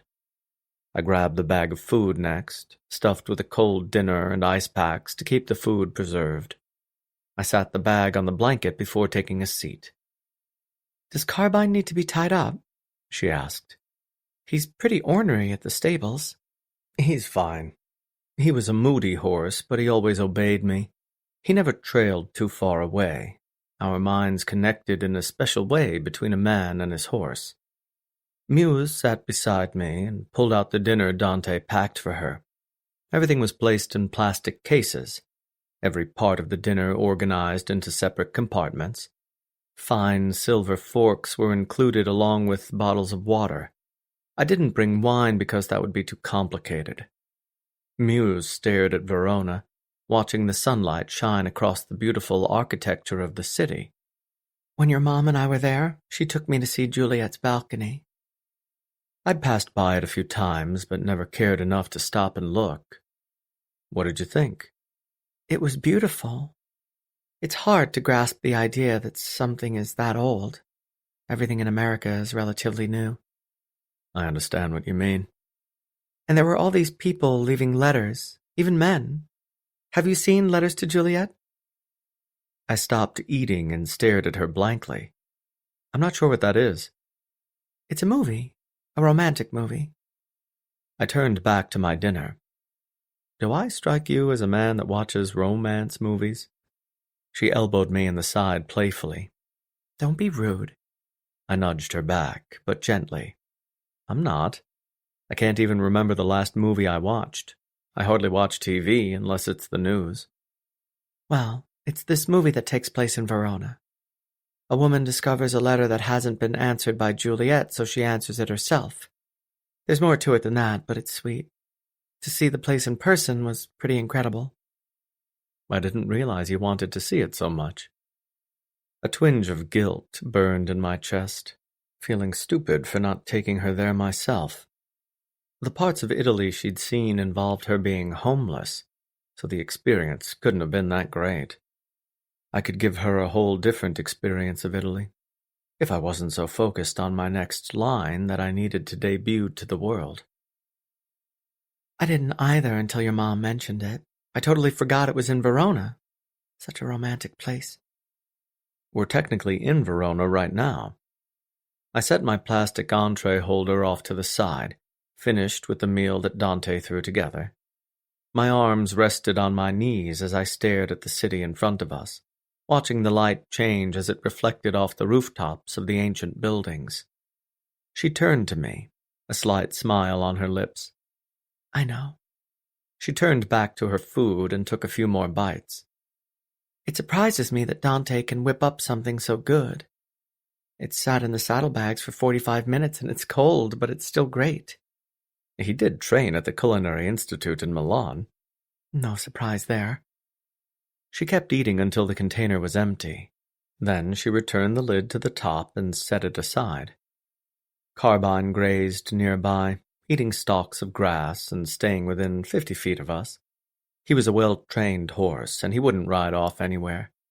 He had an attitude and didn't respond to people he didn't know well, but once that bond was formed, he was extremely loyal. She pulled her knees to her chest as she sat beside me, her curled hair catching the wind from time to time.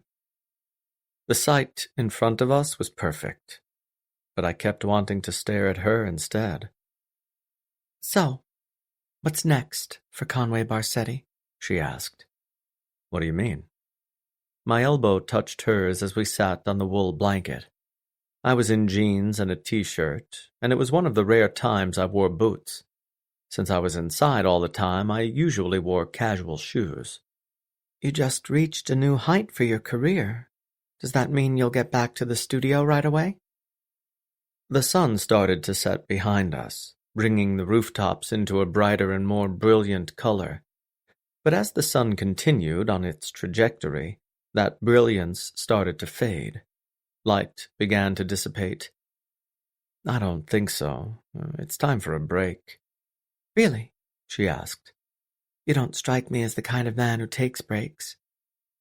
I've had more success than most people in the world, and I'm not even 30 yet. My father told me to slow things down and take time to appreciate these great moments. Before we know it, time will pass and our youth will be gone. Very wise, she whispered. Your father seems to know everything. Yes, he's always right, even when I didn't want him to be. So what are you going to do? Sit around and watch TV? Take up a new hobby? No, I answered.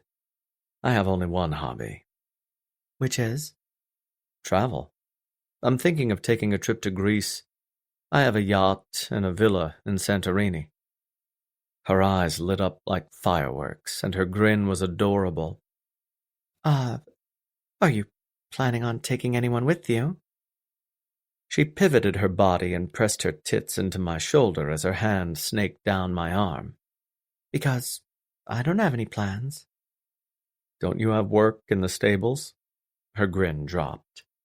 Marco can handle it while I'm gone. I don't know. I was going to milk this as much as I could. I loved her enthusiasm, the way she got so excited the second I mentioned the trip. Spending the afternoon on my yacht in the Mediterranean with this beautiful woman laying out in her bikini sounded like the perfect vacation to me. We'd make the boat rock together. And what are you going to do for me while we're there? She pressed her face close to mine, her hands moving over the veins in my forearms. Whatever you want. Good fucking answer. She moved in closer and kissed the corner of my mouth, her lips dragging over the stubble on my chin. My coarse hair was rough, and I liked feeling her soft lips drag against it. I know you don't need inspiration right now, but I can do other things. You have my attention. She continued to massage my arm, her lips still treasuring my jawline. I can please you every night. I can suck you off on your yacht, let you fuck me in the ass in the hull of your boat. Whatever you want. She was making a strong argument. All right, I'll take you. She smiled against my mouth and squeezed my forearm. Thank you, I've always wanted to go. I lay back against the blanket and patted my chest, directing her to lay next to me. She moved beside me, taking the same position she did when we were in bed together. My arm circled her waist while the other rested on her knee. My thumb brushed the soft skin of her knee, and the scent of her hair flooded me the second she was against me. We couldn't see the city anymore, but the sky was a beautiful sight. Mixed with bright colors from the sunset, it was a wonder to behold. The stars slowly started to emerge, bright lights in the dark background of infinite space. She trailed her fingers down my chest. Thanks for taking me here. I didn't take you here, Carbine did. You know what I mean, she said with a chuckle. It's beautiful. I love laying in the grass with the breeze in my hair. I didn't realize how much I loved being outdoors until I came here. Now I couldn't imagine spending my life anywhere else. Anywhere else in the world, or anywhere else without me? Why did I even care? You didn't miss New York when you were there? Not really, she said. I enjoyed my time living there, getting tacos in the middle of the night when I was studying, and riding the subway when I needed to get uptown. It's beautiful in its own way. But now that I've experienced something like this, I'm not sure if I could go back. I've had some bad experiences here, obviously, but the good far outweigh the bad. Do those experiences have anything to do with me? I stared at the sky and watched the colors change slightly, shifting from splashes of orange and pink to blue and purple. The question came out of my mouth on its own.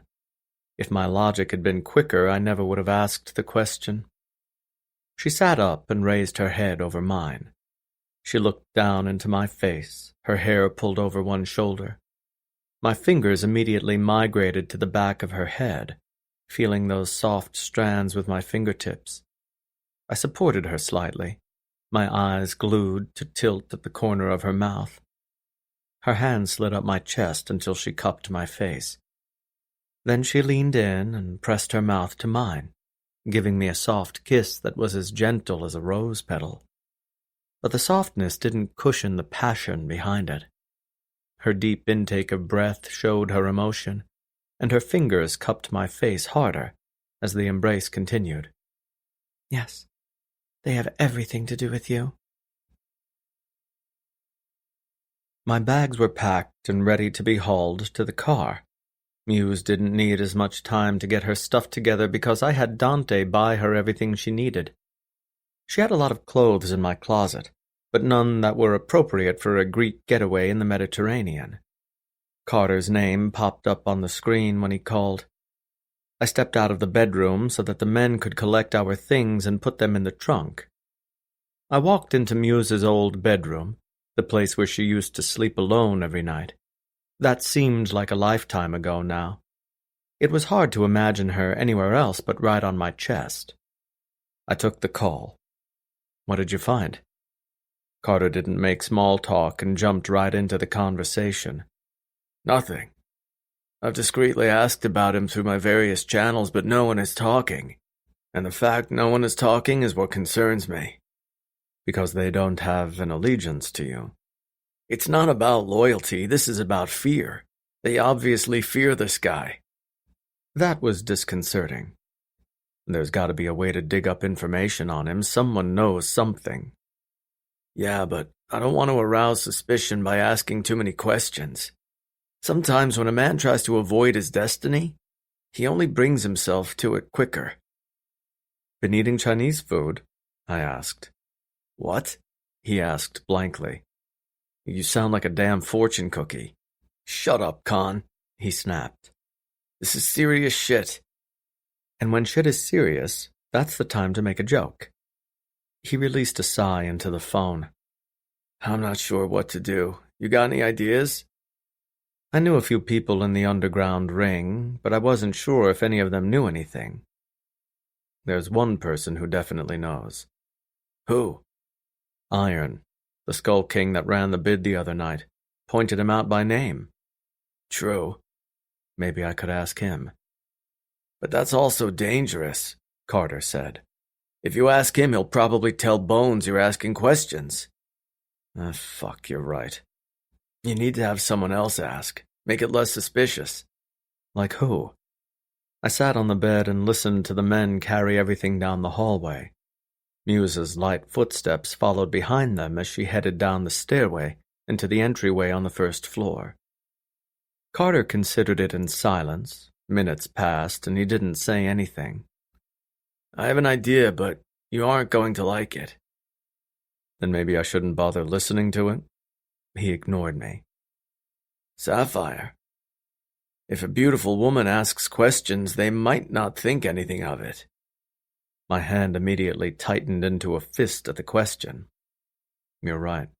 This idea is idiotic, and I don't want to bother talking about it anymore. Then we can find someone else. But if we have a woman ask, it might make it less suspicious. Like who? I don't know, is there a waitress there? Yes, there was. Cynthia. At least, that's what she said her name was. Yeah. Pay her off. Still risky. She might tell the Skull Kings what I'm doing. Not if you pay her enough. 10 grand ought to do it. Maybe. But her fear of death could be stronger than cash. The Skull Kings operated in broad daylight because no one was stupid enough to fuck with them. They were untouchable. I say we get a different woman. Like a whore? Skull Kings don't fuck whores. Then Cynthia is our only choice. She was the only person who could get away with the questions. She served the men in the underground, so she could just ask Bones these questions herself. When I get back, I'll talk to her. Get back from where? He asked. Sapphire and I are taking a trip to Greece. Are you fucking kidding me? At a time like this? I finished my show and now I want a vacation. But right now, he spat. We need to get this going. I looked at my watch, noticing the time. It was almost 8 in the evening. I was taking my private plane to Santorini, so I could put it off as long as I wanted. I'll handle Cynthia tonight before I leave. Then I'll have her call me when she knows more. All right, that works. There's an auction tonight, ironically. Well, then I'll go. Just bid on a woman and don't buy one. That shouldn't be suspicious. Yeah. Okay, let me know how it goes. He hung up. I put my phone back into my pocket and walked to the entryway. Muse was waiting, wearing a long blue dress with a pink cardigan. She was already dressed for Greece, even though we wouldn't be there for a while. Everything all right? She asked. With the men hanging around, I couldn't answer her. Yeah, we just need to make a stop on the way. I parked in the underground garage, and we took the elevator to my place on the top floor of the building. Muse stood beside me, her purse over her arm. What are we doing here? I just need to take care of something really quick. The doors opened directly into my living room. Muse stepped inside and sat on one of the plush couches. She didn't turn on the TV or grab one of the magazines on the table. Judging by the way she didn't get comfortable, she assumed I just needed to grab something. I need you to stay here for a little bit. I'll be back in about an hour.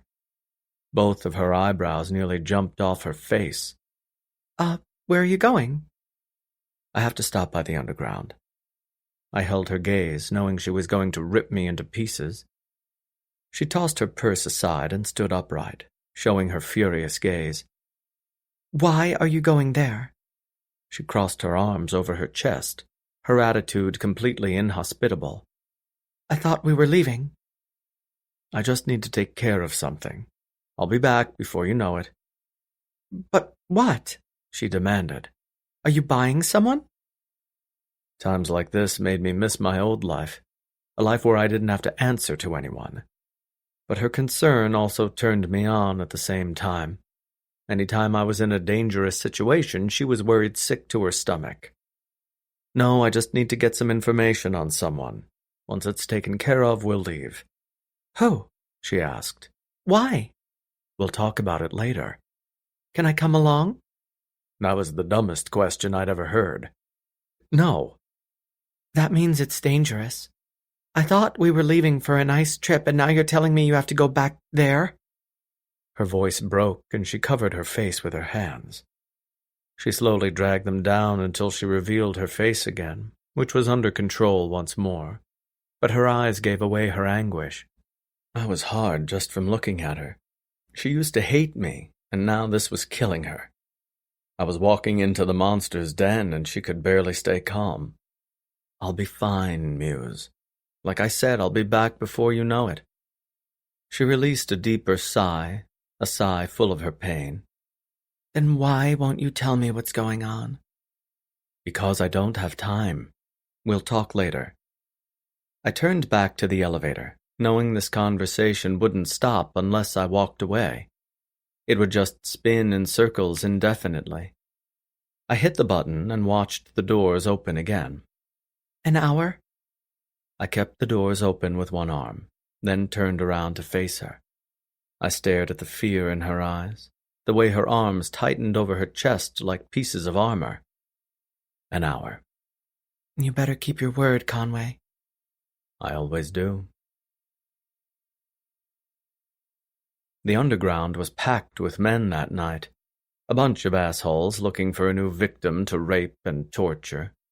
It was getting harder for me to walk into this place now because I kept picturing what would have happened to Muse if I hadn't been there that night, if I hadn't saved her. I could barely swallow because my throat turned so dry. Bones wasn't there. That made this easier. Before Cynthia made it to the table, I walked up to the bar. Men were gathered at the tables, smoking their cigars and drinking brandy. Iron was talking to them, laughing uproariously when one of the psychopaths said something funny. You look tired. Cynthia stopped in front of me at the counter, her tits out like usual. She only wore a thong when she worked the tables, and she walked out of there every night with more tips than any waitress could ever dream of. Because I am. I should be on a plane right now. I should be with the woman who was waiting for me, but I was there, standing in the shadows where I didn't belong. Scotch on the rocks. She started to make the drink. You know I always come to your table. I guess I'm in a hurry tonight. She pulled out 2 cigars and set them on the counter. I held up my hand. I don't smoke anymore. She smiled. Sounds like you have a woman in your life, then. I didn't smile or give any indication that she was right. I need you to do something for me. She finished the drink and slid it toward me. I'm not for sale, I just make the drinks. Not what I'm interested in. There was only one pussy I wanted to fuck these days. I'm listening. I've got 10,000 euros for you, if you get some info for me. She glanced at the men who were busy talking amongst themselves. Iron wasn't paying attention. Her gaze shifted back to me. What kind of info? There's a man that comes in here sometimes. His name is Bones. You know him? She grabbed the rag and pretended to wipe down the counter, making herself look busy. Yeah, I know him. What can you tell me about him? He's not a guy I'd cross. It's going to cost more than 10 to get me to talk. 15, I countered. 20. That was still change to me, so I just accepted it. Fine. What do you want to know? Is he descended from Bones, the arms dealer in Rome from about 30 years ago? Her eyes narrowed as she absorbed the information. Strange question. Just want to know where he comes from. Why is his name Bones? I always thought it was because he likes to break the bones of his victims before he kills them. Well, I need a more concrete answer than that. Can you get that for me? She eyed the men as she considered it. I'll have to ask him next time he's in here. I know. And this is riskier? It's going to take 40 now. Man, this woman could negotiate. Done. I grabbed the napkin and scribbled my number down. Call me when you have the answer. She grabbed it and tucked it underneath the counter. You got it. I left the cash on the table and made my way to a seat. A few minutes later, the auction started. There were 5 women on the stage that night, and one woman caught my attention. Because she wasn't a woman, she was just a girl. Young, like Yasmin. She was way too young and innocent to be here. Tears streamed down her face, and her naked body showed the signs of early adulthood. She'd probably had her first period just a few years ago. I bid on the other women, but made sure I didn't win. I was just there to blend in and then disappear. Muse was waiting for me, and I didn't want to make her wait longer than I had to. But then the young girl was auctioned off, and the monsters descended. 10 million, Iron said at the podium. Do I have 12? A man in a suit raised his paddle. 20, a man from the corner said. I've got 20, Iron said. Any? 25, another man said. Shit. Every man in that room wanted to fuck this girl. to break her until her spirit was long gone. They wanted to ruin her innocence, to destroy her completely. It was disgusting. 25 million, Iron said. Going once, going twice. Damn it. I raised my paddle.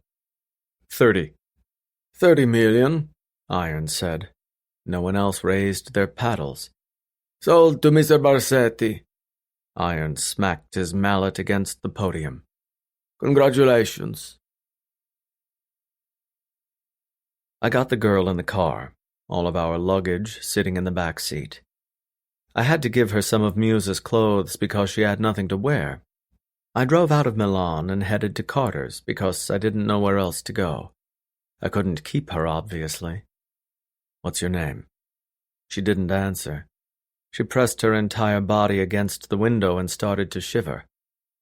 I'm not going to hurt you. I'm going to get you back home, all right?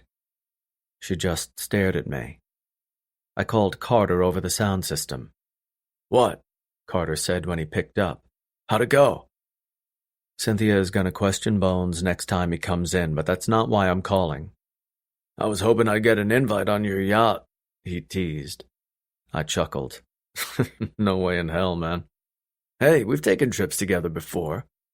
When we were picking up women left and right and fucking them all over the place. There was a young girl in the lineup tonight, even younger than Yasmin. Sick fucks. They were fighting over her like a piece of meat, so I bought her. Seriously? He snapped. You're joking, right? No, she's in the car with me. I'm not splitting that shit with you. She's not on the list. I know, but I couldn't let them have her. She was way too young to die that way. She wasn't a cheap purchase, and I would never get that money back, but I wouldn't be able to sleep that night knowing I did nothing to help her. So I'm dropping her off at your place. I'll be there in 20 minutes. Excuse me? He snapped. I've got company. Pull your pants up and send her home. You've got work to do. He growled into the phone. I just got rid of Yasmin. Then you have room for one more. Hey, you're the one who bought her. This is your problem. Shut up, Carter. I'm dropping her off. He sighed. Fine, but you owe me for this. Asshole, you owe me for a lot of shit, too. I hung up. After I dropped her off, I headed back to Milan where Muse was waiting for me. It would take me an extra 45 minutes just to get back. I broke my promise. I'd been gone 2 hours.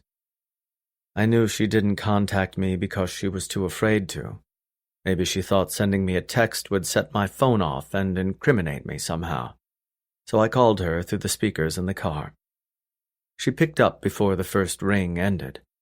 Are you all right? I'm fine, Muse. I just left Verona, so it'll be about 45 minutes before I'm back. You said it would be 1 hour. I know, I'm sorry. In my former life, I would tell her to get over it. But now I actually felt like I owed her an explanation.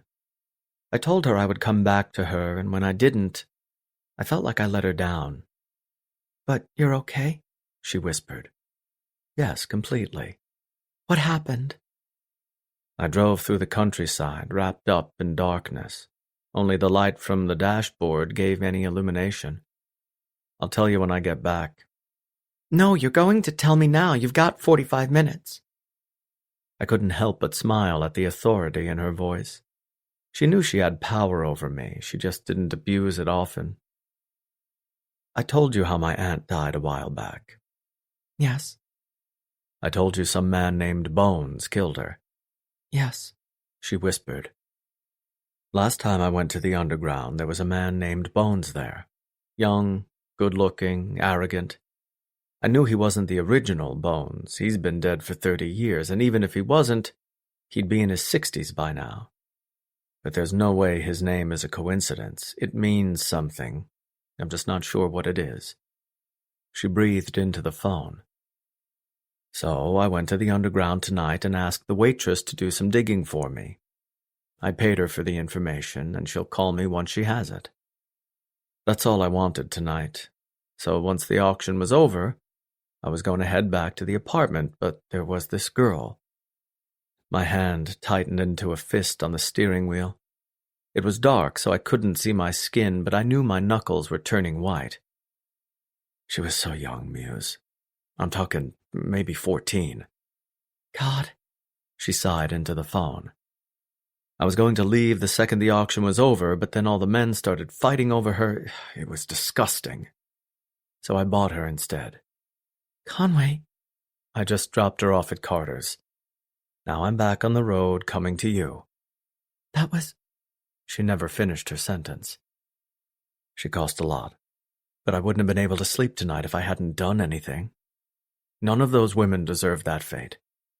But this girl is still a kid.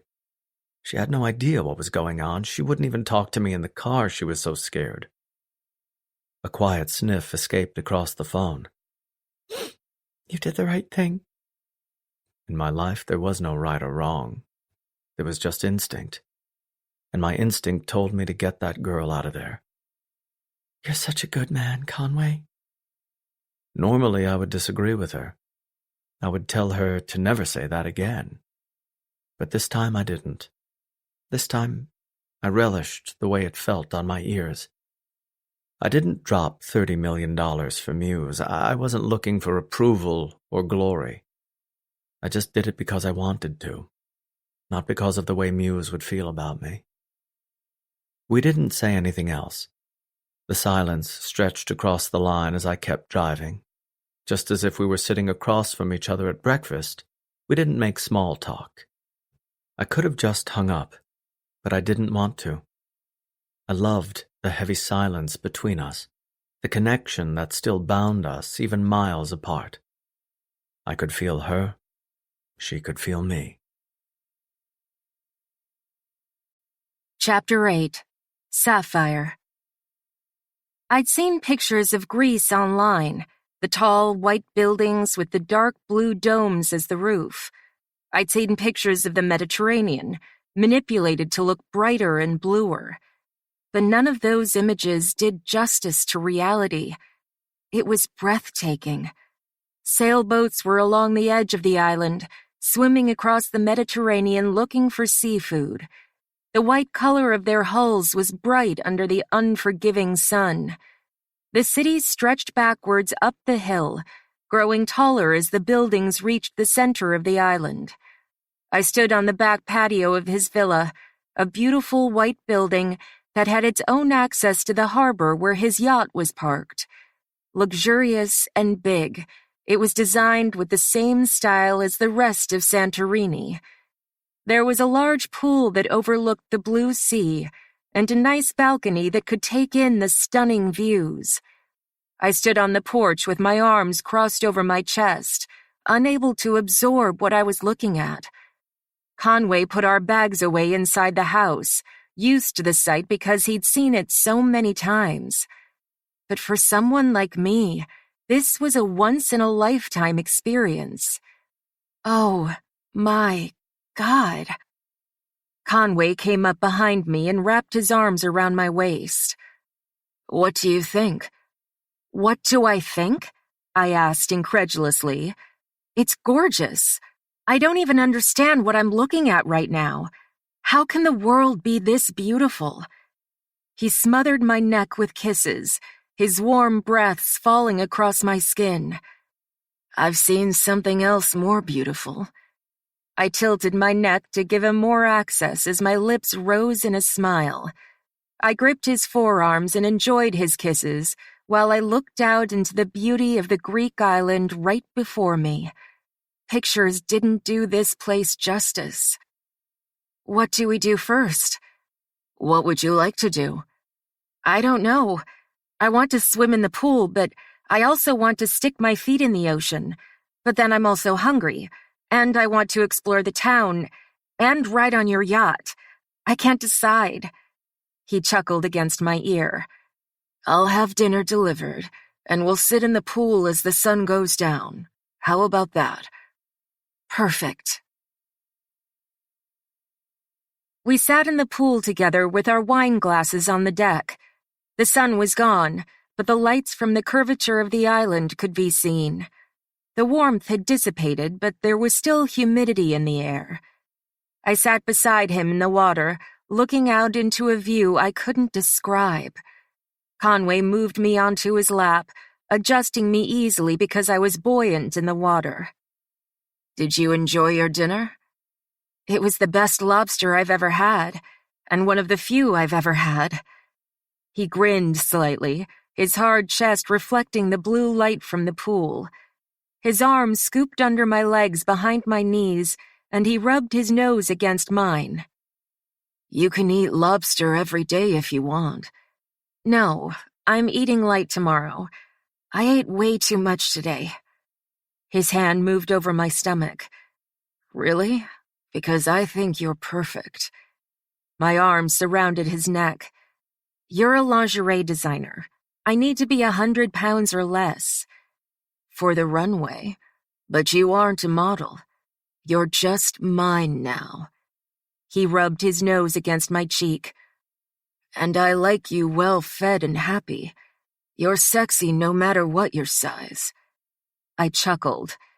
"You know every woman in the world wants to hear that." "And it looks like you get to listen to it."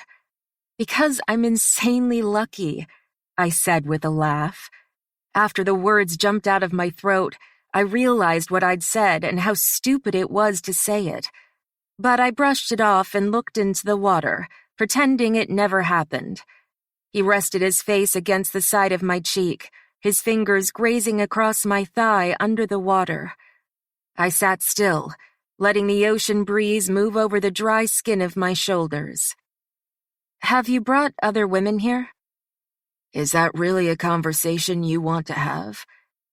I stared at our bodies under the water, feeling his warm breath graze across my skin. "I guess I'm just curious." "I've never taken a woman here before, no. But I've met women while I've been here." So, I was the only company that he took on his vacations. That still made me feel special, in a way. "What are we going to do tomorrow?" "We can take the yacht, or we can walk around in Ia." "Is Ia the town?" "Yes. It's just a walkway where there are no cars. It's quaint and cute." "That does sound nice." "So, would you like to do that?" "I've never had a choice before, and now I get to decide things. It's interesting." "You've always had a choice, Muse. It just took you a while to figure it out." His hand moved up my back, and he pulled the string of my bikini, making my top come loose and then slip into the pool. His hands moved from my bottom next, sliding them over my hips and down my thighs under the water. Once I was naked under the water, he pulled on his drawstring and loosened his trunks. He slipped them off and set them on the deck. Despite the coolness of the water, his dick was long and hard. I thought he wanted me on his lap, so I straddled his hips and felt his hard cock rub against my aching clit. I was turned on without even realizing it.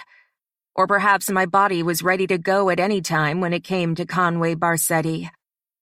He carried me into deeper water, then pressed my back against the wall. He gathered my legs around his waist, then slipped his dick in my slit, finding more resistance than usual in the beginning before he was completely inside me. I locked my arms around his neck and pressed my face close to his, moaning at his large size. No matter how many times he took me, it always felt like a new experience. My thighs squeezed his hips, and I panted against his lips. He hadn't even started to move yet, and I was shaking. He didn't kiss me. Instead, he watched my face as he rocked into me and pressed me against the wall. I stared back at him, watching him watch me. "Conway." He released a quiet moan under his breath. "Muse." I held on to him as we moved slowly, his dick sliding through my slickness at a slow pace. The water didn't shift around us with his movements because everything was so slow. It was about combining of our bodies, not the speed of our movements. "I like it when you make love to me like this." He slid his entire length inside me and then paused, letting his fat dick stretch me wide apart. He paused for emphasis, to remind me that he had all of me, every single inch that he could claim. I do too. We spent the morning shopping in the town, getting coffees and then exploring the Atlantis bookstore. The cobblestone streets showed panoramic views of the rest of Santorini, and every time I looked at my surroundings, I could hardly believe we were there. It was so beautiful. Conway kept me close to him everywhere we went, his arm around my waist or in my hair when he kissed me outside the shop. He told me to buy whatever I wanted, and that didn't just apply to our trip. We had lunch at a small cafe before we walked back to his villa near the water. Then we packed for the yacht and set sail in the Mediterranean. Conway didn't need a captain because he could handle everything on his own. He moved out of the harbor and into the open sea, keeping the sights of Santorini in the background. I sat in the front and stared at the jagged rocks that stuck up out of the water. A sun hat covered my face and shoulders, but there was no real way to escape the hot sun. I sat in my bikini, enjoying the scorching day. Conway turned off the engine and let the yacht sit on the waves. We rocked up and down, but the water was fairly calm, protected by the rocky outcroppings that surrounded us in the sea. He sat beside me in the cushioned seat, his arm moved around my shoulders. Shirtless, with sunglasses sitting on the bridge of his nose, he looked like he was made for a vacation like this. Handsome with tan skin, he blended in with the Greek island perfectly. It's beautiful out here. I know. His fingertips glided up and down my arm. Have you thought about work since we got here? His hand paused. Actually, no. That's good. This place brings out the best in you. I love Verona. It's peaceful and beautiful. But I love it here, too. My heart is torn in two pieces. Since you work remotely, you should spend more time here. He shook his head slightly. I need all of my supplies. It would be difficult to transfer that here. And there are a lot of things that just need to be handled in person. I could make it work in Tuscany if I had to, but here it would be too difficult. My face slightly turned his way. So, you think about moving back? He shrugged. It crosses my mind sometimes. His parents would be so happy if he really relocated to Tuscany. They loved him so much, wore their hearts on their sleeves constantly. Thank you for taking me here. I'll never forget it. His fingers moved under the fall of my hair and gently played with my strands. I've enjoyed having you, Muse. No one else I'd rather be here with. Our relationship had changed in the last month. I felt a deeper connection to him, a kind of affection that burned deep inside our hearts. I'd grown attached to him, cared about him so much that I couldn't function when I thought he might be in danger. But it seemed like I felt the same emotions from him, the same fondness. He said there was no future for us. But what if he changed his mind? What if there was something here? Time seemed to stand still as we enjoyed our time at his villa. We spent our days sailing, eating, fucking, and doing absolutely nothing. Days had gone by, but it happened so fast it seemed like only minutes had passed. I loved living in Verona, but Santorini had a special quality to it.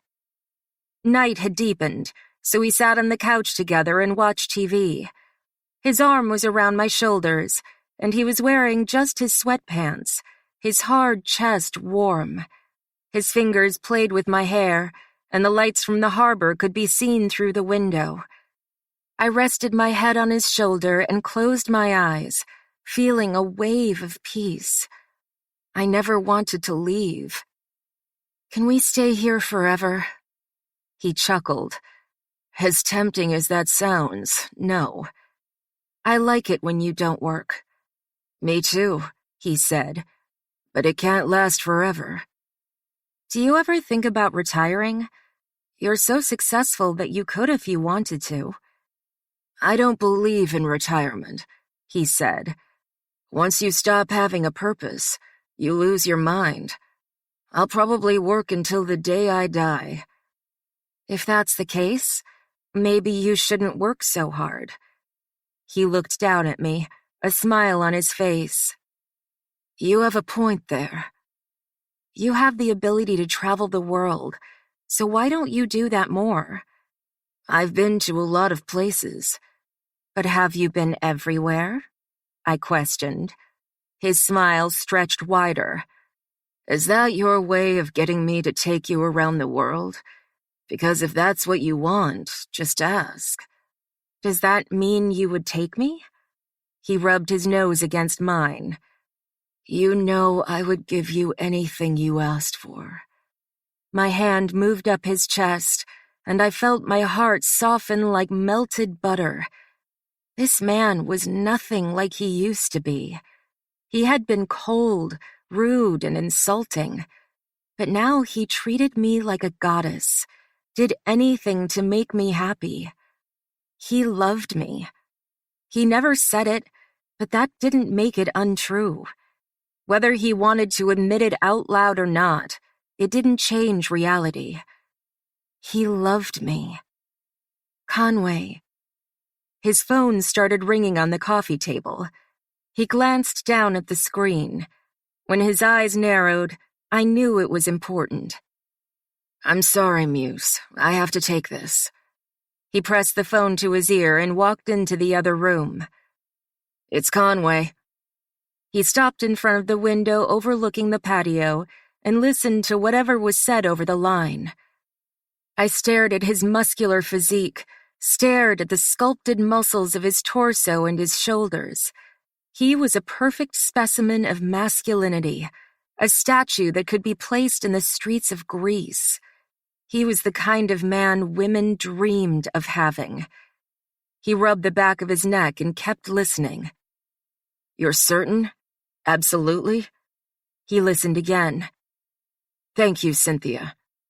He hung up and dropped the phone into his pocket.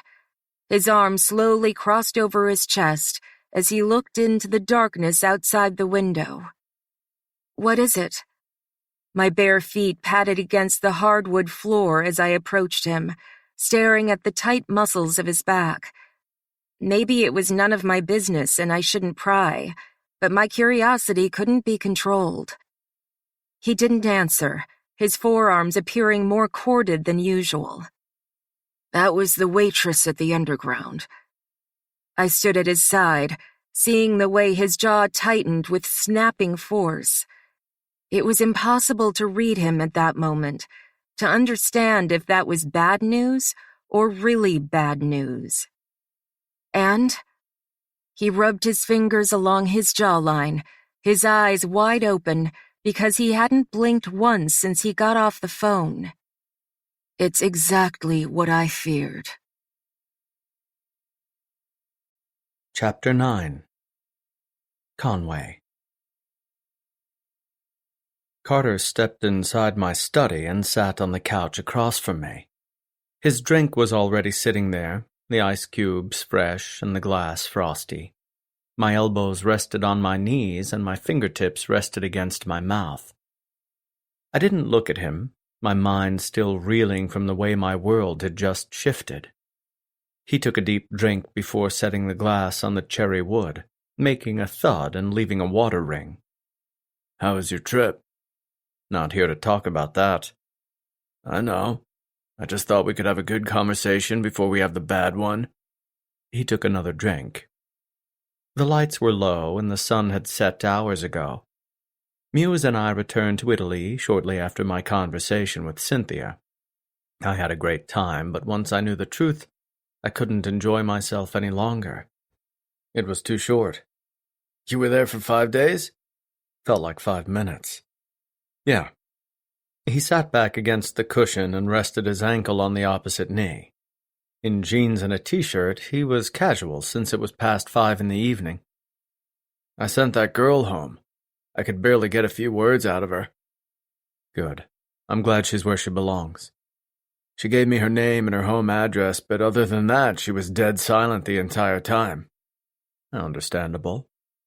But she did want me to tell you that she said thank you. My eyes shifted to the floor, and I tried not to feel good about what I did. Muse thought my actions were selfless, but I considered it an act of redemption. Doing one right thing didn't fix all my wrongs, but it helped. I hope she'll be more careful next time. I'm sure she won't leave the house now, and her family will probably relocate. He grabbed his drink and finished it.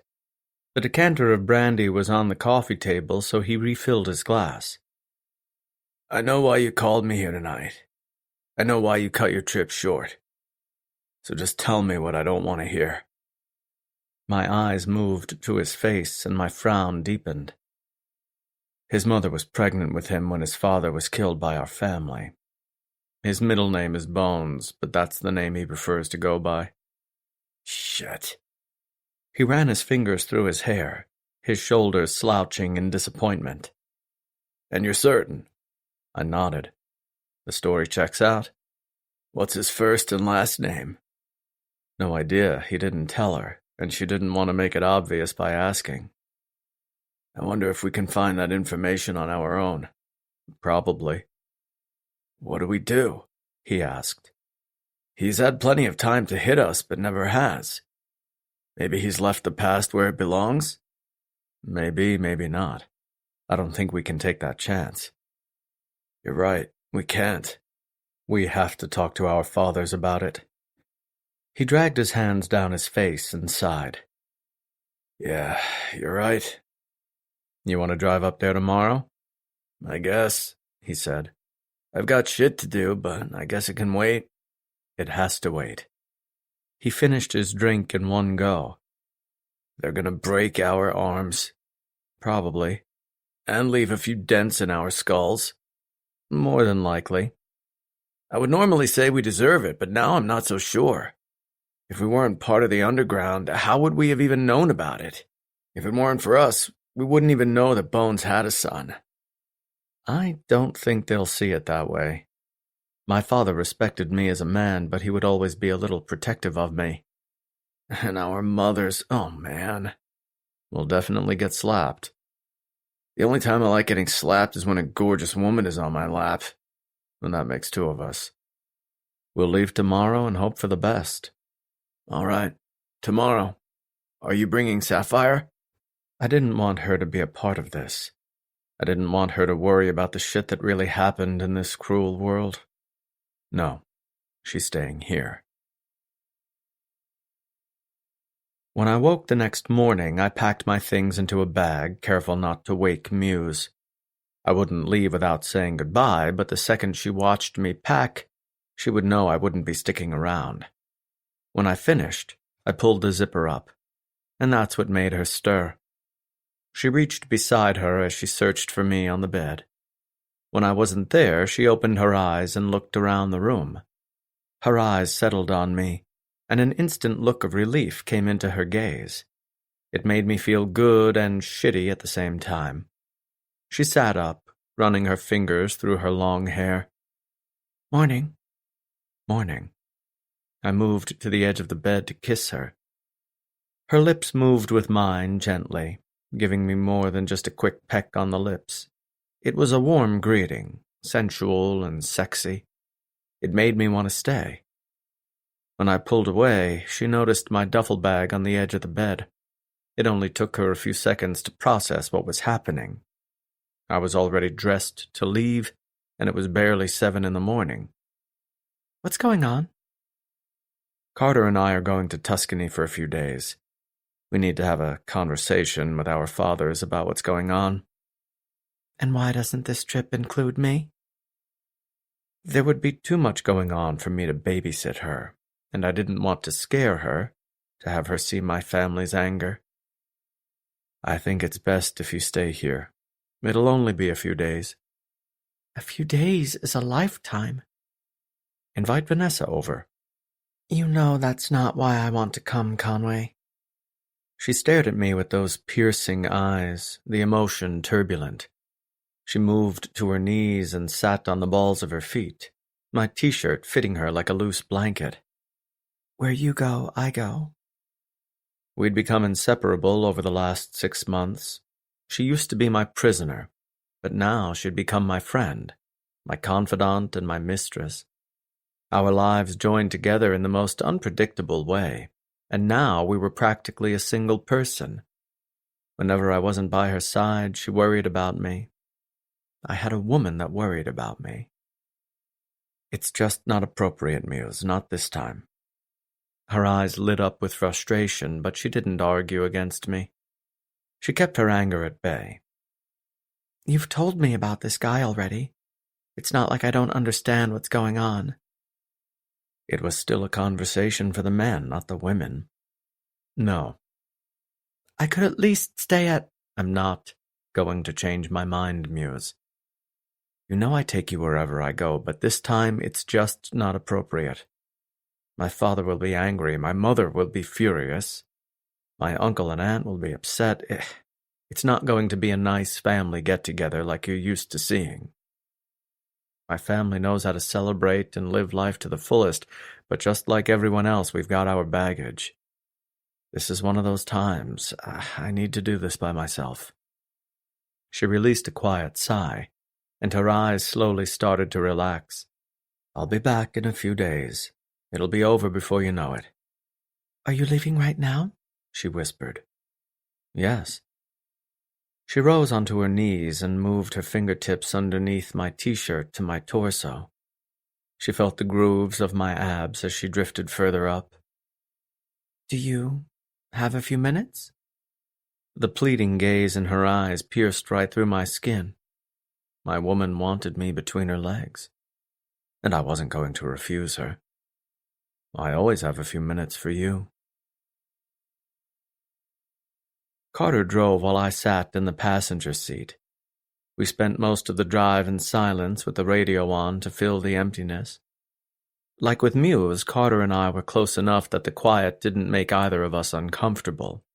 We could exist together without carrying on a conversation for hours. But in this instance, the silence was strained. We were both thinking the same thing, dreading the same thing. Carter turned down the radio, the preamble to conversation. I know I give you shit about it, but I'm being serious now. What's the rundown with you and Sapphire? Is this the real deal now? I kept my gaze focused out the passenger window. We've never talked about women before. Let's not start now. Never talk about it? He asked incredulously. That's all we ever talk about. You know what I mean. Then that implies Sapphire isn't like the other women we talk about. The women that we pick up and brag about. You're right, I said quietly. She's not. So, then she is the real deal. I only gave him my silence. I'm not asking you to be a nosy prick. I'm asking because we're family. He glanced at me every few minutes, but his eyes were glued to the road most of the time. Our whole family loves Sapphire. They can't get enough of her. You've given her her freedom. You shower her in affection in the public eye, and now you're taking lavish trips with her. I still didn't speak. I guess that's the most confirmation I'm going to get. When it came to Muse, I didn't know how to describe what we had. I wanted to say she was just some woman I was fucking, but everyone knew that wasn't the case. Even I knew that wasn't the case, but I wouldn't go so far as to say she was my girlfriend, even though that's exactly what she seemed. But a future still wasn't on the table. I would grow bored of her eventually, and my tastes would change. My desires would shift, and so would my designs. There was nothing sexy about marriage or parenthood. I could never let Muse be anything more than a mistress. For what it's worth, Carter said, I really like her. You don't even know her, Carter. I don't need to know her. She makes you happy, and that's all that matters. We arrived in Tuscany, driving through the golden fields and eyeing the endless vineyards. Ruined castles were spotted in the remote land, and on a clear day like this, Florence could be seen in the distance. "It's time to make the call," Carter said. I pulled out my phone and stared at my father's name before dialing. I was dreading this, but the dread would only increase the longer I procrastinated. My father answered almost immediately. "Hey, son. How are you?" "Pretty shitty." "Good. Carter and I are on the road and we're 30 minutes from the house." My father paused for a while. "I didn't know you were stopping by. What a nice surprise." "It wouldn't be that nice pretty soon. Carter and I need to talk to you and Uncle Kane. And we should talk somewhere in private." Another pause endured, but this one much longer than before. He didn't ask any questions like most people would. He had the patience of a monk. A sigh didn't erupt over the phone. "Kane and I will meet you there. Should your mother be involved?" "Definitely not." "We'll meet you soon." My father's office was one of the rooms in the house I hardly visited growing up. I was told to stay out of it, and even as I got older, that rule never changed. Now that I sat there on the couch with Kane beside me, I understood why. My dad had enough scotch to last an apocalypse. The fireplace was empty because it hadn't been used in 3 months. His dark desk seemed just as untouched. He had 2 couches that faced each other, and on the walls were peculiar paintings constructed of buttons. Is that why he called my mother Button? Did she make those? My father poured 4 glasses of scotch and sat with Uncle Kane. The 4 of us faced each other, and my father and Uncle Kane stared us down with a silent coldness. Like they were meeting an enemy, rather their own family. They were harsh. "Be straight." My father brought his hands together with his elbows resting on his knees. "Spit it out," Uncle Kane said, "or we'll drag it out." I felt like a young boy again, being disciplined by my guardians. Most parents wanted to be the only ones who disciplined their children, but my father and uncle were different. My uncle had been a second father to me. If I acted out of line, he didn't hesitate before giving me a good smack. My father did the same to Carter. "I'll start with the important information and work backwards." "All right," my father said. "What is it?" I didn't want to say his name out loud because I knew how much it angered my father. My father didn't talk about the past very often, and that was for a reason. He lived through more than I knew, and I could see the pain behind his eyes any time the past was mentioned. "Bones has a son." My father tensed slightly, his eyes narrowing even further than before. Uncle Kane was a lot more translucent. Both of his hands automatically tightened into fists. "He's our age, give or take a few years," Carter said. "His mother was pregnant when the older Bones died. She named her son after him, at least made Bones his middle name." "But that's the name he goes by now," I said. "That's what he calls himself. He's covered in tattoos, he's arrogant, and he's associated with the underground. He knows the Skull Kings, and any time we've asked someone about him, there's fear in their eyes. Once we confirmed he really was who we thought he was, we knew we had to tell you." My father looked at Uncle Kane. Uncle Kane stared back. The silence stretched, becoming heavier with every passing second. My father spoke first. "I want to know how you even crossed paths with him. How do you know who the Skull Kings are? And how did you find the underground? But I suspect ignorance is better at this point, so I don't murder my own son." As much as I wanted to look away, I didn't. I held his gaze, seeing the fierce disappointment in his expression. It hurt. It hurt so much that I wished he would just punch me in the face instead. An apology would fit right about now, but I knew they were just empty words to him. "And mine," Uncle Kane added. Carter held his father's gaze, but I knew he felt like shit just the way I did. "Fuck it." Uncle Kane rose off the sofa and helped himself to my father's desk. He pulled out 2 cigars, lit them, and then handed one to my father. My father didn't hesitate before he took it.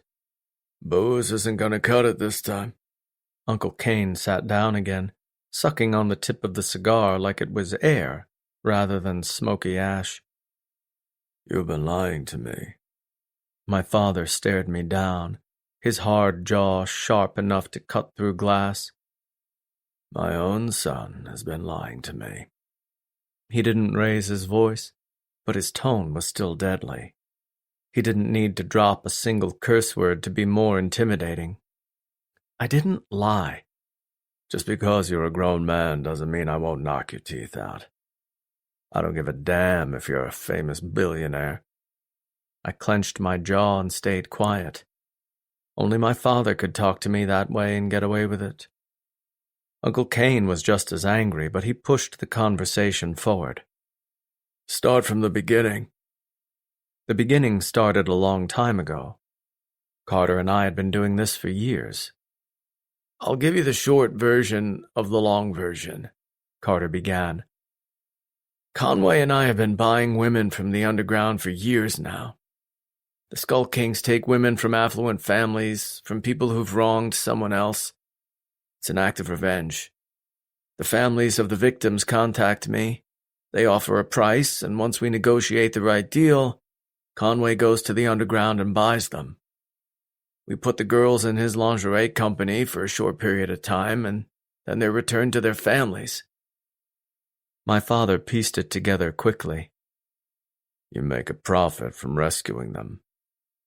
It was the only time I wanted to close my eyes because I couldn't stand his disappointment. "Yes." "How much money have you made doing this?" Uncle Kane asked. "Doesn't matter," Carter said. "Yes, it does fucking matter," Uncle Kane snapped. "How I earn my money is none of your business," Carter countered. "I'm a grown man. I get you're pissed at me because of this whole thing, but that doesn't give you the right to cross the line." Uncle Kane looked like he might break his neck. "We've been doing it for a long time," I continued. "That's why we're at the underground often. And that's when I encountered Bones. I heard someone say his name and I recognized it right away. I did some digging and found out who he was." "Does he know who you are?" my father asked, calm and livid at the same time. "Yes," I answered. "One of the Skull Kings said my name in front of him." "What was his response?" Uncle Kane asked. "He didn't have much of a response," I replied. "He didn't react at all." My father stared at me coldly, considering everything I said in silence. Uncle Kane did the same. "We didn't want to talk about this," Carter said, "and we wouldn't have unless we thought it was important. We thought you should know about Bones. Whether he's a threat or not, that remains to be determined." "Always assume that he is." Uncle Kane took another long drag of his cigar, letting the smoke out through his nostrils. I could go for a cigar right now, but my loyalty to Muse forbid it. My father didn't say anything else, and neither did Uncle Kane. Our glasses were untouched in front of us. The silence became thicker and thicker. Heat burned my neck, and the tension made me sick to my stomach. I thought we would discuss what our next move was, but our fathers were silent. "Where should we start?" I asked. My father inhaled his cigar before dropping it into the ashtray. "Get out, Conway." My father didn't look at me as he dismissed us. "We'll finish this conversation tomorrow." I exchanged a look with Carter, knowing our fathers wanted to talk in private. They were both too pissed to talk tactics. "Go," Uncle Kane said. And you can make your own arrangements for the evening. It was the first time I wasn't welcome in the house. That probably stung most of all. Carter and I left the office and walked downstairs toward the entryway. My mother was in the dining room, so she heard us as we made our way to the front door. Her eyes were still full of adoration, looking at me like she couldn't love me more than she already did. Leaving? I wanted to enjoy that look a little longer before she became cold, like my father. She would be just as disappointed, just as livid. Instead of greeting me with a hug and a kiss on the cheek, her palm would slap against my face. Good night, Mother. I walked out before she could hold me back. Conway. I couldn't walk away from my mother when she was talking to me, so I turned around. You aren't staying? She asked sadly. My childhood home was no longer open to me. The gates were locked, and I didn't have a key. My father didn't want to look at me anymore, and my mother would feel the same way once my father told her the truth. No. Carter and I sat in a bar together in Florence, drinking scotch while we faced each other in the booth. We hadn't spoken on the drive, and we still hadn't spoken in the last 15 minutes. We just kept drinking. Carter lit up a cigar and let the smoke slowly drift from his mouth to the ceiling. He switched between the booze and the cigar, two of the most important things to a man. The third was women. I'd cut smoking out of my life, so I just stuck to the booze. Carter finally broke the silence. That went well? I knew exactly how it was going to play out, but facing my father's real-life disappointment stung. Yeah.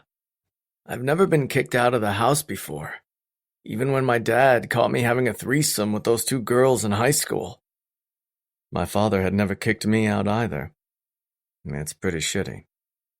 I don't think it makes us terrible people, but I feel like I'm on trial.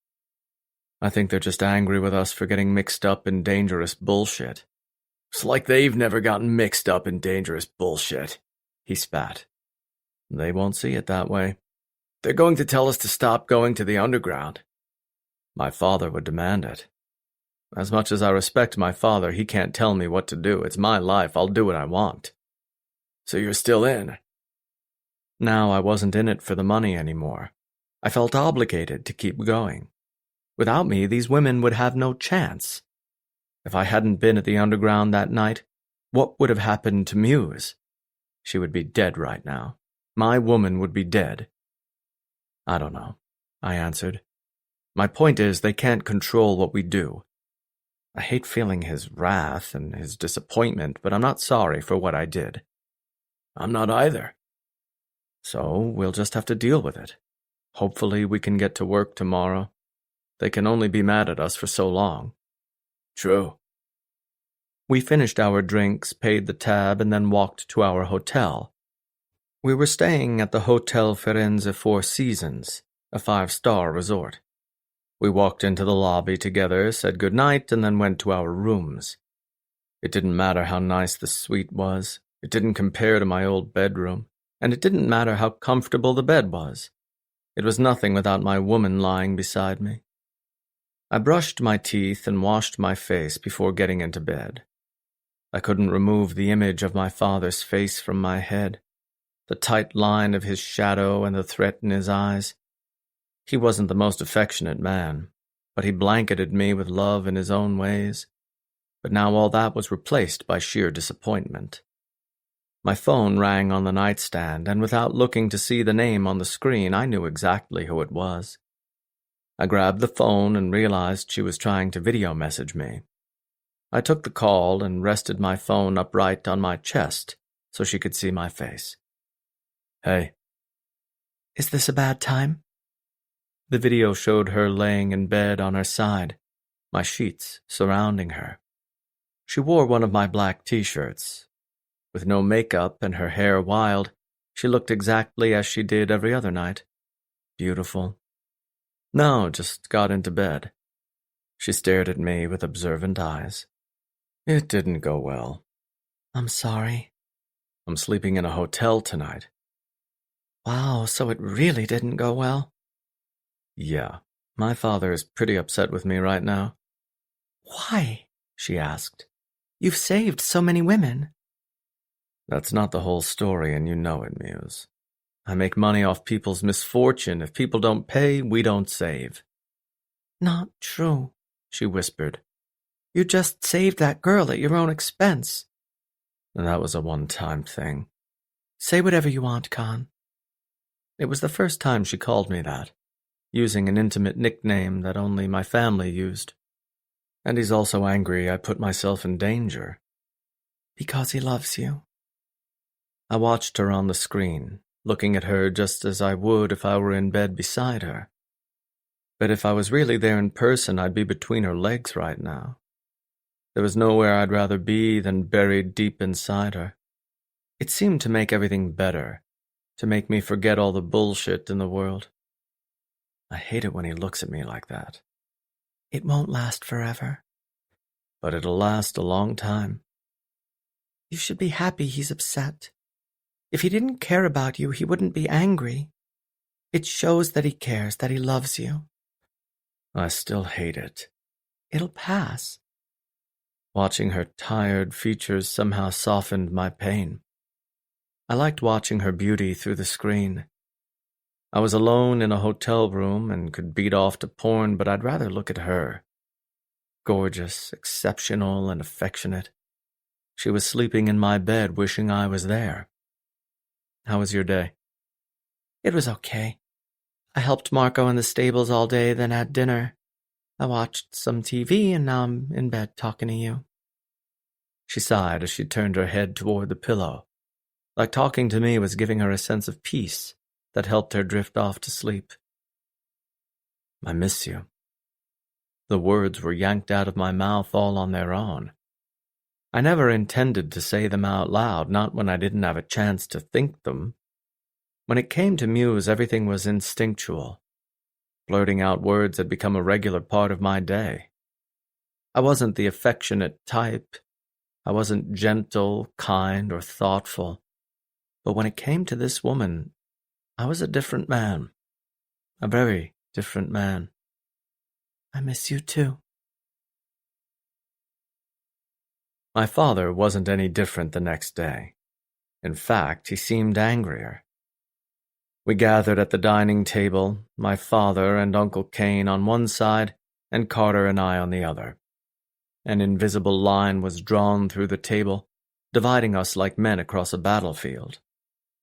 What surprised me most was when my mother joined us. She took a seat beside my father, her expression hard, as if she knew everything that had been discussed the previous day. I didn't think this subject was appropriate for her, but I wasn't stupid enough to say that out loud. Coffee and snacks were on the table, but no one moved to grab anything. The silence was thick, like smoke, and it was hard to breathe because it was so harsh on the lungs. Carter and I didn't speak first, knowing it was smart to let them make the opening statement. If there were a jury in the room, this would look a lot like a trial. My father finally spoke. Kane and I did some prodding yesterday. We were able to verify all the information you received. It checks out. His mother was a mistress, not bound by marriage. When Bones died, she had her son 7 months later. How do we figure out if he's a threat? I asked. Should we tail him? No, Uncle Kane answered. The second Bones died, he and his mother disappeared off the grid. They didn't resurface again until a few years ago. He's connected to a lot of people, but it's not clear exactly what he does. But he has strong ties to a lot of groups, ironclad affiliations. The fact that we can't determine his allegiance to anything is both comforting and troublesome. Troublesome because we don't know what he believes in, my father added. He's a powerful man, and has had opportunities to hurt us before, but never has. Perhaps he doesn't care to avenge his father, and has moved on to better things. After all, he didn't even know him. Since his parents weren't married, I'm sure his mother didn't get a dime of his estate. The blood war could be insignificant to him. That would be ideal, I said. He didn't seem to care that I was sitting directly beside him at the underground. And if he did, do you really think he would act on it? My father asked coldly. All I did was stare at him. Or maybe he does care, Uncle Cain said. He's just been waiting for the right time. We killed his father because of what he did to our aunt, I said. It was revenge. Even if he's a psychopath, he must understand that. My mother looked down. I wouldn't have noticed the movement if my father didn't glance at her at the exact same time, as if he expected her to react in some way. What was I missing? He might care, Carter said. Why else would he name himself Bones? He has some affection for the name. He could just be using the name to his advantage, I said. Bones was a powerful man. Almost everyone knows that. By adopting that name, he inherits the fear his father once instilled. Then we should hit him first? Carter asked. Eliminate him before there's a chance to do anything to us? No. My father crossed his arms over his chest. We do nothing. Nothing? I asked in surprise. Nothing, my father repeated. There's a good chance he doesn't care enough to get in our way. The Barsettis are only known for their wine now. As far as the underground goes, we're no longer in the criminal business. We sold our business to the Skull Kings. As far as the world can see, we've decided to move on from that life. What business? I asked. Yeah, Carter added. Not important, my father said.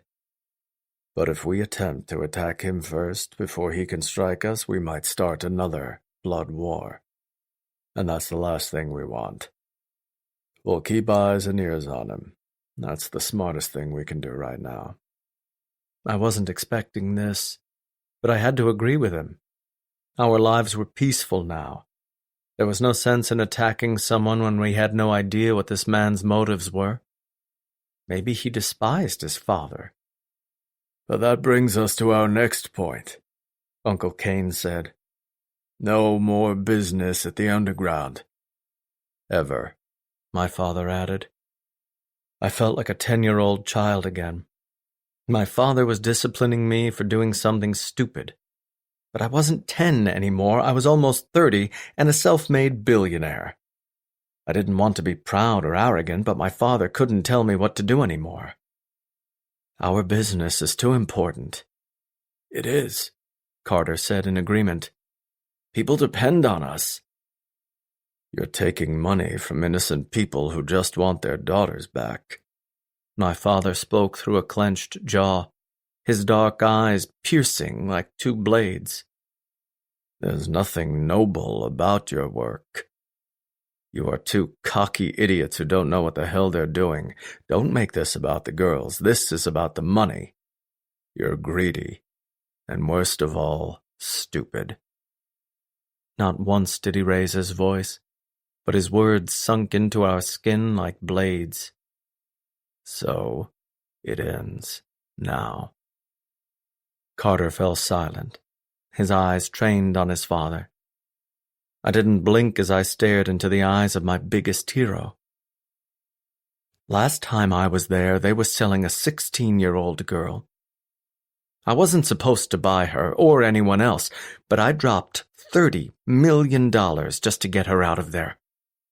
Carter put her on a plane back home. Neither one of us made a cent off her. We risked our lives and our necks to get that girl out of there. If that's not brave, I don't know what is. Instead of softening his expression and being impressed by what I did, it only made him more pissed off. I didn't go through hell to see my son go down the wrong path.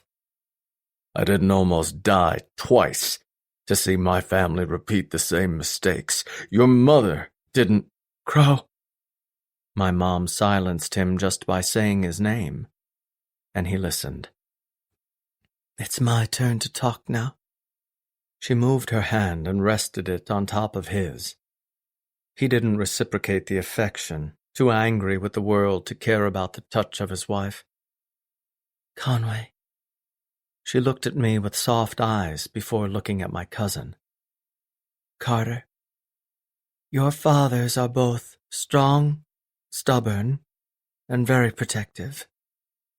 Sometimes they seem to exaggerate, but trust me, they aren't. You both have accomplished so much in your young lives. Your hearts are in the right place. Whether you're making money off saving these women, it's still a good thing to do. However, you have no idea what you're doing. Just when I thought my mother would smooth everything over, she threw a curveball. The connections between these men go far deeper than you realize. The Skull Kings have been around much longer than you understand. They were once an assassination crew, taking out leaders, politicians, and anyone who had a big enough bounty on their head. They changed their business into arms dealership, taking over the sector that Bones used to hold. Now they've broken into the trafficking circuit. These men only care about one thing: money. And if they ever find out how much money you've made from selling these women back to where they came from, who will pay the price? I held my breath as I listened, hanging on to every word my mother said. Carter was quiet, too. Your fathers have worked very hard to give us the simple life we have now. It wasn't always this way. We've all suffered at the hands of madmen in our own ways. We want to put this behind us. So you must close this door, both of you. As much as you may want to help these women, it's not worth dying for. It's not worth risking your entire family.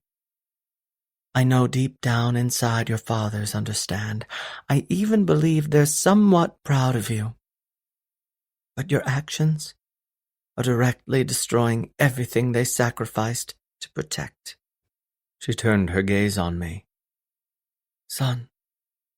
I took a deep breath as she addressed me. I want your promise that you will never participate in the underground ever again. I held her gaze but didn't speak. She didn't blink. Conway Barsetti. I didn't want to hurt my parents. I didn't want to disappoint them. My pride wanted me to remain stubborn and deny them what they wanted.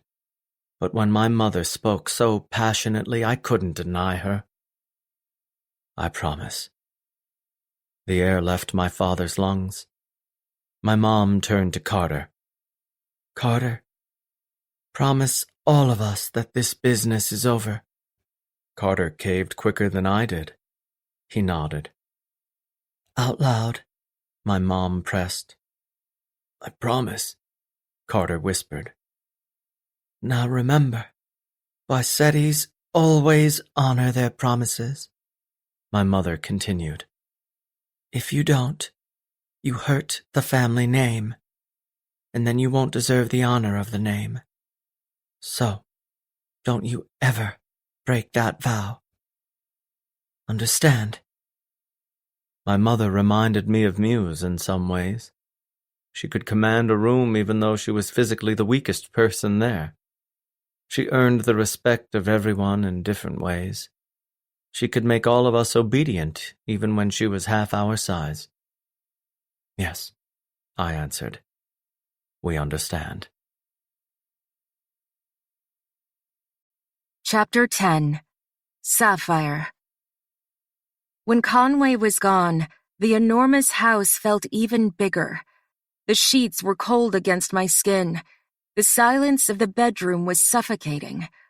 Once upon a time, I couldn't get away from him fast enough, and now I couldn't stop missing him. I finished working in the stables, then headed back to the empty bedroom.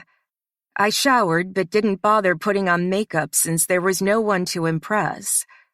My phone rang on the table the second I stepped out of the bathroom. I hoped it was Conway, so I quickly crossed the room and grabbed it. But it was Vanessa, the wrong Barsetti. I took the call. "Hey, what's up?" "Hey," she said cheerfully. "What are you up to tonight?" "Nothing. Conway is visiting your parents right now, so I'm home alone. He is? She asked in surprise. Why? I knew that information was confidential. To talk about the show in New York? Vanessa bought it. Well, I don't have plans tonight either. Let's go out. I knew Conway would be weird about that. He didn't like it when I went anywhere alone, especially if he wasn't in the same city. Or you could come over here. Dante can make dinner and we can hit the pool. Nah, she said. I want to go out and do something. There's this great place that I've been wanting to try close to my apartment. She just wanted to go to dinner, not head to a club, so that didn't sound so bad. Conway still wouldn't like it, but I may have to ignore him. Let me see if I can get a ride. I'll let you know. All right. I hung up, then called Conway. But he didn't answer. It kept ringing until it went to voicemail. I couldn't recall a single time when I called him and he didn't answer. He must be in the middle of something intense. Even if he was in the middle of a conversation with someone, he would step away. But he must be in a situation where that wasn't an option. So, I'd have to figure this out on my own. Conway wouldn't want me to go out alone. That was obvious. But I didn't want to blow Vanessa off, especially since I had nothing else to do for the night. I was lonely and bored, and Vanessa had become a good friend. So I had Dante arrange for 2 of Conway's men to drive me. They would escort me to Milan and then watch me from the vehicle as I had dinner with Vanessa. It would be weird, of course, but when Vanessa asked about it, I could just pin it on Conway, because it was believable. I arrived at the restaurant and found her sitting outside on the patio. She already had a bottle of wine for the table along with 2 glasses. A fresh basket of bread sat there, still warm and ready to be devoured. I sat across from her and immediately helped myself to 2 slices of bread. This smells delicious. All bread smells delicious. That's the one thing I hate about living here. Bread is an essential part of the diet. And you hate that? I asked incredulously. They just make it impossible to cut out carbs. I rolled my eyes. Like you need to cut out carbs. Believe it or not, I'm skinny because I restrain myself. Unlike men, who can eat whatever they want with no consequence. I went on a date with this guy the other night, and he ate all the bread in the basket by himself, and this guy is ripped. Are you going to see him again? She sipped her wine, then shook her head. Nah. Why? Too clingy.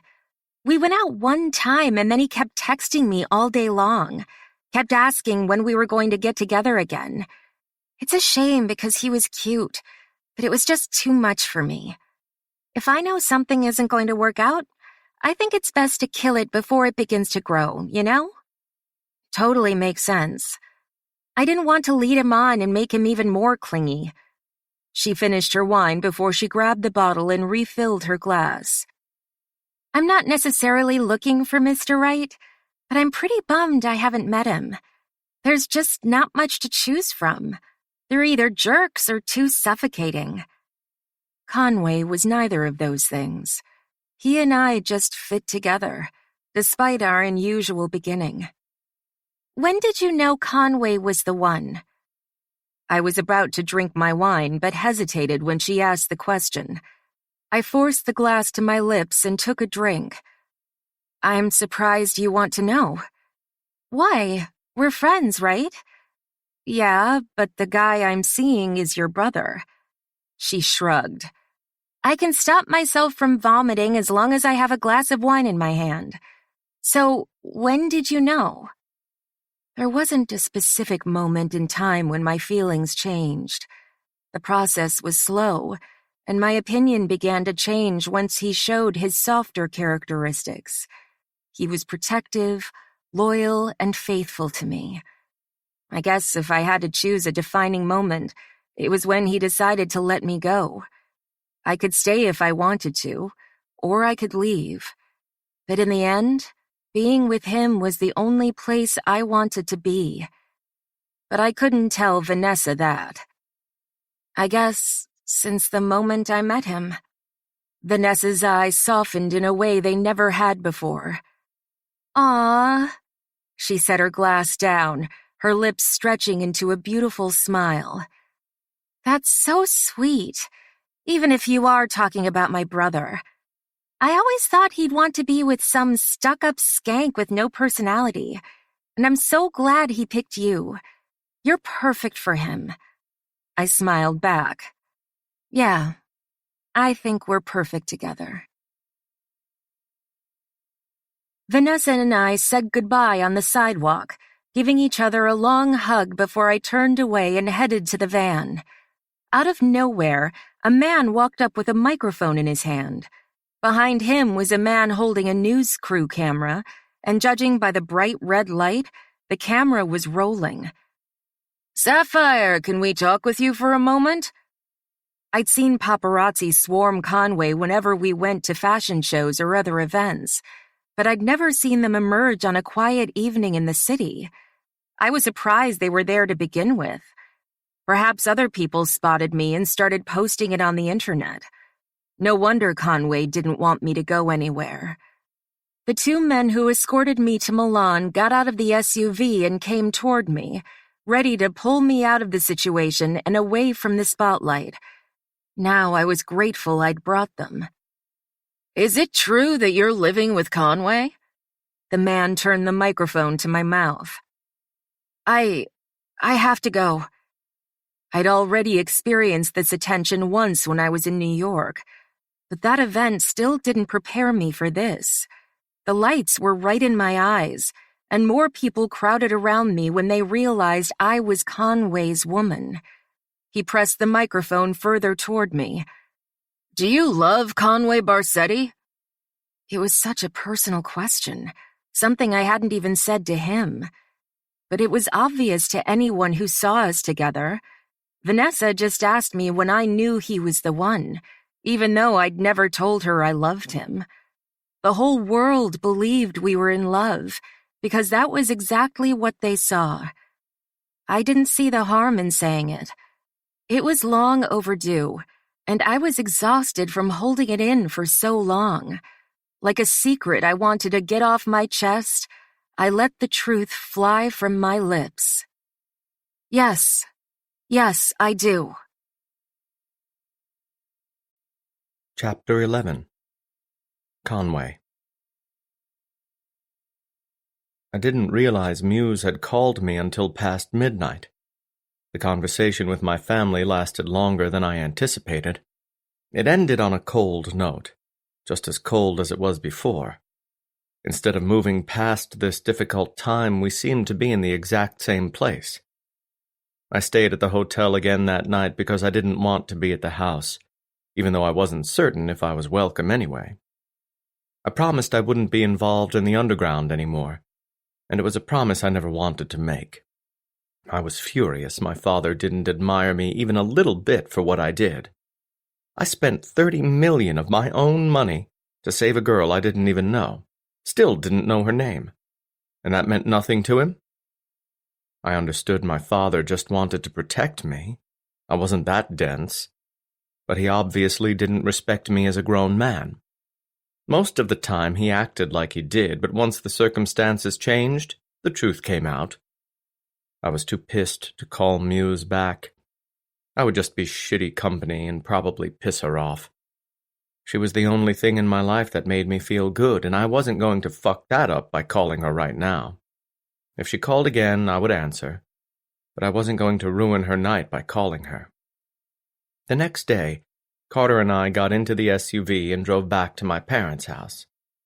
We didn't talk much last night, both too exhausted by all the bullshit we'd listened to all evening.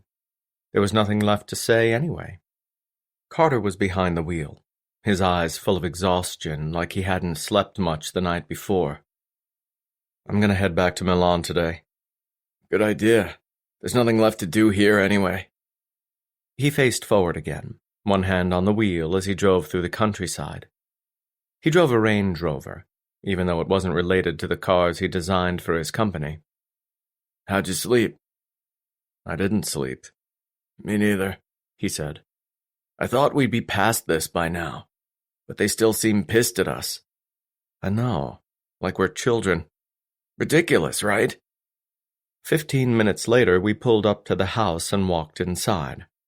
My mother greeted us by the door, and despite the heavy conversation we'd had the night before, she hugged me tightly and kissed me on the cheek. I felt her love surround me, unconditional and everlasting. I was grateful that I always had her love, no matter what. Not everyone could say the same thing about their mothers. She hugged Carter the same way, showering him with love like he was her son too. We just wanted to say goodbye, I said. Carter and I are heading back home. We've got work to do. A part of me wanted to leave without saying goodbye to my father. I didn't want to see him, and I suspected he didn't want to see me either. I understand, Mom said. I'll be right back. Carter and I stood together in the entryway, waiting for this all to end so we could get back to our lives. Uncle Kane came first and walked with Carter outside for privacy. Maybe he was going to scold his son and didn't want me to overhear it. I was about to have the same conversation with my father, so I didn't see why it mattered. My father arrived a few minutes later, but without my mother. He slowly walked toward me, wearing black jeans and a black t-shirt. He would normally be at the winery right now, but work seemed to be put on hold in light of everything that had happened. He didn't look at me as he approached, his powerful arms hanging by his sides. His gaze was indecipherable, but his mood was loud as a bell. Still disappointed and still ticked, he was exactly the same as he was yesterday, and the day before. He stopped in front of me and crossed his arms over his chest. He finally looked at me, his dark eyes like bullets. I held his gaze, refusing to be intimidated, even by my father. I'm heading back to work. Just wanted to say goodbye. Silence. I was usually on my father's good side, so I wasn't used to this kind of shunning. It made me realize that no one wanted to be my father's enemy. Even without a gun, he was terrifying. How did my mom, so full of warmth and affection, put up with him? It didn't seem like he was going to say anything, so I wasn't going to wait around. I guess I'll talk to you later then. I turned away, finished with his coldness. Con. Like a blade, his words sliced through the air. I stopped mid-turn, then slowly came back to him. There's a lot you don't know about me, son. And I kept it that way for a reason. I stared into his eyes, waiting for him to elaborate. I've changed my life, and I've become a good man. I've done a lot of things I'm not proud of. When I was your age, I was reckless and stupid because I had nothing to lose. I didn't have a wife or children, and I had the ridiculous notion that I was invincible. It's hard to believe I'm standing here today, a healthy man with a beautiful family. If you've done terrible things, how can you stand there and judge me? I've never judged you, Con. Seems like it. I just don't want you to make the mistakes that I've made. His voice trailed, and he took a deep breath. He stared at the ground before he lifted his gaze to meet mine once again. There are no words to describe how I feel about you, my only son. I love you more than myself. I even love you more than your mother, as unbelievable as that is. I'm only hard on you because I love you. You may be a grown man, but I'm never going to stop protecting you. My anger dimmed slightly, but only a fraction. I saved that woman. How can you not be proud of me? He sighed. She's not your responsibility to save, Conway. You have a lustrous career, and a woman who loves you. Just live your life and be happy. You never answered the question. His eyes narrowed, accompanied by a sigh. You have no idea how proud I am of you. But I'm proud of you no matter what you do. I've always wanted you to take over the winery, but I knew you had your own ambitions. Not only did I respect it, but I supported them, but this, I cannot support. Don't get involved with these people, it's not worth it. I bowed my head slightly. What kind of man did you used to be? When the silence stretched, I wondered if he would answer. I knew bits and pieces about his past, but not a lot. I lifted my gaze to look at him again. His expression was just as hard. When I was young, all I cared about was money. My father was an arms dealer, and naturally, Kane and I inherited it. The blood war raged, and we made a lot of money selling weapons to all kinds of people. I've murdered men because they made the mistake of getting in my way. I didn't care if they had a wife or children. I didn't care about anything. I was cruel, evil. It was hard to imagine my father being anything other than the upstanding man he was today. All he seemed to care about was family, wine, and the beauty of Tuscany. When did all that change? Your mother. She didn't want you to be that man anymore? No, I didn't want to be that man anymore. I wanted to deserve her. I wanted to protect her. You can't protect a woman if people constantly want your head on a spike. If anything, you're the very reason she's in danger in the first place. I wanted a quiet life, where I could raise a family and live in peace. I craved silence when all I ever wanted was war. When your mother told me she was pregnant with you, I knew I had to end all my wars. I had to change everything if I was going to bring you into this world. So I sent her away to a safe place and fought until everything was finally said and done.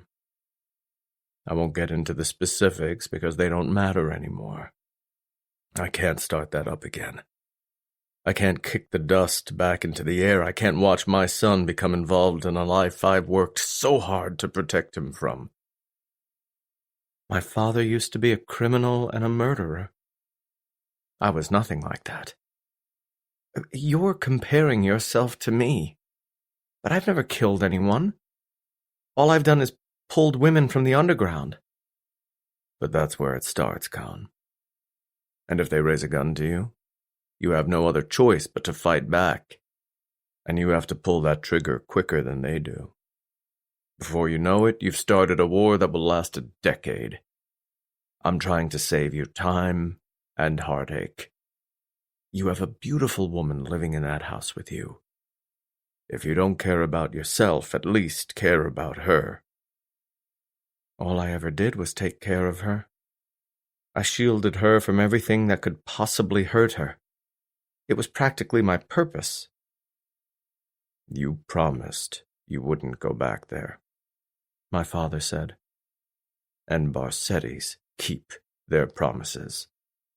I know. Let this go. Forget about Bones, forget about those women. You may save one woman, but that won't stop another 100 from being captured. When you cut off the head of a snake, 2 more will grow back. So we do nothing? I asked quietly. Just give up? His gaze turned cold again. I've paid my dues, Conway. I've righted my wrongs. Let someone else deal with it now. The Barsettis have suffered far too long. It's our time to enjoy peace. If you have any respect for me and your mother, you will let us live the rest of our lives in peace. If you really need to do this, please wait until we're dead and gone. Imagining them buried 6 feet under sent a wave of depression throughout my body. It made me weak, sick and broken all at the same time. I was still resentful toward my father for being so harsh, but I couldn't refuse his request. I wouldn't take away his peace, not when it meant so much to him. He did an amazing job raising me, The least I could do in return was give him what he wanted. I'll drop it, Father. He closed his eyes for a brief moment. Good. I could never tell him the truth about my relationship with Muse. If I did, what would he think of me then? I bought her at the underground and made her my prisoner. I took advantage of her because she was so weak. He would probably be even more disappointed in me. Our relationship was different now, but it didn't change how it started. Maybe I cared about her now, maybe I would do anything to protect her now, but it wasn't always that way. I should get going. Yeah. You have a long drive ahead of you. We faced each other in silence, neither one of us making the first move. We were both stubborn like that. But I was less stubborn. I moved in and hugged him. He hugged me back. His arms remained around my body for a long time, and he held me close. He'd never held me this long, not since I was a boy. I let the touch linger. I was a grown man with a billion-dollar empire, but at the end of the day, I was still a son that needed his father. He pulled away and gripped both of my shoulders. I love you, son. I love you too, Father. He grabbed the back of my head and kissed me on the forehead. Tell Sapphire your mother and I say hello. I nodded. I will. Turning away, I walked out of the house. I didn't want to look at my father again before leaving because it was too hard. He was always sad when I left. He did his best to hide it, but I could see it in his eyes. Uncle Kane was gone, and Carter was leaning against the SUV while he waited for me. He was on his phone, the corner of his mouth raised in a smile. I guess your conversation went over well, I said as I walked to the vehicle. He looked up from his phone, his eyes playful. Yeah, we had our usual father-son talk. He's still a little pissed at me, but he'll get over it in time. Then why are you grinning like that? Funny you ask. He clicked something on his screen, then turned the phone around so I could see it. The video showed Muse outside a restaurant. Vanessa was in the background, and some of the guys in my security team were escorting her to the car while the paparazzi pushed a camera into her face. First, they asked if she was living with me, which she never really answered. I took the phone from him and watched the video with narrowed eyes. When did this video take place? Did she go out last night? Is that why she called me? Sapphire, do you love Conway Barsetti? They pushed the microphone into her face and followed her as she headed to the car. Instead of ignoring them, a slight smile entered her lips. It was the same look she gave me when we sat across from each other during our intimate meals. It was the same look she gave when she told me she missed me. It was real, not a mask she plastered on for the cameras. And then she answered, Yes, I do. Carter kept glancing at me from his side of the car. We were slowly approaching Verona, just 30 minutes outside the city. Con, we haven't said more than a few words to each other this whole drive. What's the deal? I wasn't in the mood to talk. That video kept flashing across my eyes over and over. I heard her voice as she said those simple words. She loved me. I knew it wasn't a publicity stunt. I saw the sincerity in her eyes. The fact that I didn't question it told me I had already suspected it anyway. It was obvious in her affection, the way she worried about me any time I was gone. She slept on my chest every single night, and the second I wasn't there, her senses picked up on it. When I gave her freedom to leave, she chose to stay. Now I knew why. Carter whistled. You alive over there? Shut up, Carter. I stared out the window, unsure what I would do once I got back to the house. For a brief second, I felt warmth flood through my veins when I heard her declare her love for me. But then it turned ice cold immediately afterward. I told her I didn't want romance or love. I wasn't naive enough to pretend she and I didn't have a deep relationship. We had friendship, trust, and loyalty to one another. If she really meant nothing to me, I'd have been fucking other women this entire time. But she was all I wanted. But that didn't mean I loved her. Hardly. Maybe she was arrogant enough to think I would change my mind. Maybe she thought I didn't know what I wanted. Maybe she mistook my affection for commitment. I enjoyed what we had, but I didn't want forever. I never wanted forever. All things in life were temporary. Muse and I were no different. She ignited a fiery passion inside me, making me obsessed and protective, but that was an example of intense love, nothing more. This was just a phase, an inspiration for my career. But Muse wouldn't be my Muse forever. Eventually, she would lose her allure, and I'd want someone else to replace her. Even though that made me a dick, it was the truth. Carter broke the silence again. What is the big deal, Con? A beautiful woman loves you. Poor you. She's got to be the most gorgeous woman in the world right now. Everyone is obsessed with her, but she loves you. I don't want her to love me, Carter. Bullshit, he said. You're so sprung off her. Yes, I know, I said quietly. I'm obsessed with her. I care about her, but that's where it stops. I told her I didn't want anything more than that. I told her marriage and love would never be on the table. But she didn't believe me. And I don't blame her. No one would. You two act like... Our relationship is intense, but it has a time limit. Why? He asked. Why does it have to have an expiration date? Because that's not how I design lingerie. Lingerie is about passion. Monogamy already leads to stale and boring relationships. I can't have that. You've already proven you're the best of the best, Conway. I think you can take a step back and cruise. I don't want to cruise, I argued. And it seems like our parents are still in love, he pointed out. So your theory about staleness is incorrect. I finally looked at him. If it's incorrect, then why haven't you ever had a woman for more than a night? He held my look in return. Because I haven't found my muse. I looked away again, seeing Verona come into view. He turned onto the road and approached my house. The gates were opened, and he drove into the roundabout. He put the vehicle in park but didn't get out. Con, I'd already opened the door. What? Women like her don't come around often. Your family loves her, and she puts up with your bullshit. So don't do anything stupid, all right? I felt my jaw clench before I shut the door. The men carried my stuff inside, and I walked into the house. The muscles of my torso immediately clenched once I was in my own home, because I knew I was about to look at her.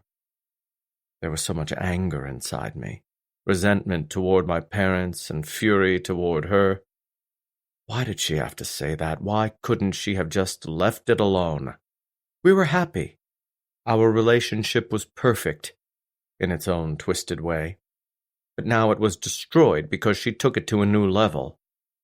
She could have just walked away from those reporters, or better yet, she could have stayed home like I asked her to. I reached the 3rd floor, my arms shaking because they were so tense. The veins in my arms were thicker than usual, blood circulating at a high velocity.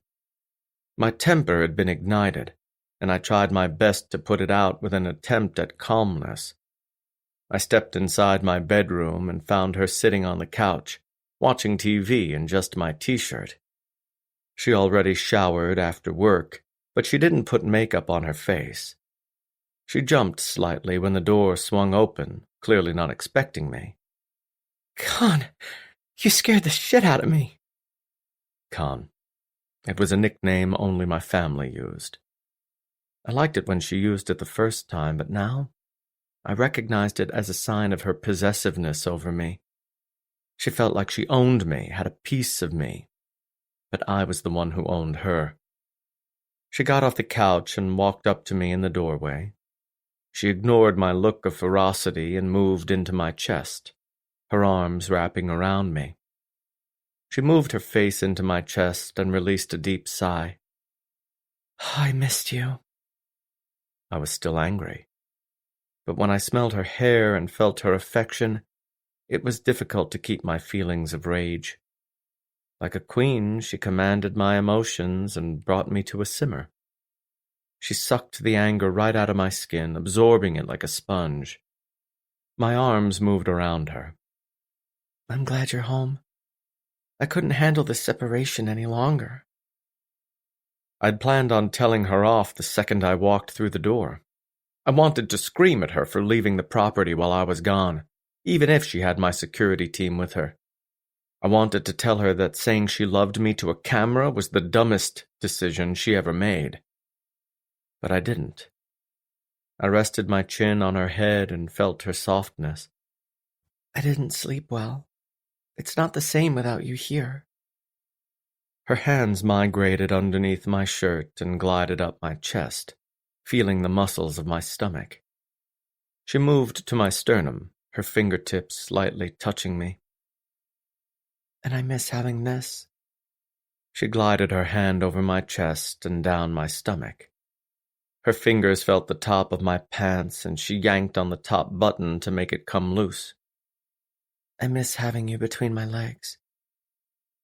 I closed my eyes and felt my cock come to life. I was livid just moments ago, and now I was soft and hard at the same time. The second this beautiful woman touched me and told me how much she missed me, all my rage disappeared. All I could think about was how good her hands felt on my body, how hard my dick got when she told me she missed fucking me for the past few days. She was just in my t-shirt, her panties acting as her bottoms. She finally tilted her head upward to look at me, her hand wrapped around my length and stroking him. Make love to me. She rose on her tiptoes and kissed me. I tried not to kiss her back, tried to fight the goodness that flooded my body. But the second those soft lips were on mine, I couldn't fight it. I kissed her deeply, giving her my tongue when I felt hers. My cock twitched in her hand because these past 3 days had been as difficult for him as it was for her. My hands moved into her hair and I kissed her harder, passion overriding the rage. With every shared embrace, our current situation seemed to fade away. I wasn't thinking about anything anymore. Now all I wanted was her, to fall into the throes of passion that she gave me. I guided her back to the bed, clothes coming off as we went. I got her on the bed, moved between her legs, and finally slid my cock inside her. And then I was gone. I left early the next morning and drove to Milan. I walked into my studio and sat there with a cup of coffee, staring at my sketchbook blankly, the pencil sitting on the paper. It was overcast that day, the first hint of fall reaching us. The days of a brutal heat and humidity would start to dwindle, and as we moved into the fall, snow would arrive. I drank my coffee and spun the pencil in my fingertips. Having no inspiration whatsoever, I was too pissed. I fucked Muse last night, twice in a row. Then we lay in silence together before drifting off to sleep. We didn't speak to each other. I didn't dig into her for all the mistakes she'd made. I stayed awake for a long time, staring at the ceiling and feeling her hugged next to my side.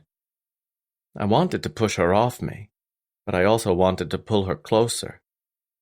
2 versions of myself existed, one that wanted to pack her bags and kick her out of my house, and another that wanted to keep burying myself between her legs every night. Who would win? Now I sat there in my studio, silence surrounding me like a constant drum in the background. All the models were on vacation, visiting their families wherever they were from. Orders continued to pile in, and the media worshipped the designs I created. Now that Muse had told the world she loved me, I wondered if it changed the outcome of all my hard work. Nicole walked inside, her clipboard tucked into the crook of her arm. What are you doing here, Conway? I own this building? I didn't need to give anyone an explanation. Nicole brushed off my coldness. I thought you were taking some time off. I did. Now I'm ready to work again. Nicole came around the table and looked down at my blank sketch pad. Her eyes shifted back to me, full of accusation. Doesn't seem that way. No one spoke to me that way, but Nicole could get away with it, because she knew I'd be devastated if she ever left Barsetti lingerie. Something on your mind? One thing. No. Even though she knew I was lying, she didn't push it. How was Greece? Fucking perfect. I spent my afternoons sailing with Muse or exploring the small town. Our nights were spent fucking in the pool. The trip was short, but it was exactly what I wanted. But now I looked back on the memory with resentment. Good. She set the clipboard on the table and looked through the papers. I'm sure you're aware that Sapphire made a very public declaration the other night. Not sure if it was staged or not, but the world loved it. Orders increased by an additional 25%. I slowly turned to her, wearing an incredulous look. You're fucking kidding me. No. I slowly dragged my hands through my hair and down my face. Nicole stood beside me in silence, giving me a moment to recover. Isn't that a good thing, Conway? A good thing that this woman has this much power over me? I snapped. No, it's not a good fucking thing. I tossed my sketchbook off the table and onto the floor. The pencil rolled away, then clanked when it hit the hardwood floor. Nicole didn't flinch, used to my violent outbursts. She's had this much power over you since the first day she walked in here. And she's had the same power over the entire world. Chapter 12. Sapphire. Conway was gone when I woke up the next morning. Since we'd been apart for days, I didn't expect him to run off without saying 2 words to me. I called him, but he didn't answer. And after 5 hours had passed, he still hadn't called me back. He was quiet when he got home yesterday, but I just assumed spending time with his family had taken a toll on him. They weren't getting together for dinner and a celebration. They were preparing for a potential war. Tensions were high. So I gave him his space. But I was hurt that he left for the entire day and didn't even call me back. I worked in the stables all day, then took a shower. The sun had been blocked by the clouds, so it wasn't as warm as usual. It was a nice respite, but I still preferred the hot sun over a blanket of clouds. When I got out of the shower, Conway finally walked through the door. I sighed in relief when I saw his muscular build in a form-fitting t-shirt. If he hadn't returned in the next hour, I would have called him again. And if he didn't answer, I wouldn't have stopped calling until he picked up. I didn't ask him where he'd been or why he didn't call me back. I decided to just leave it alone. Hey. All I got was a look. I ran my fingers through my hair, then moved into him to kiss him. I rose on my tiptoes and kissed his mouth, feeling the stubble from his chin.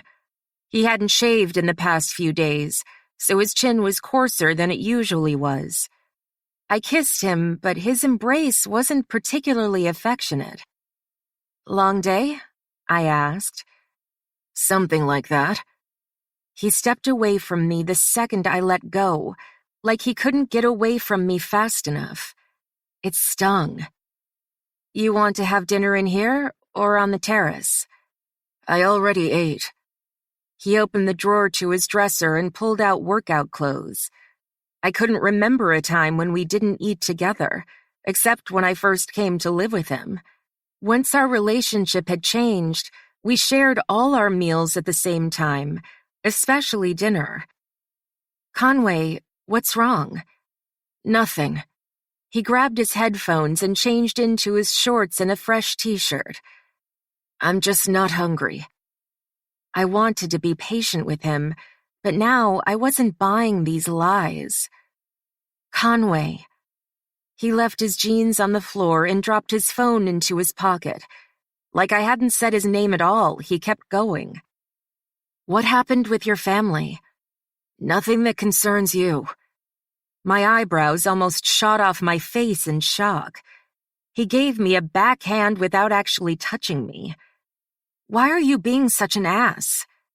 He finally looked at me, his gaze ice cold. Because I'm an ass. I've always been an ass, and I'll always be an ass. I'm a fucking asshole that only wants good sex and peace and quiet. It's not my fault that you ever expected me to be anything more than what I am. He shoved his earphones into his canal and stormed off. I was in such shock that I didn't stop him. I watched him walk away, watched this man I hardly knew leave the bedroom. He looked like Conway and sounded like Conway, but he wasn't the man that I knew. Something had set him off, and now he wasn't a person I recognized. Even at our worst, he'd never spoken to me that way. He'd never treated me that way. Conway never came back. He went on his run and disappeared. I had dinner alone in the bedroom and waited for him like a wife waiting for her cheating husband to walk through the door. But he never came. If he was on the property, there was only one place he would be. His studio was his safe zone, the place where he produced beautiful pieces he was proud of. It was late, so he would normally be in bed right now. But if he wasn't in the bedroom with me, that's where he would be. Unless he went out instead. The door was shut, but light escaped through the crack underneath. Dante would never leave that light on by accident, so I knew it was occupied. I opened the door and let myself inside.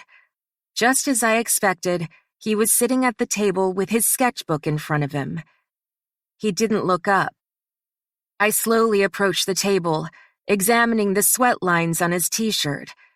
He worked out hard but didn't shower afterward. That was unlike him. Standing beside him, I waited for something to happen. He kept sketching, making a simple black corset that wasn't memorable. Conway. His hands stilled, but he still didn't look at me. Talk to me. He finally set the pencil down and looked at me, but his fierce expression showed his rage. What, Sapphire? What do you want to talk about? Like he'd backhanded me again, I was nearly knocked off my feet. He could say the coldest things to me, but nothing was more insulting than calling me by my first name. He hadn't done that since we'd first met. I hardly identified with the name anymore. Muse was my name now. It was my identity. And he took it away. Don't call me that, I whispered.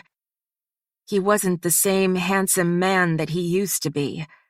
Now he looked different, hostile. It's your name. Muse is my name. He held my gaze, his shoulders rigid and hard. His body was tighter than usual, like he was ready for a fight to break out.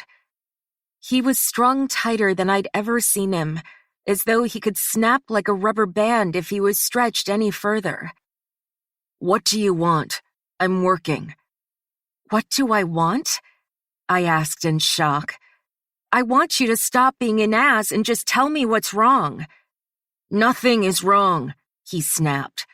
I don't have to spend every waking minute with you if I don't want to. You aren't the center of my world, Sapphire. You aren't... I slapped him across the face. Don't call me that. He turned with the hit, his jaw clenched tight. He slowly turned away, his face turning red from ferocity, not from the mark I just landed on his face. His body tightened even more, but he didn't rise out of his chair. Get the fuck out. I lost my temper when I hit him, and now that the dialogue was coming to an end, I knew I didn't accomplish what I set out to do. Conway, you leave for a few days and you come back as a whole different person. What the hell happened? He slowly rose to his feet, his arms shaking as the adrenaline pumped through his veins.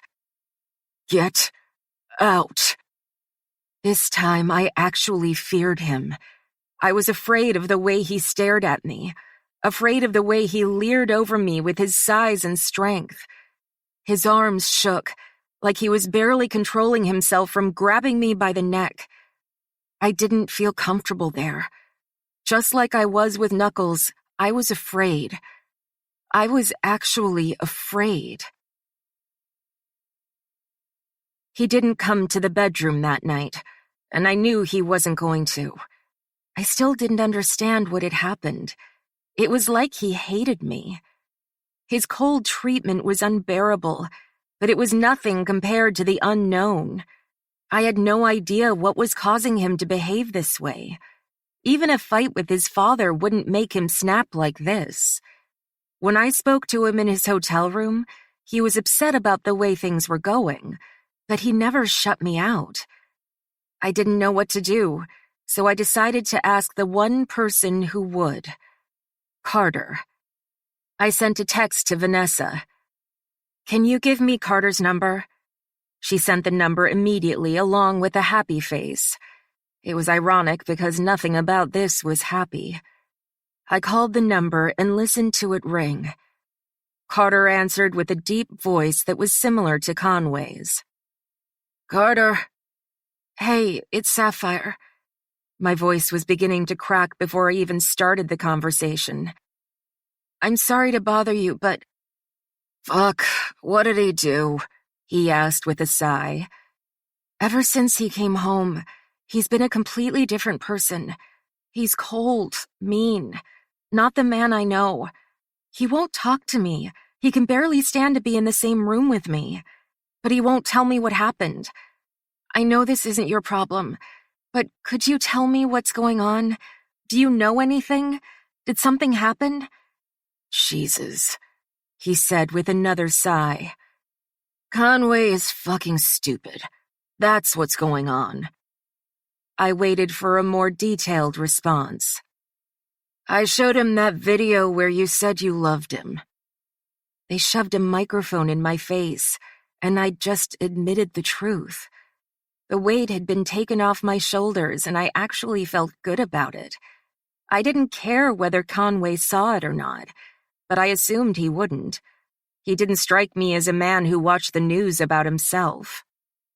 So, why would that matter? I know he loves me too.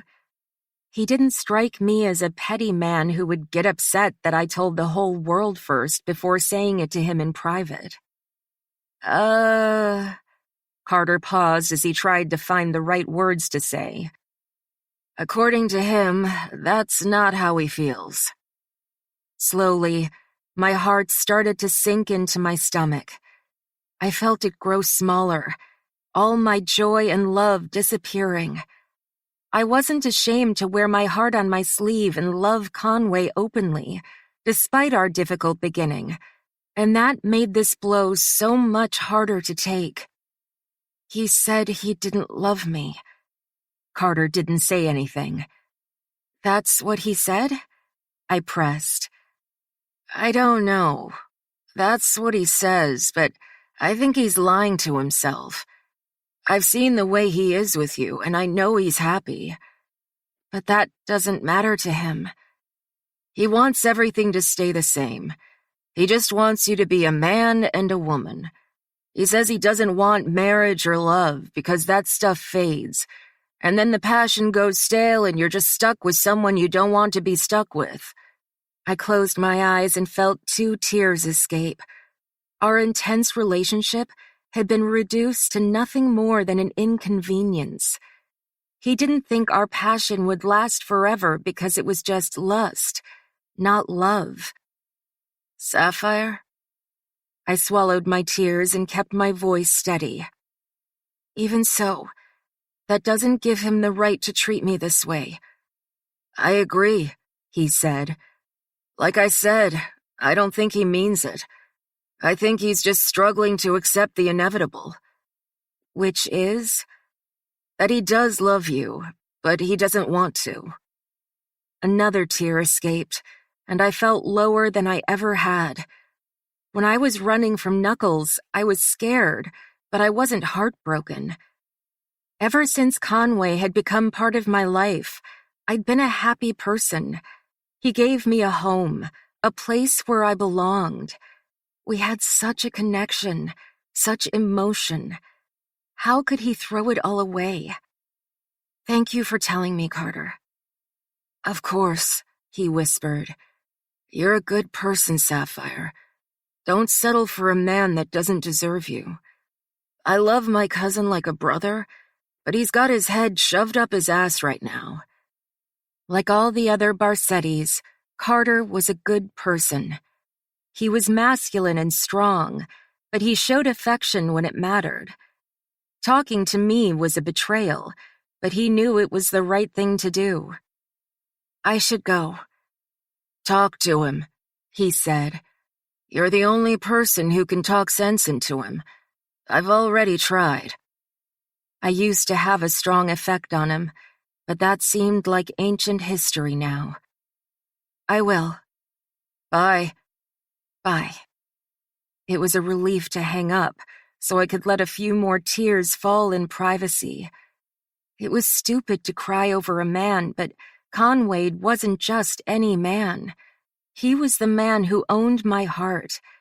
When he let me go, he released his hold over my body, but I left my heart freely behind. I wanted him to have it. I wanted him to have all of me. I wiped my tears away and allowed myself a few minutes to compose myself. I didn't want him to notice the evidence of my tears, the puffiness of my face and the redness in my eyes.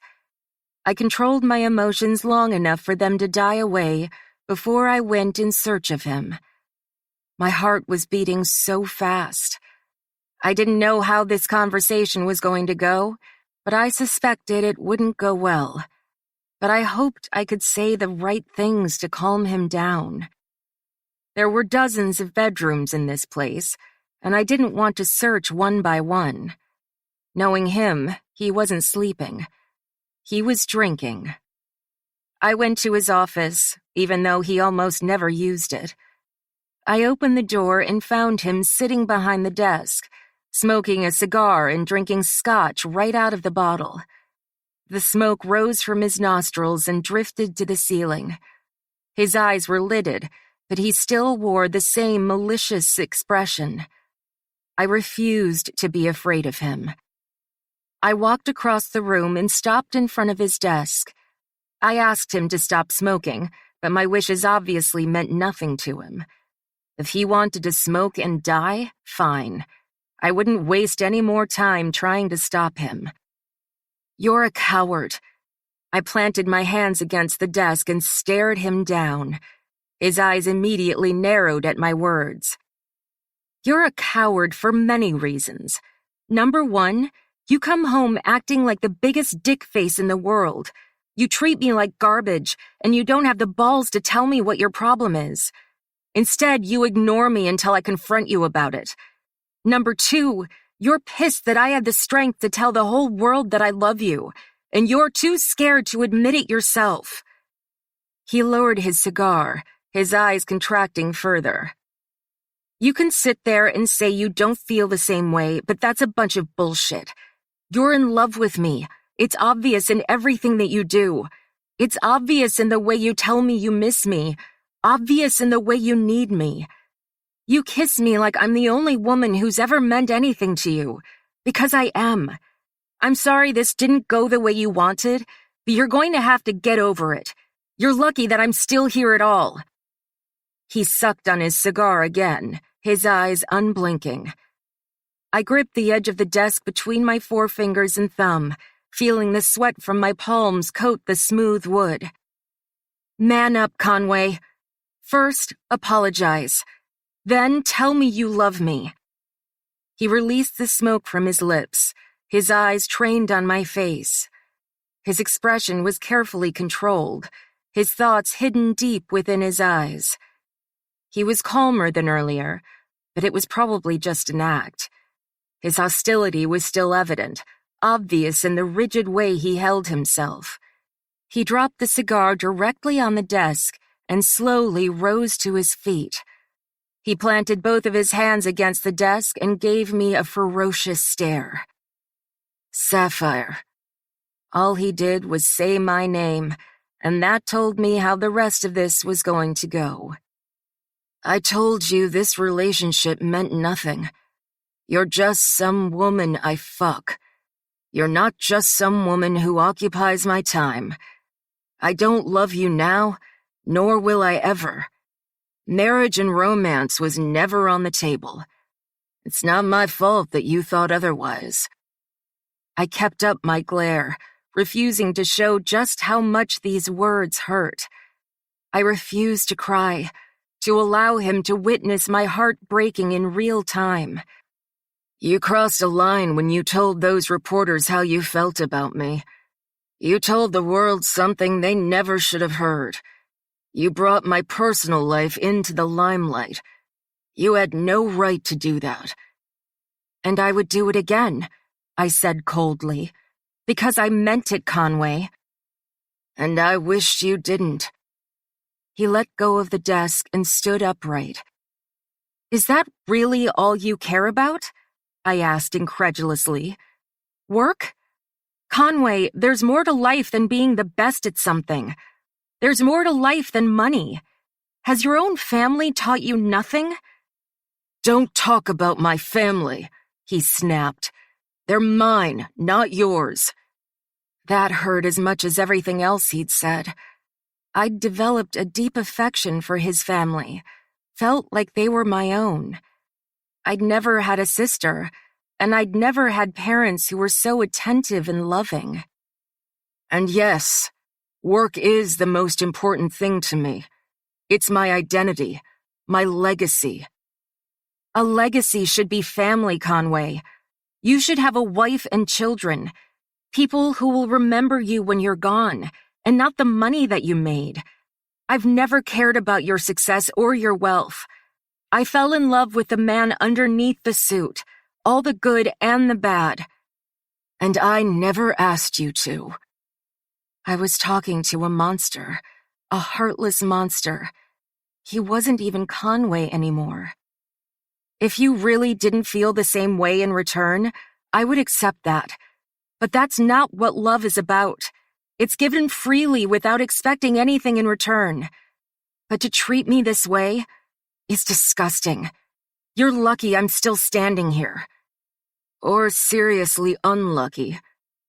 The insults kept piling on, but with every new one, the bruise turned an even darker shade of purple. He was stabbing me with a knife, sinking the blade in deeper and deeper. He would keep going until I couldn't handle it anymore. I feel sorry for you, to be that afraid of love. He remained focused, and his expression didn't change. The thing you're most afraid of is your parents' disappointment. Well, they'd be seriously disappointed in you right now. I turned away from his desk, preparing to retreat to my room and sob until my eyes were swollen shut. Get out. I'm going, asshole. No. Get the fuck out of my house. I turned around to see the new look of rage on his face. Now he was no longer silently calm. His face was tinted red, but not in a sexy way like when we were in bed together. He was furious, the vein in his forehead pulsing. He gripped the desk like he might flip it over and break down the window behind him. He knew I didn't have a cent to my name. He knew I had nothing but clothes and shoes. I was completely dependent on him, and without him, I was nothing. But that didn't matter to him. Our beautiful relationship had been stripped away like it didn't matter in the first place. Like I never mattered. I refused to believe that Conway was really this cruel.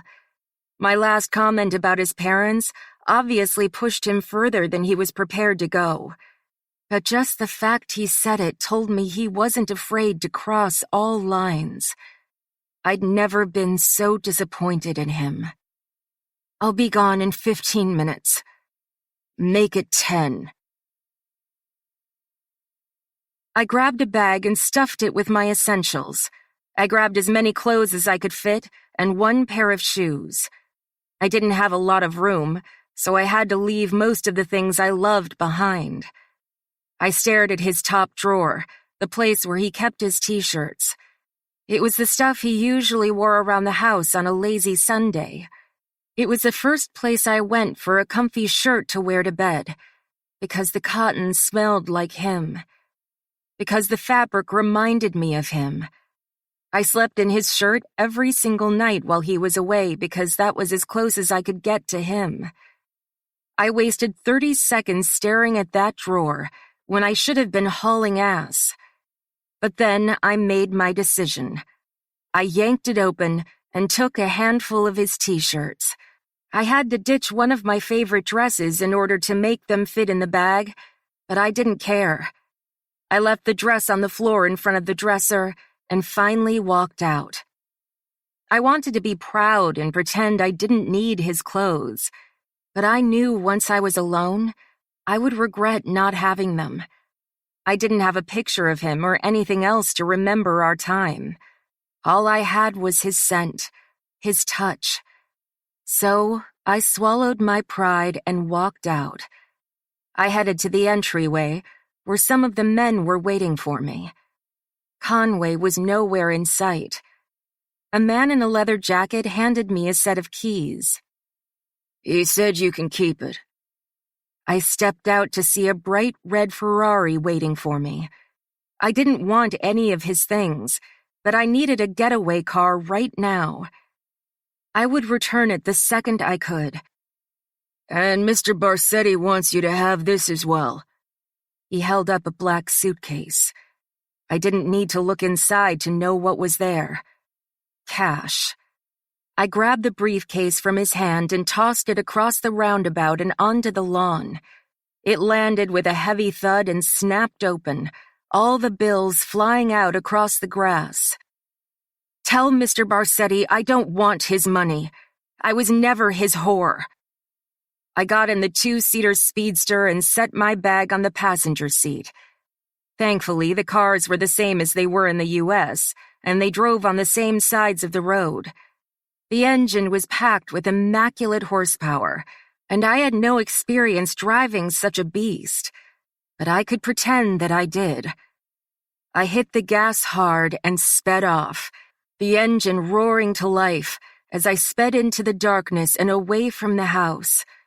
I kept up a brave face even though no one could see me. I wanted my last moment on his property to be a proud one. I would hold my head high. I would keep a perfect posture. I would be unafraid. Just like I was on the runway. But once I was a few miles away, the sadness kicked in, and I started to cry. I grabbed my phone from my bag and called the first person who came to mind. It was the only opportunity that I had, and now that I was on my own, I had to be resourceful. Conway wouldn't take care of me anymore, and I had to take care of myself. I did it before him, and I could do it after him. Andrew Lexington picked up. "Sapphire, I have to be honest and say I wasn't expecting you to call." That makes two of us. "I apologize for calling so late, but I was wondering if the offer was still on the table." I stopped my tears from escaping over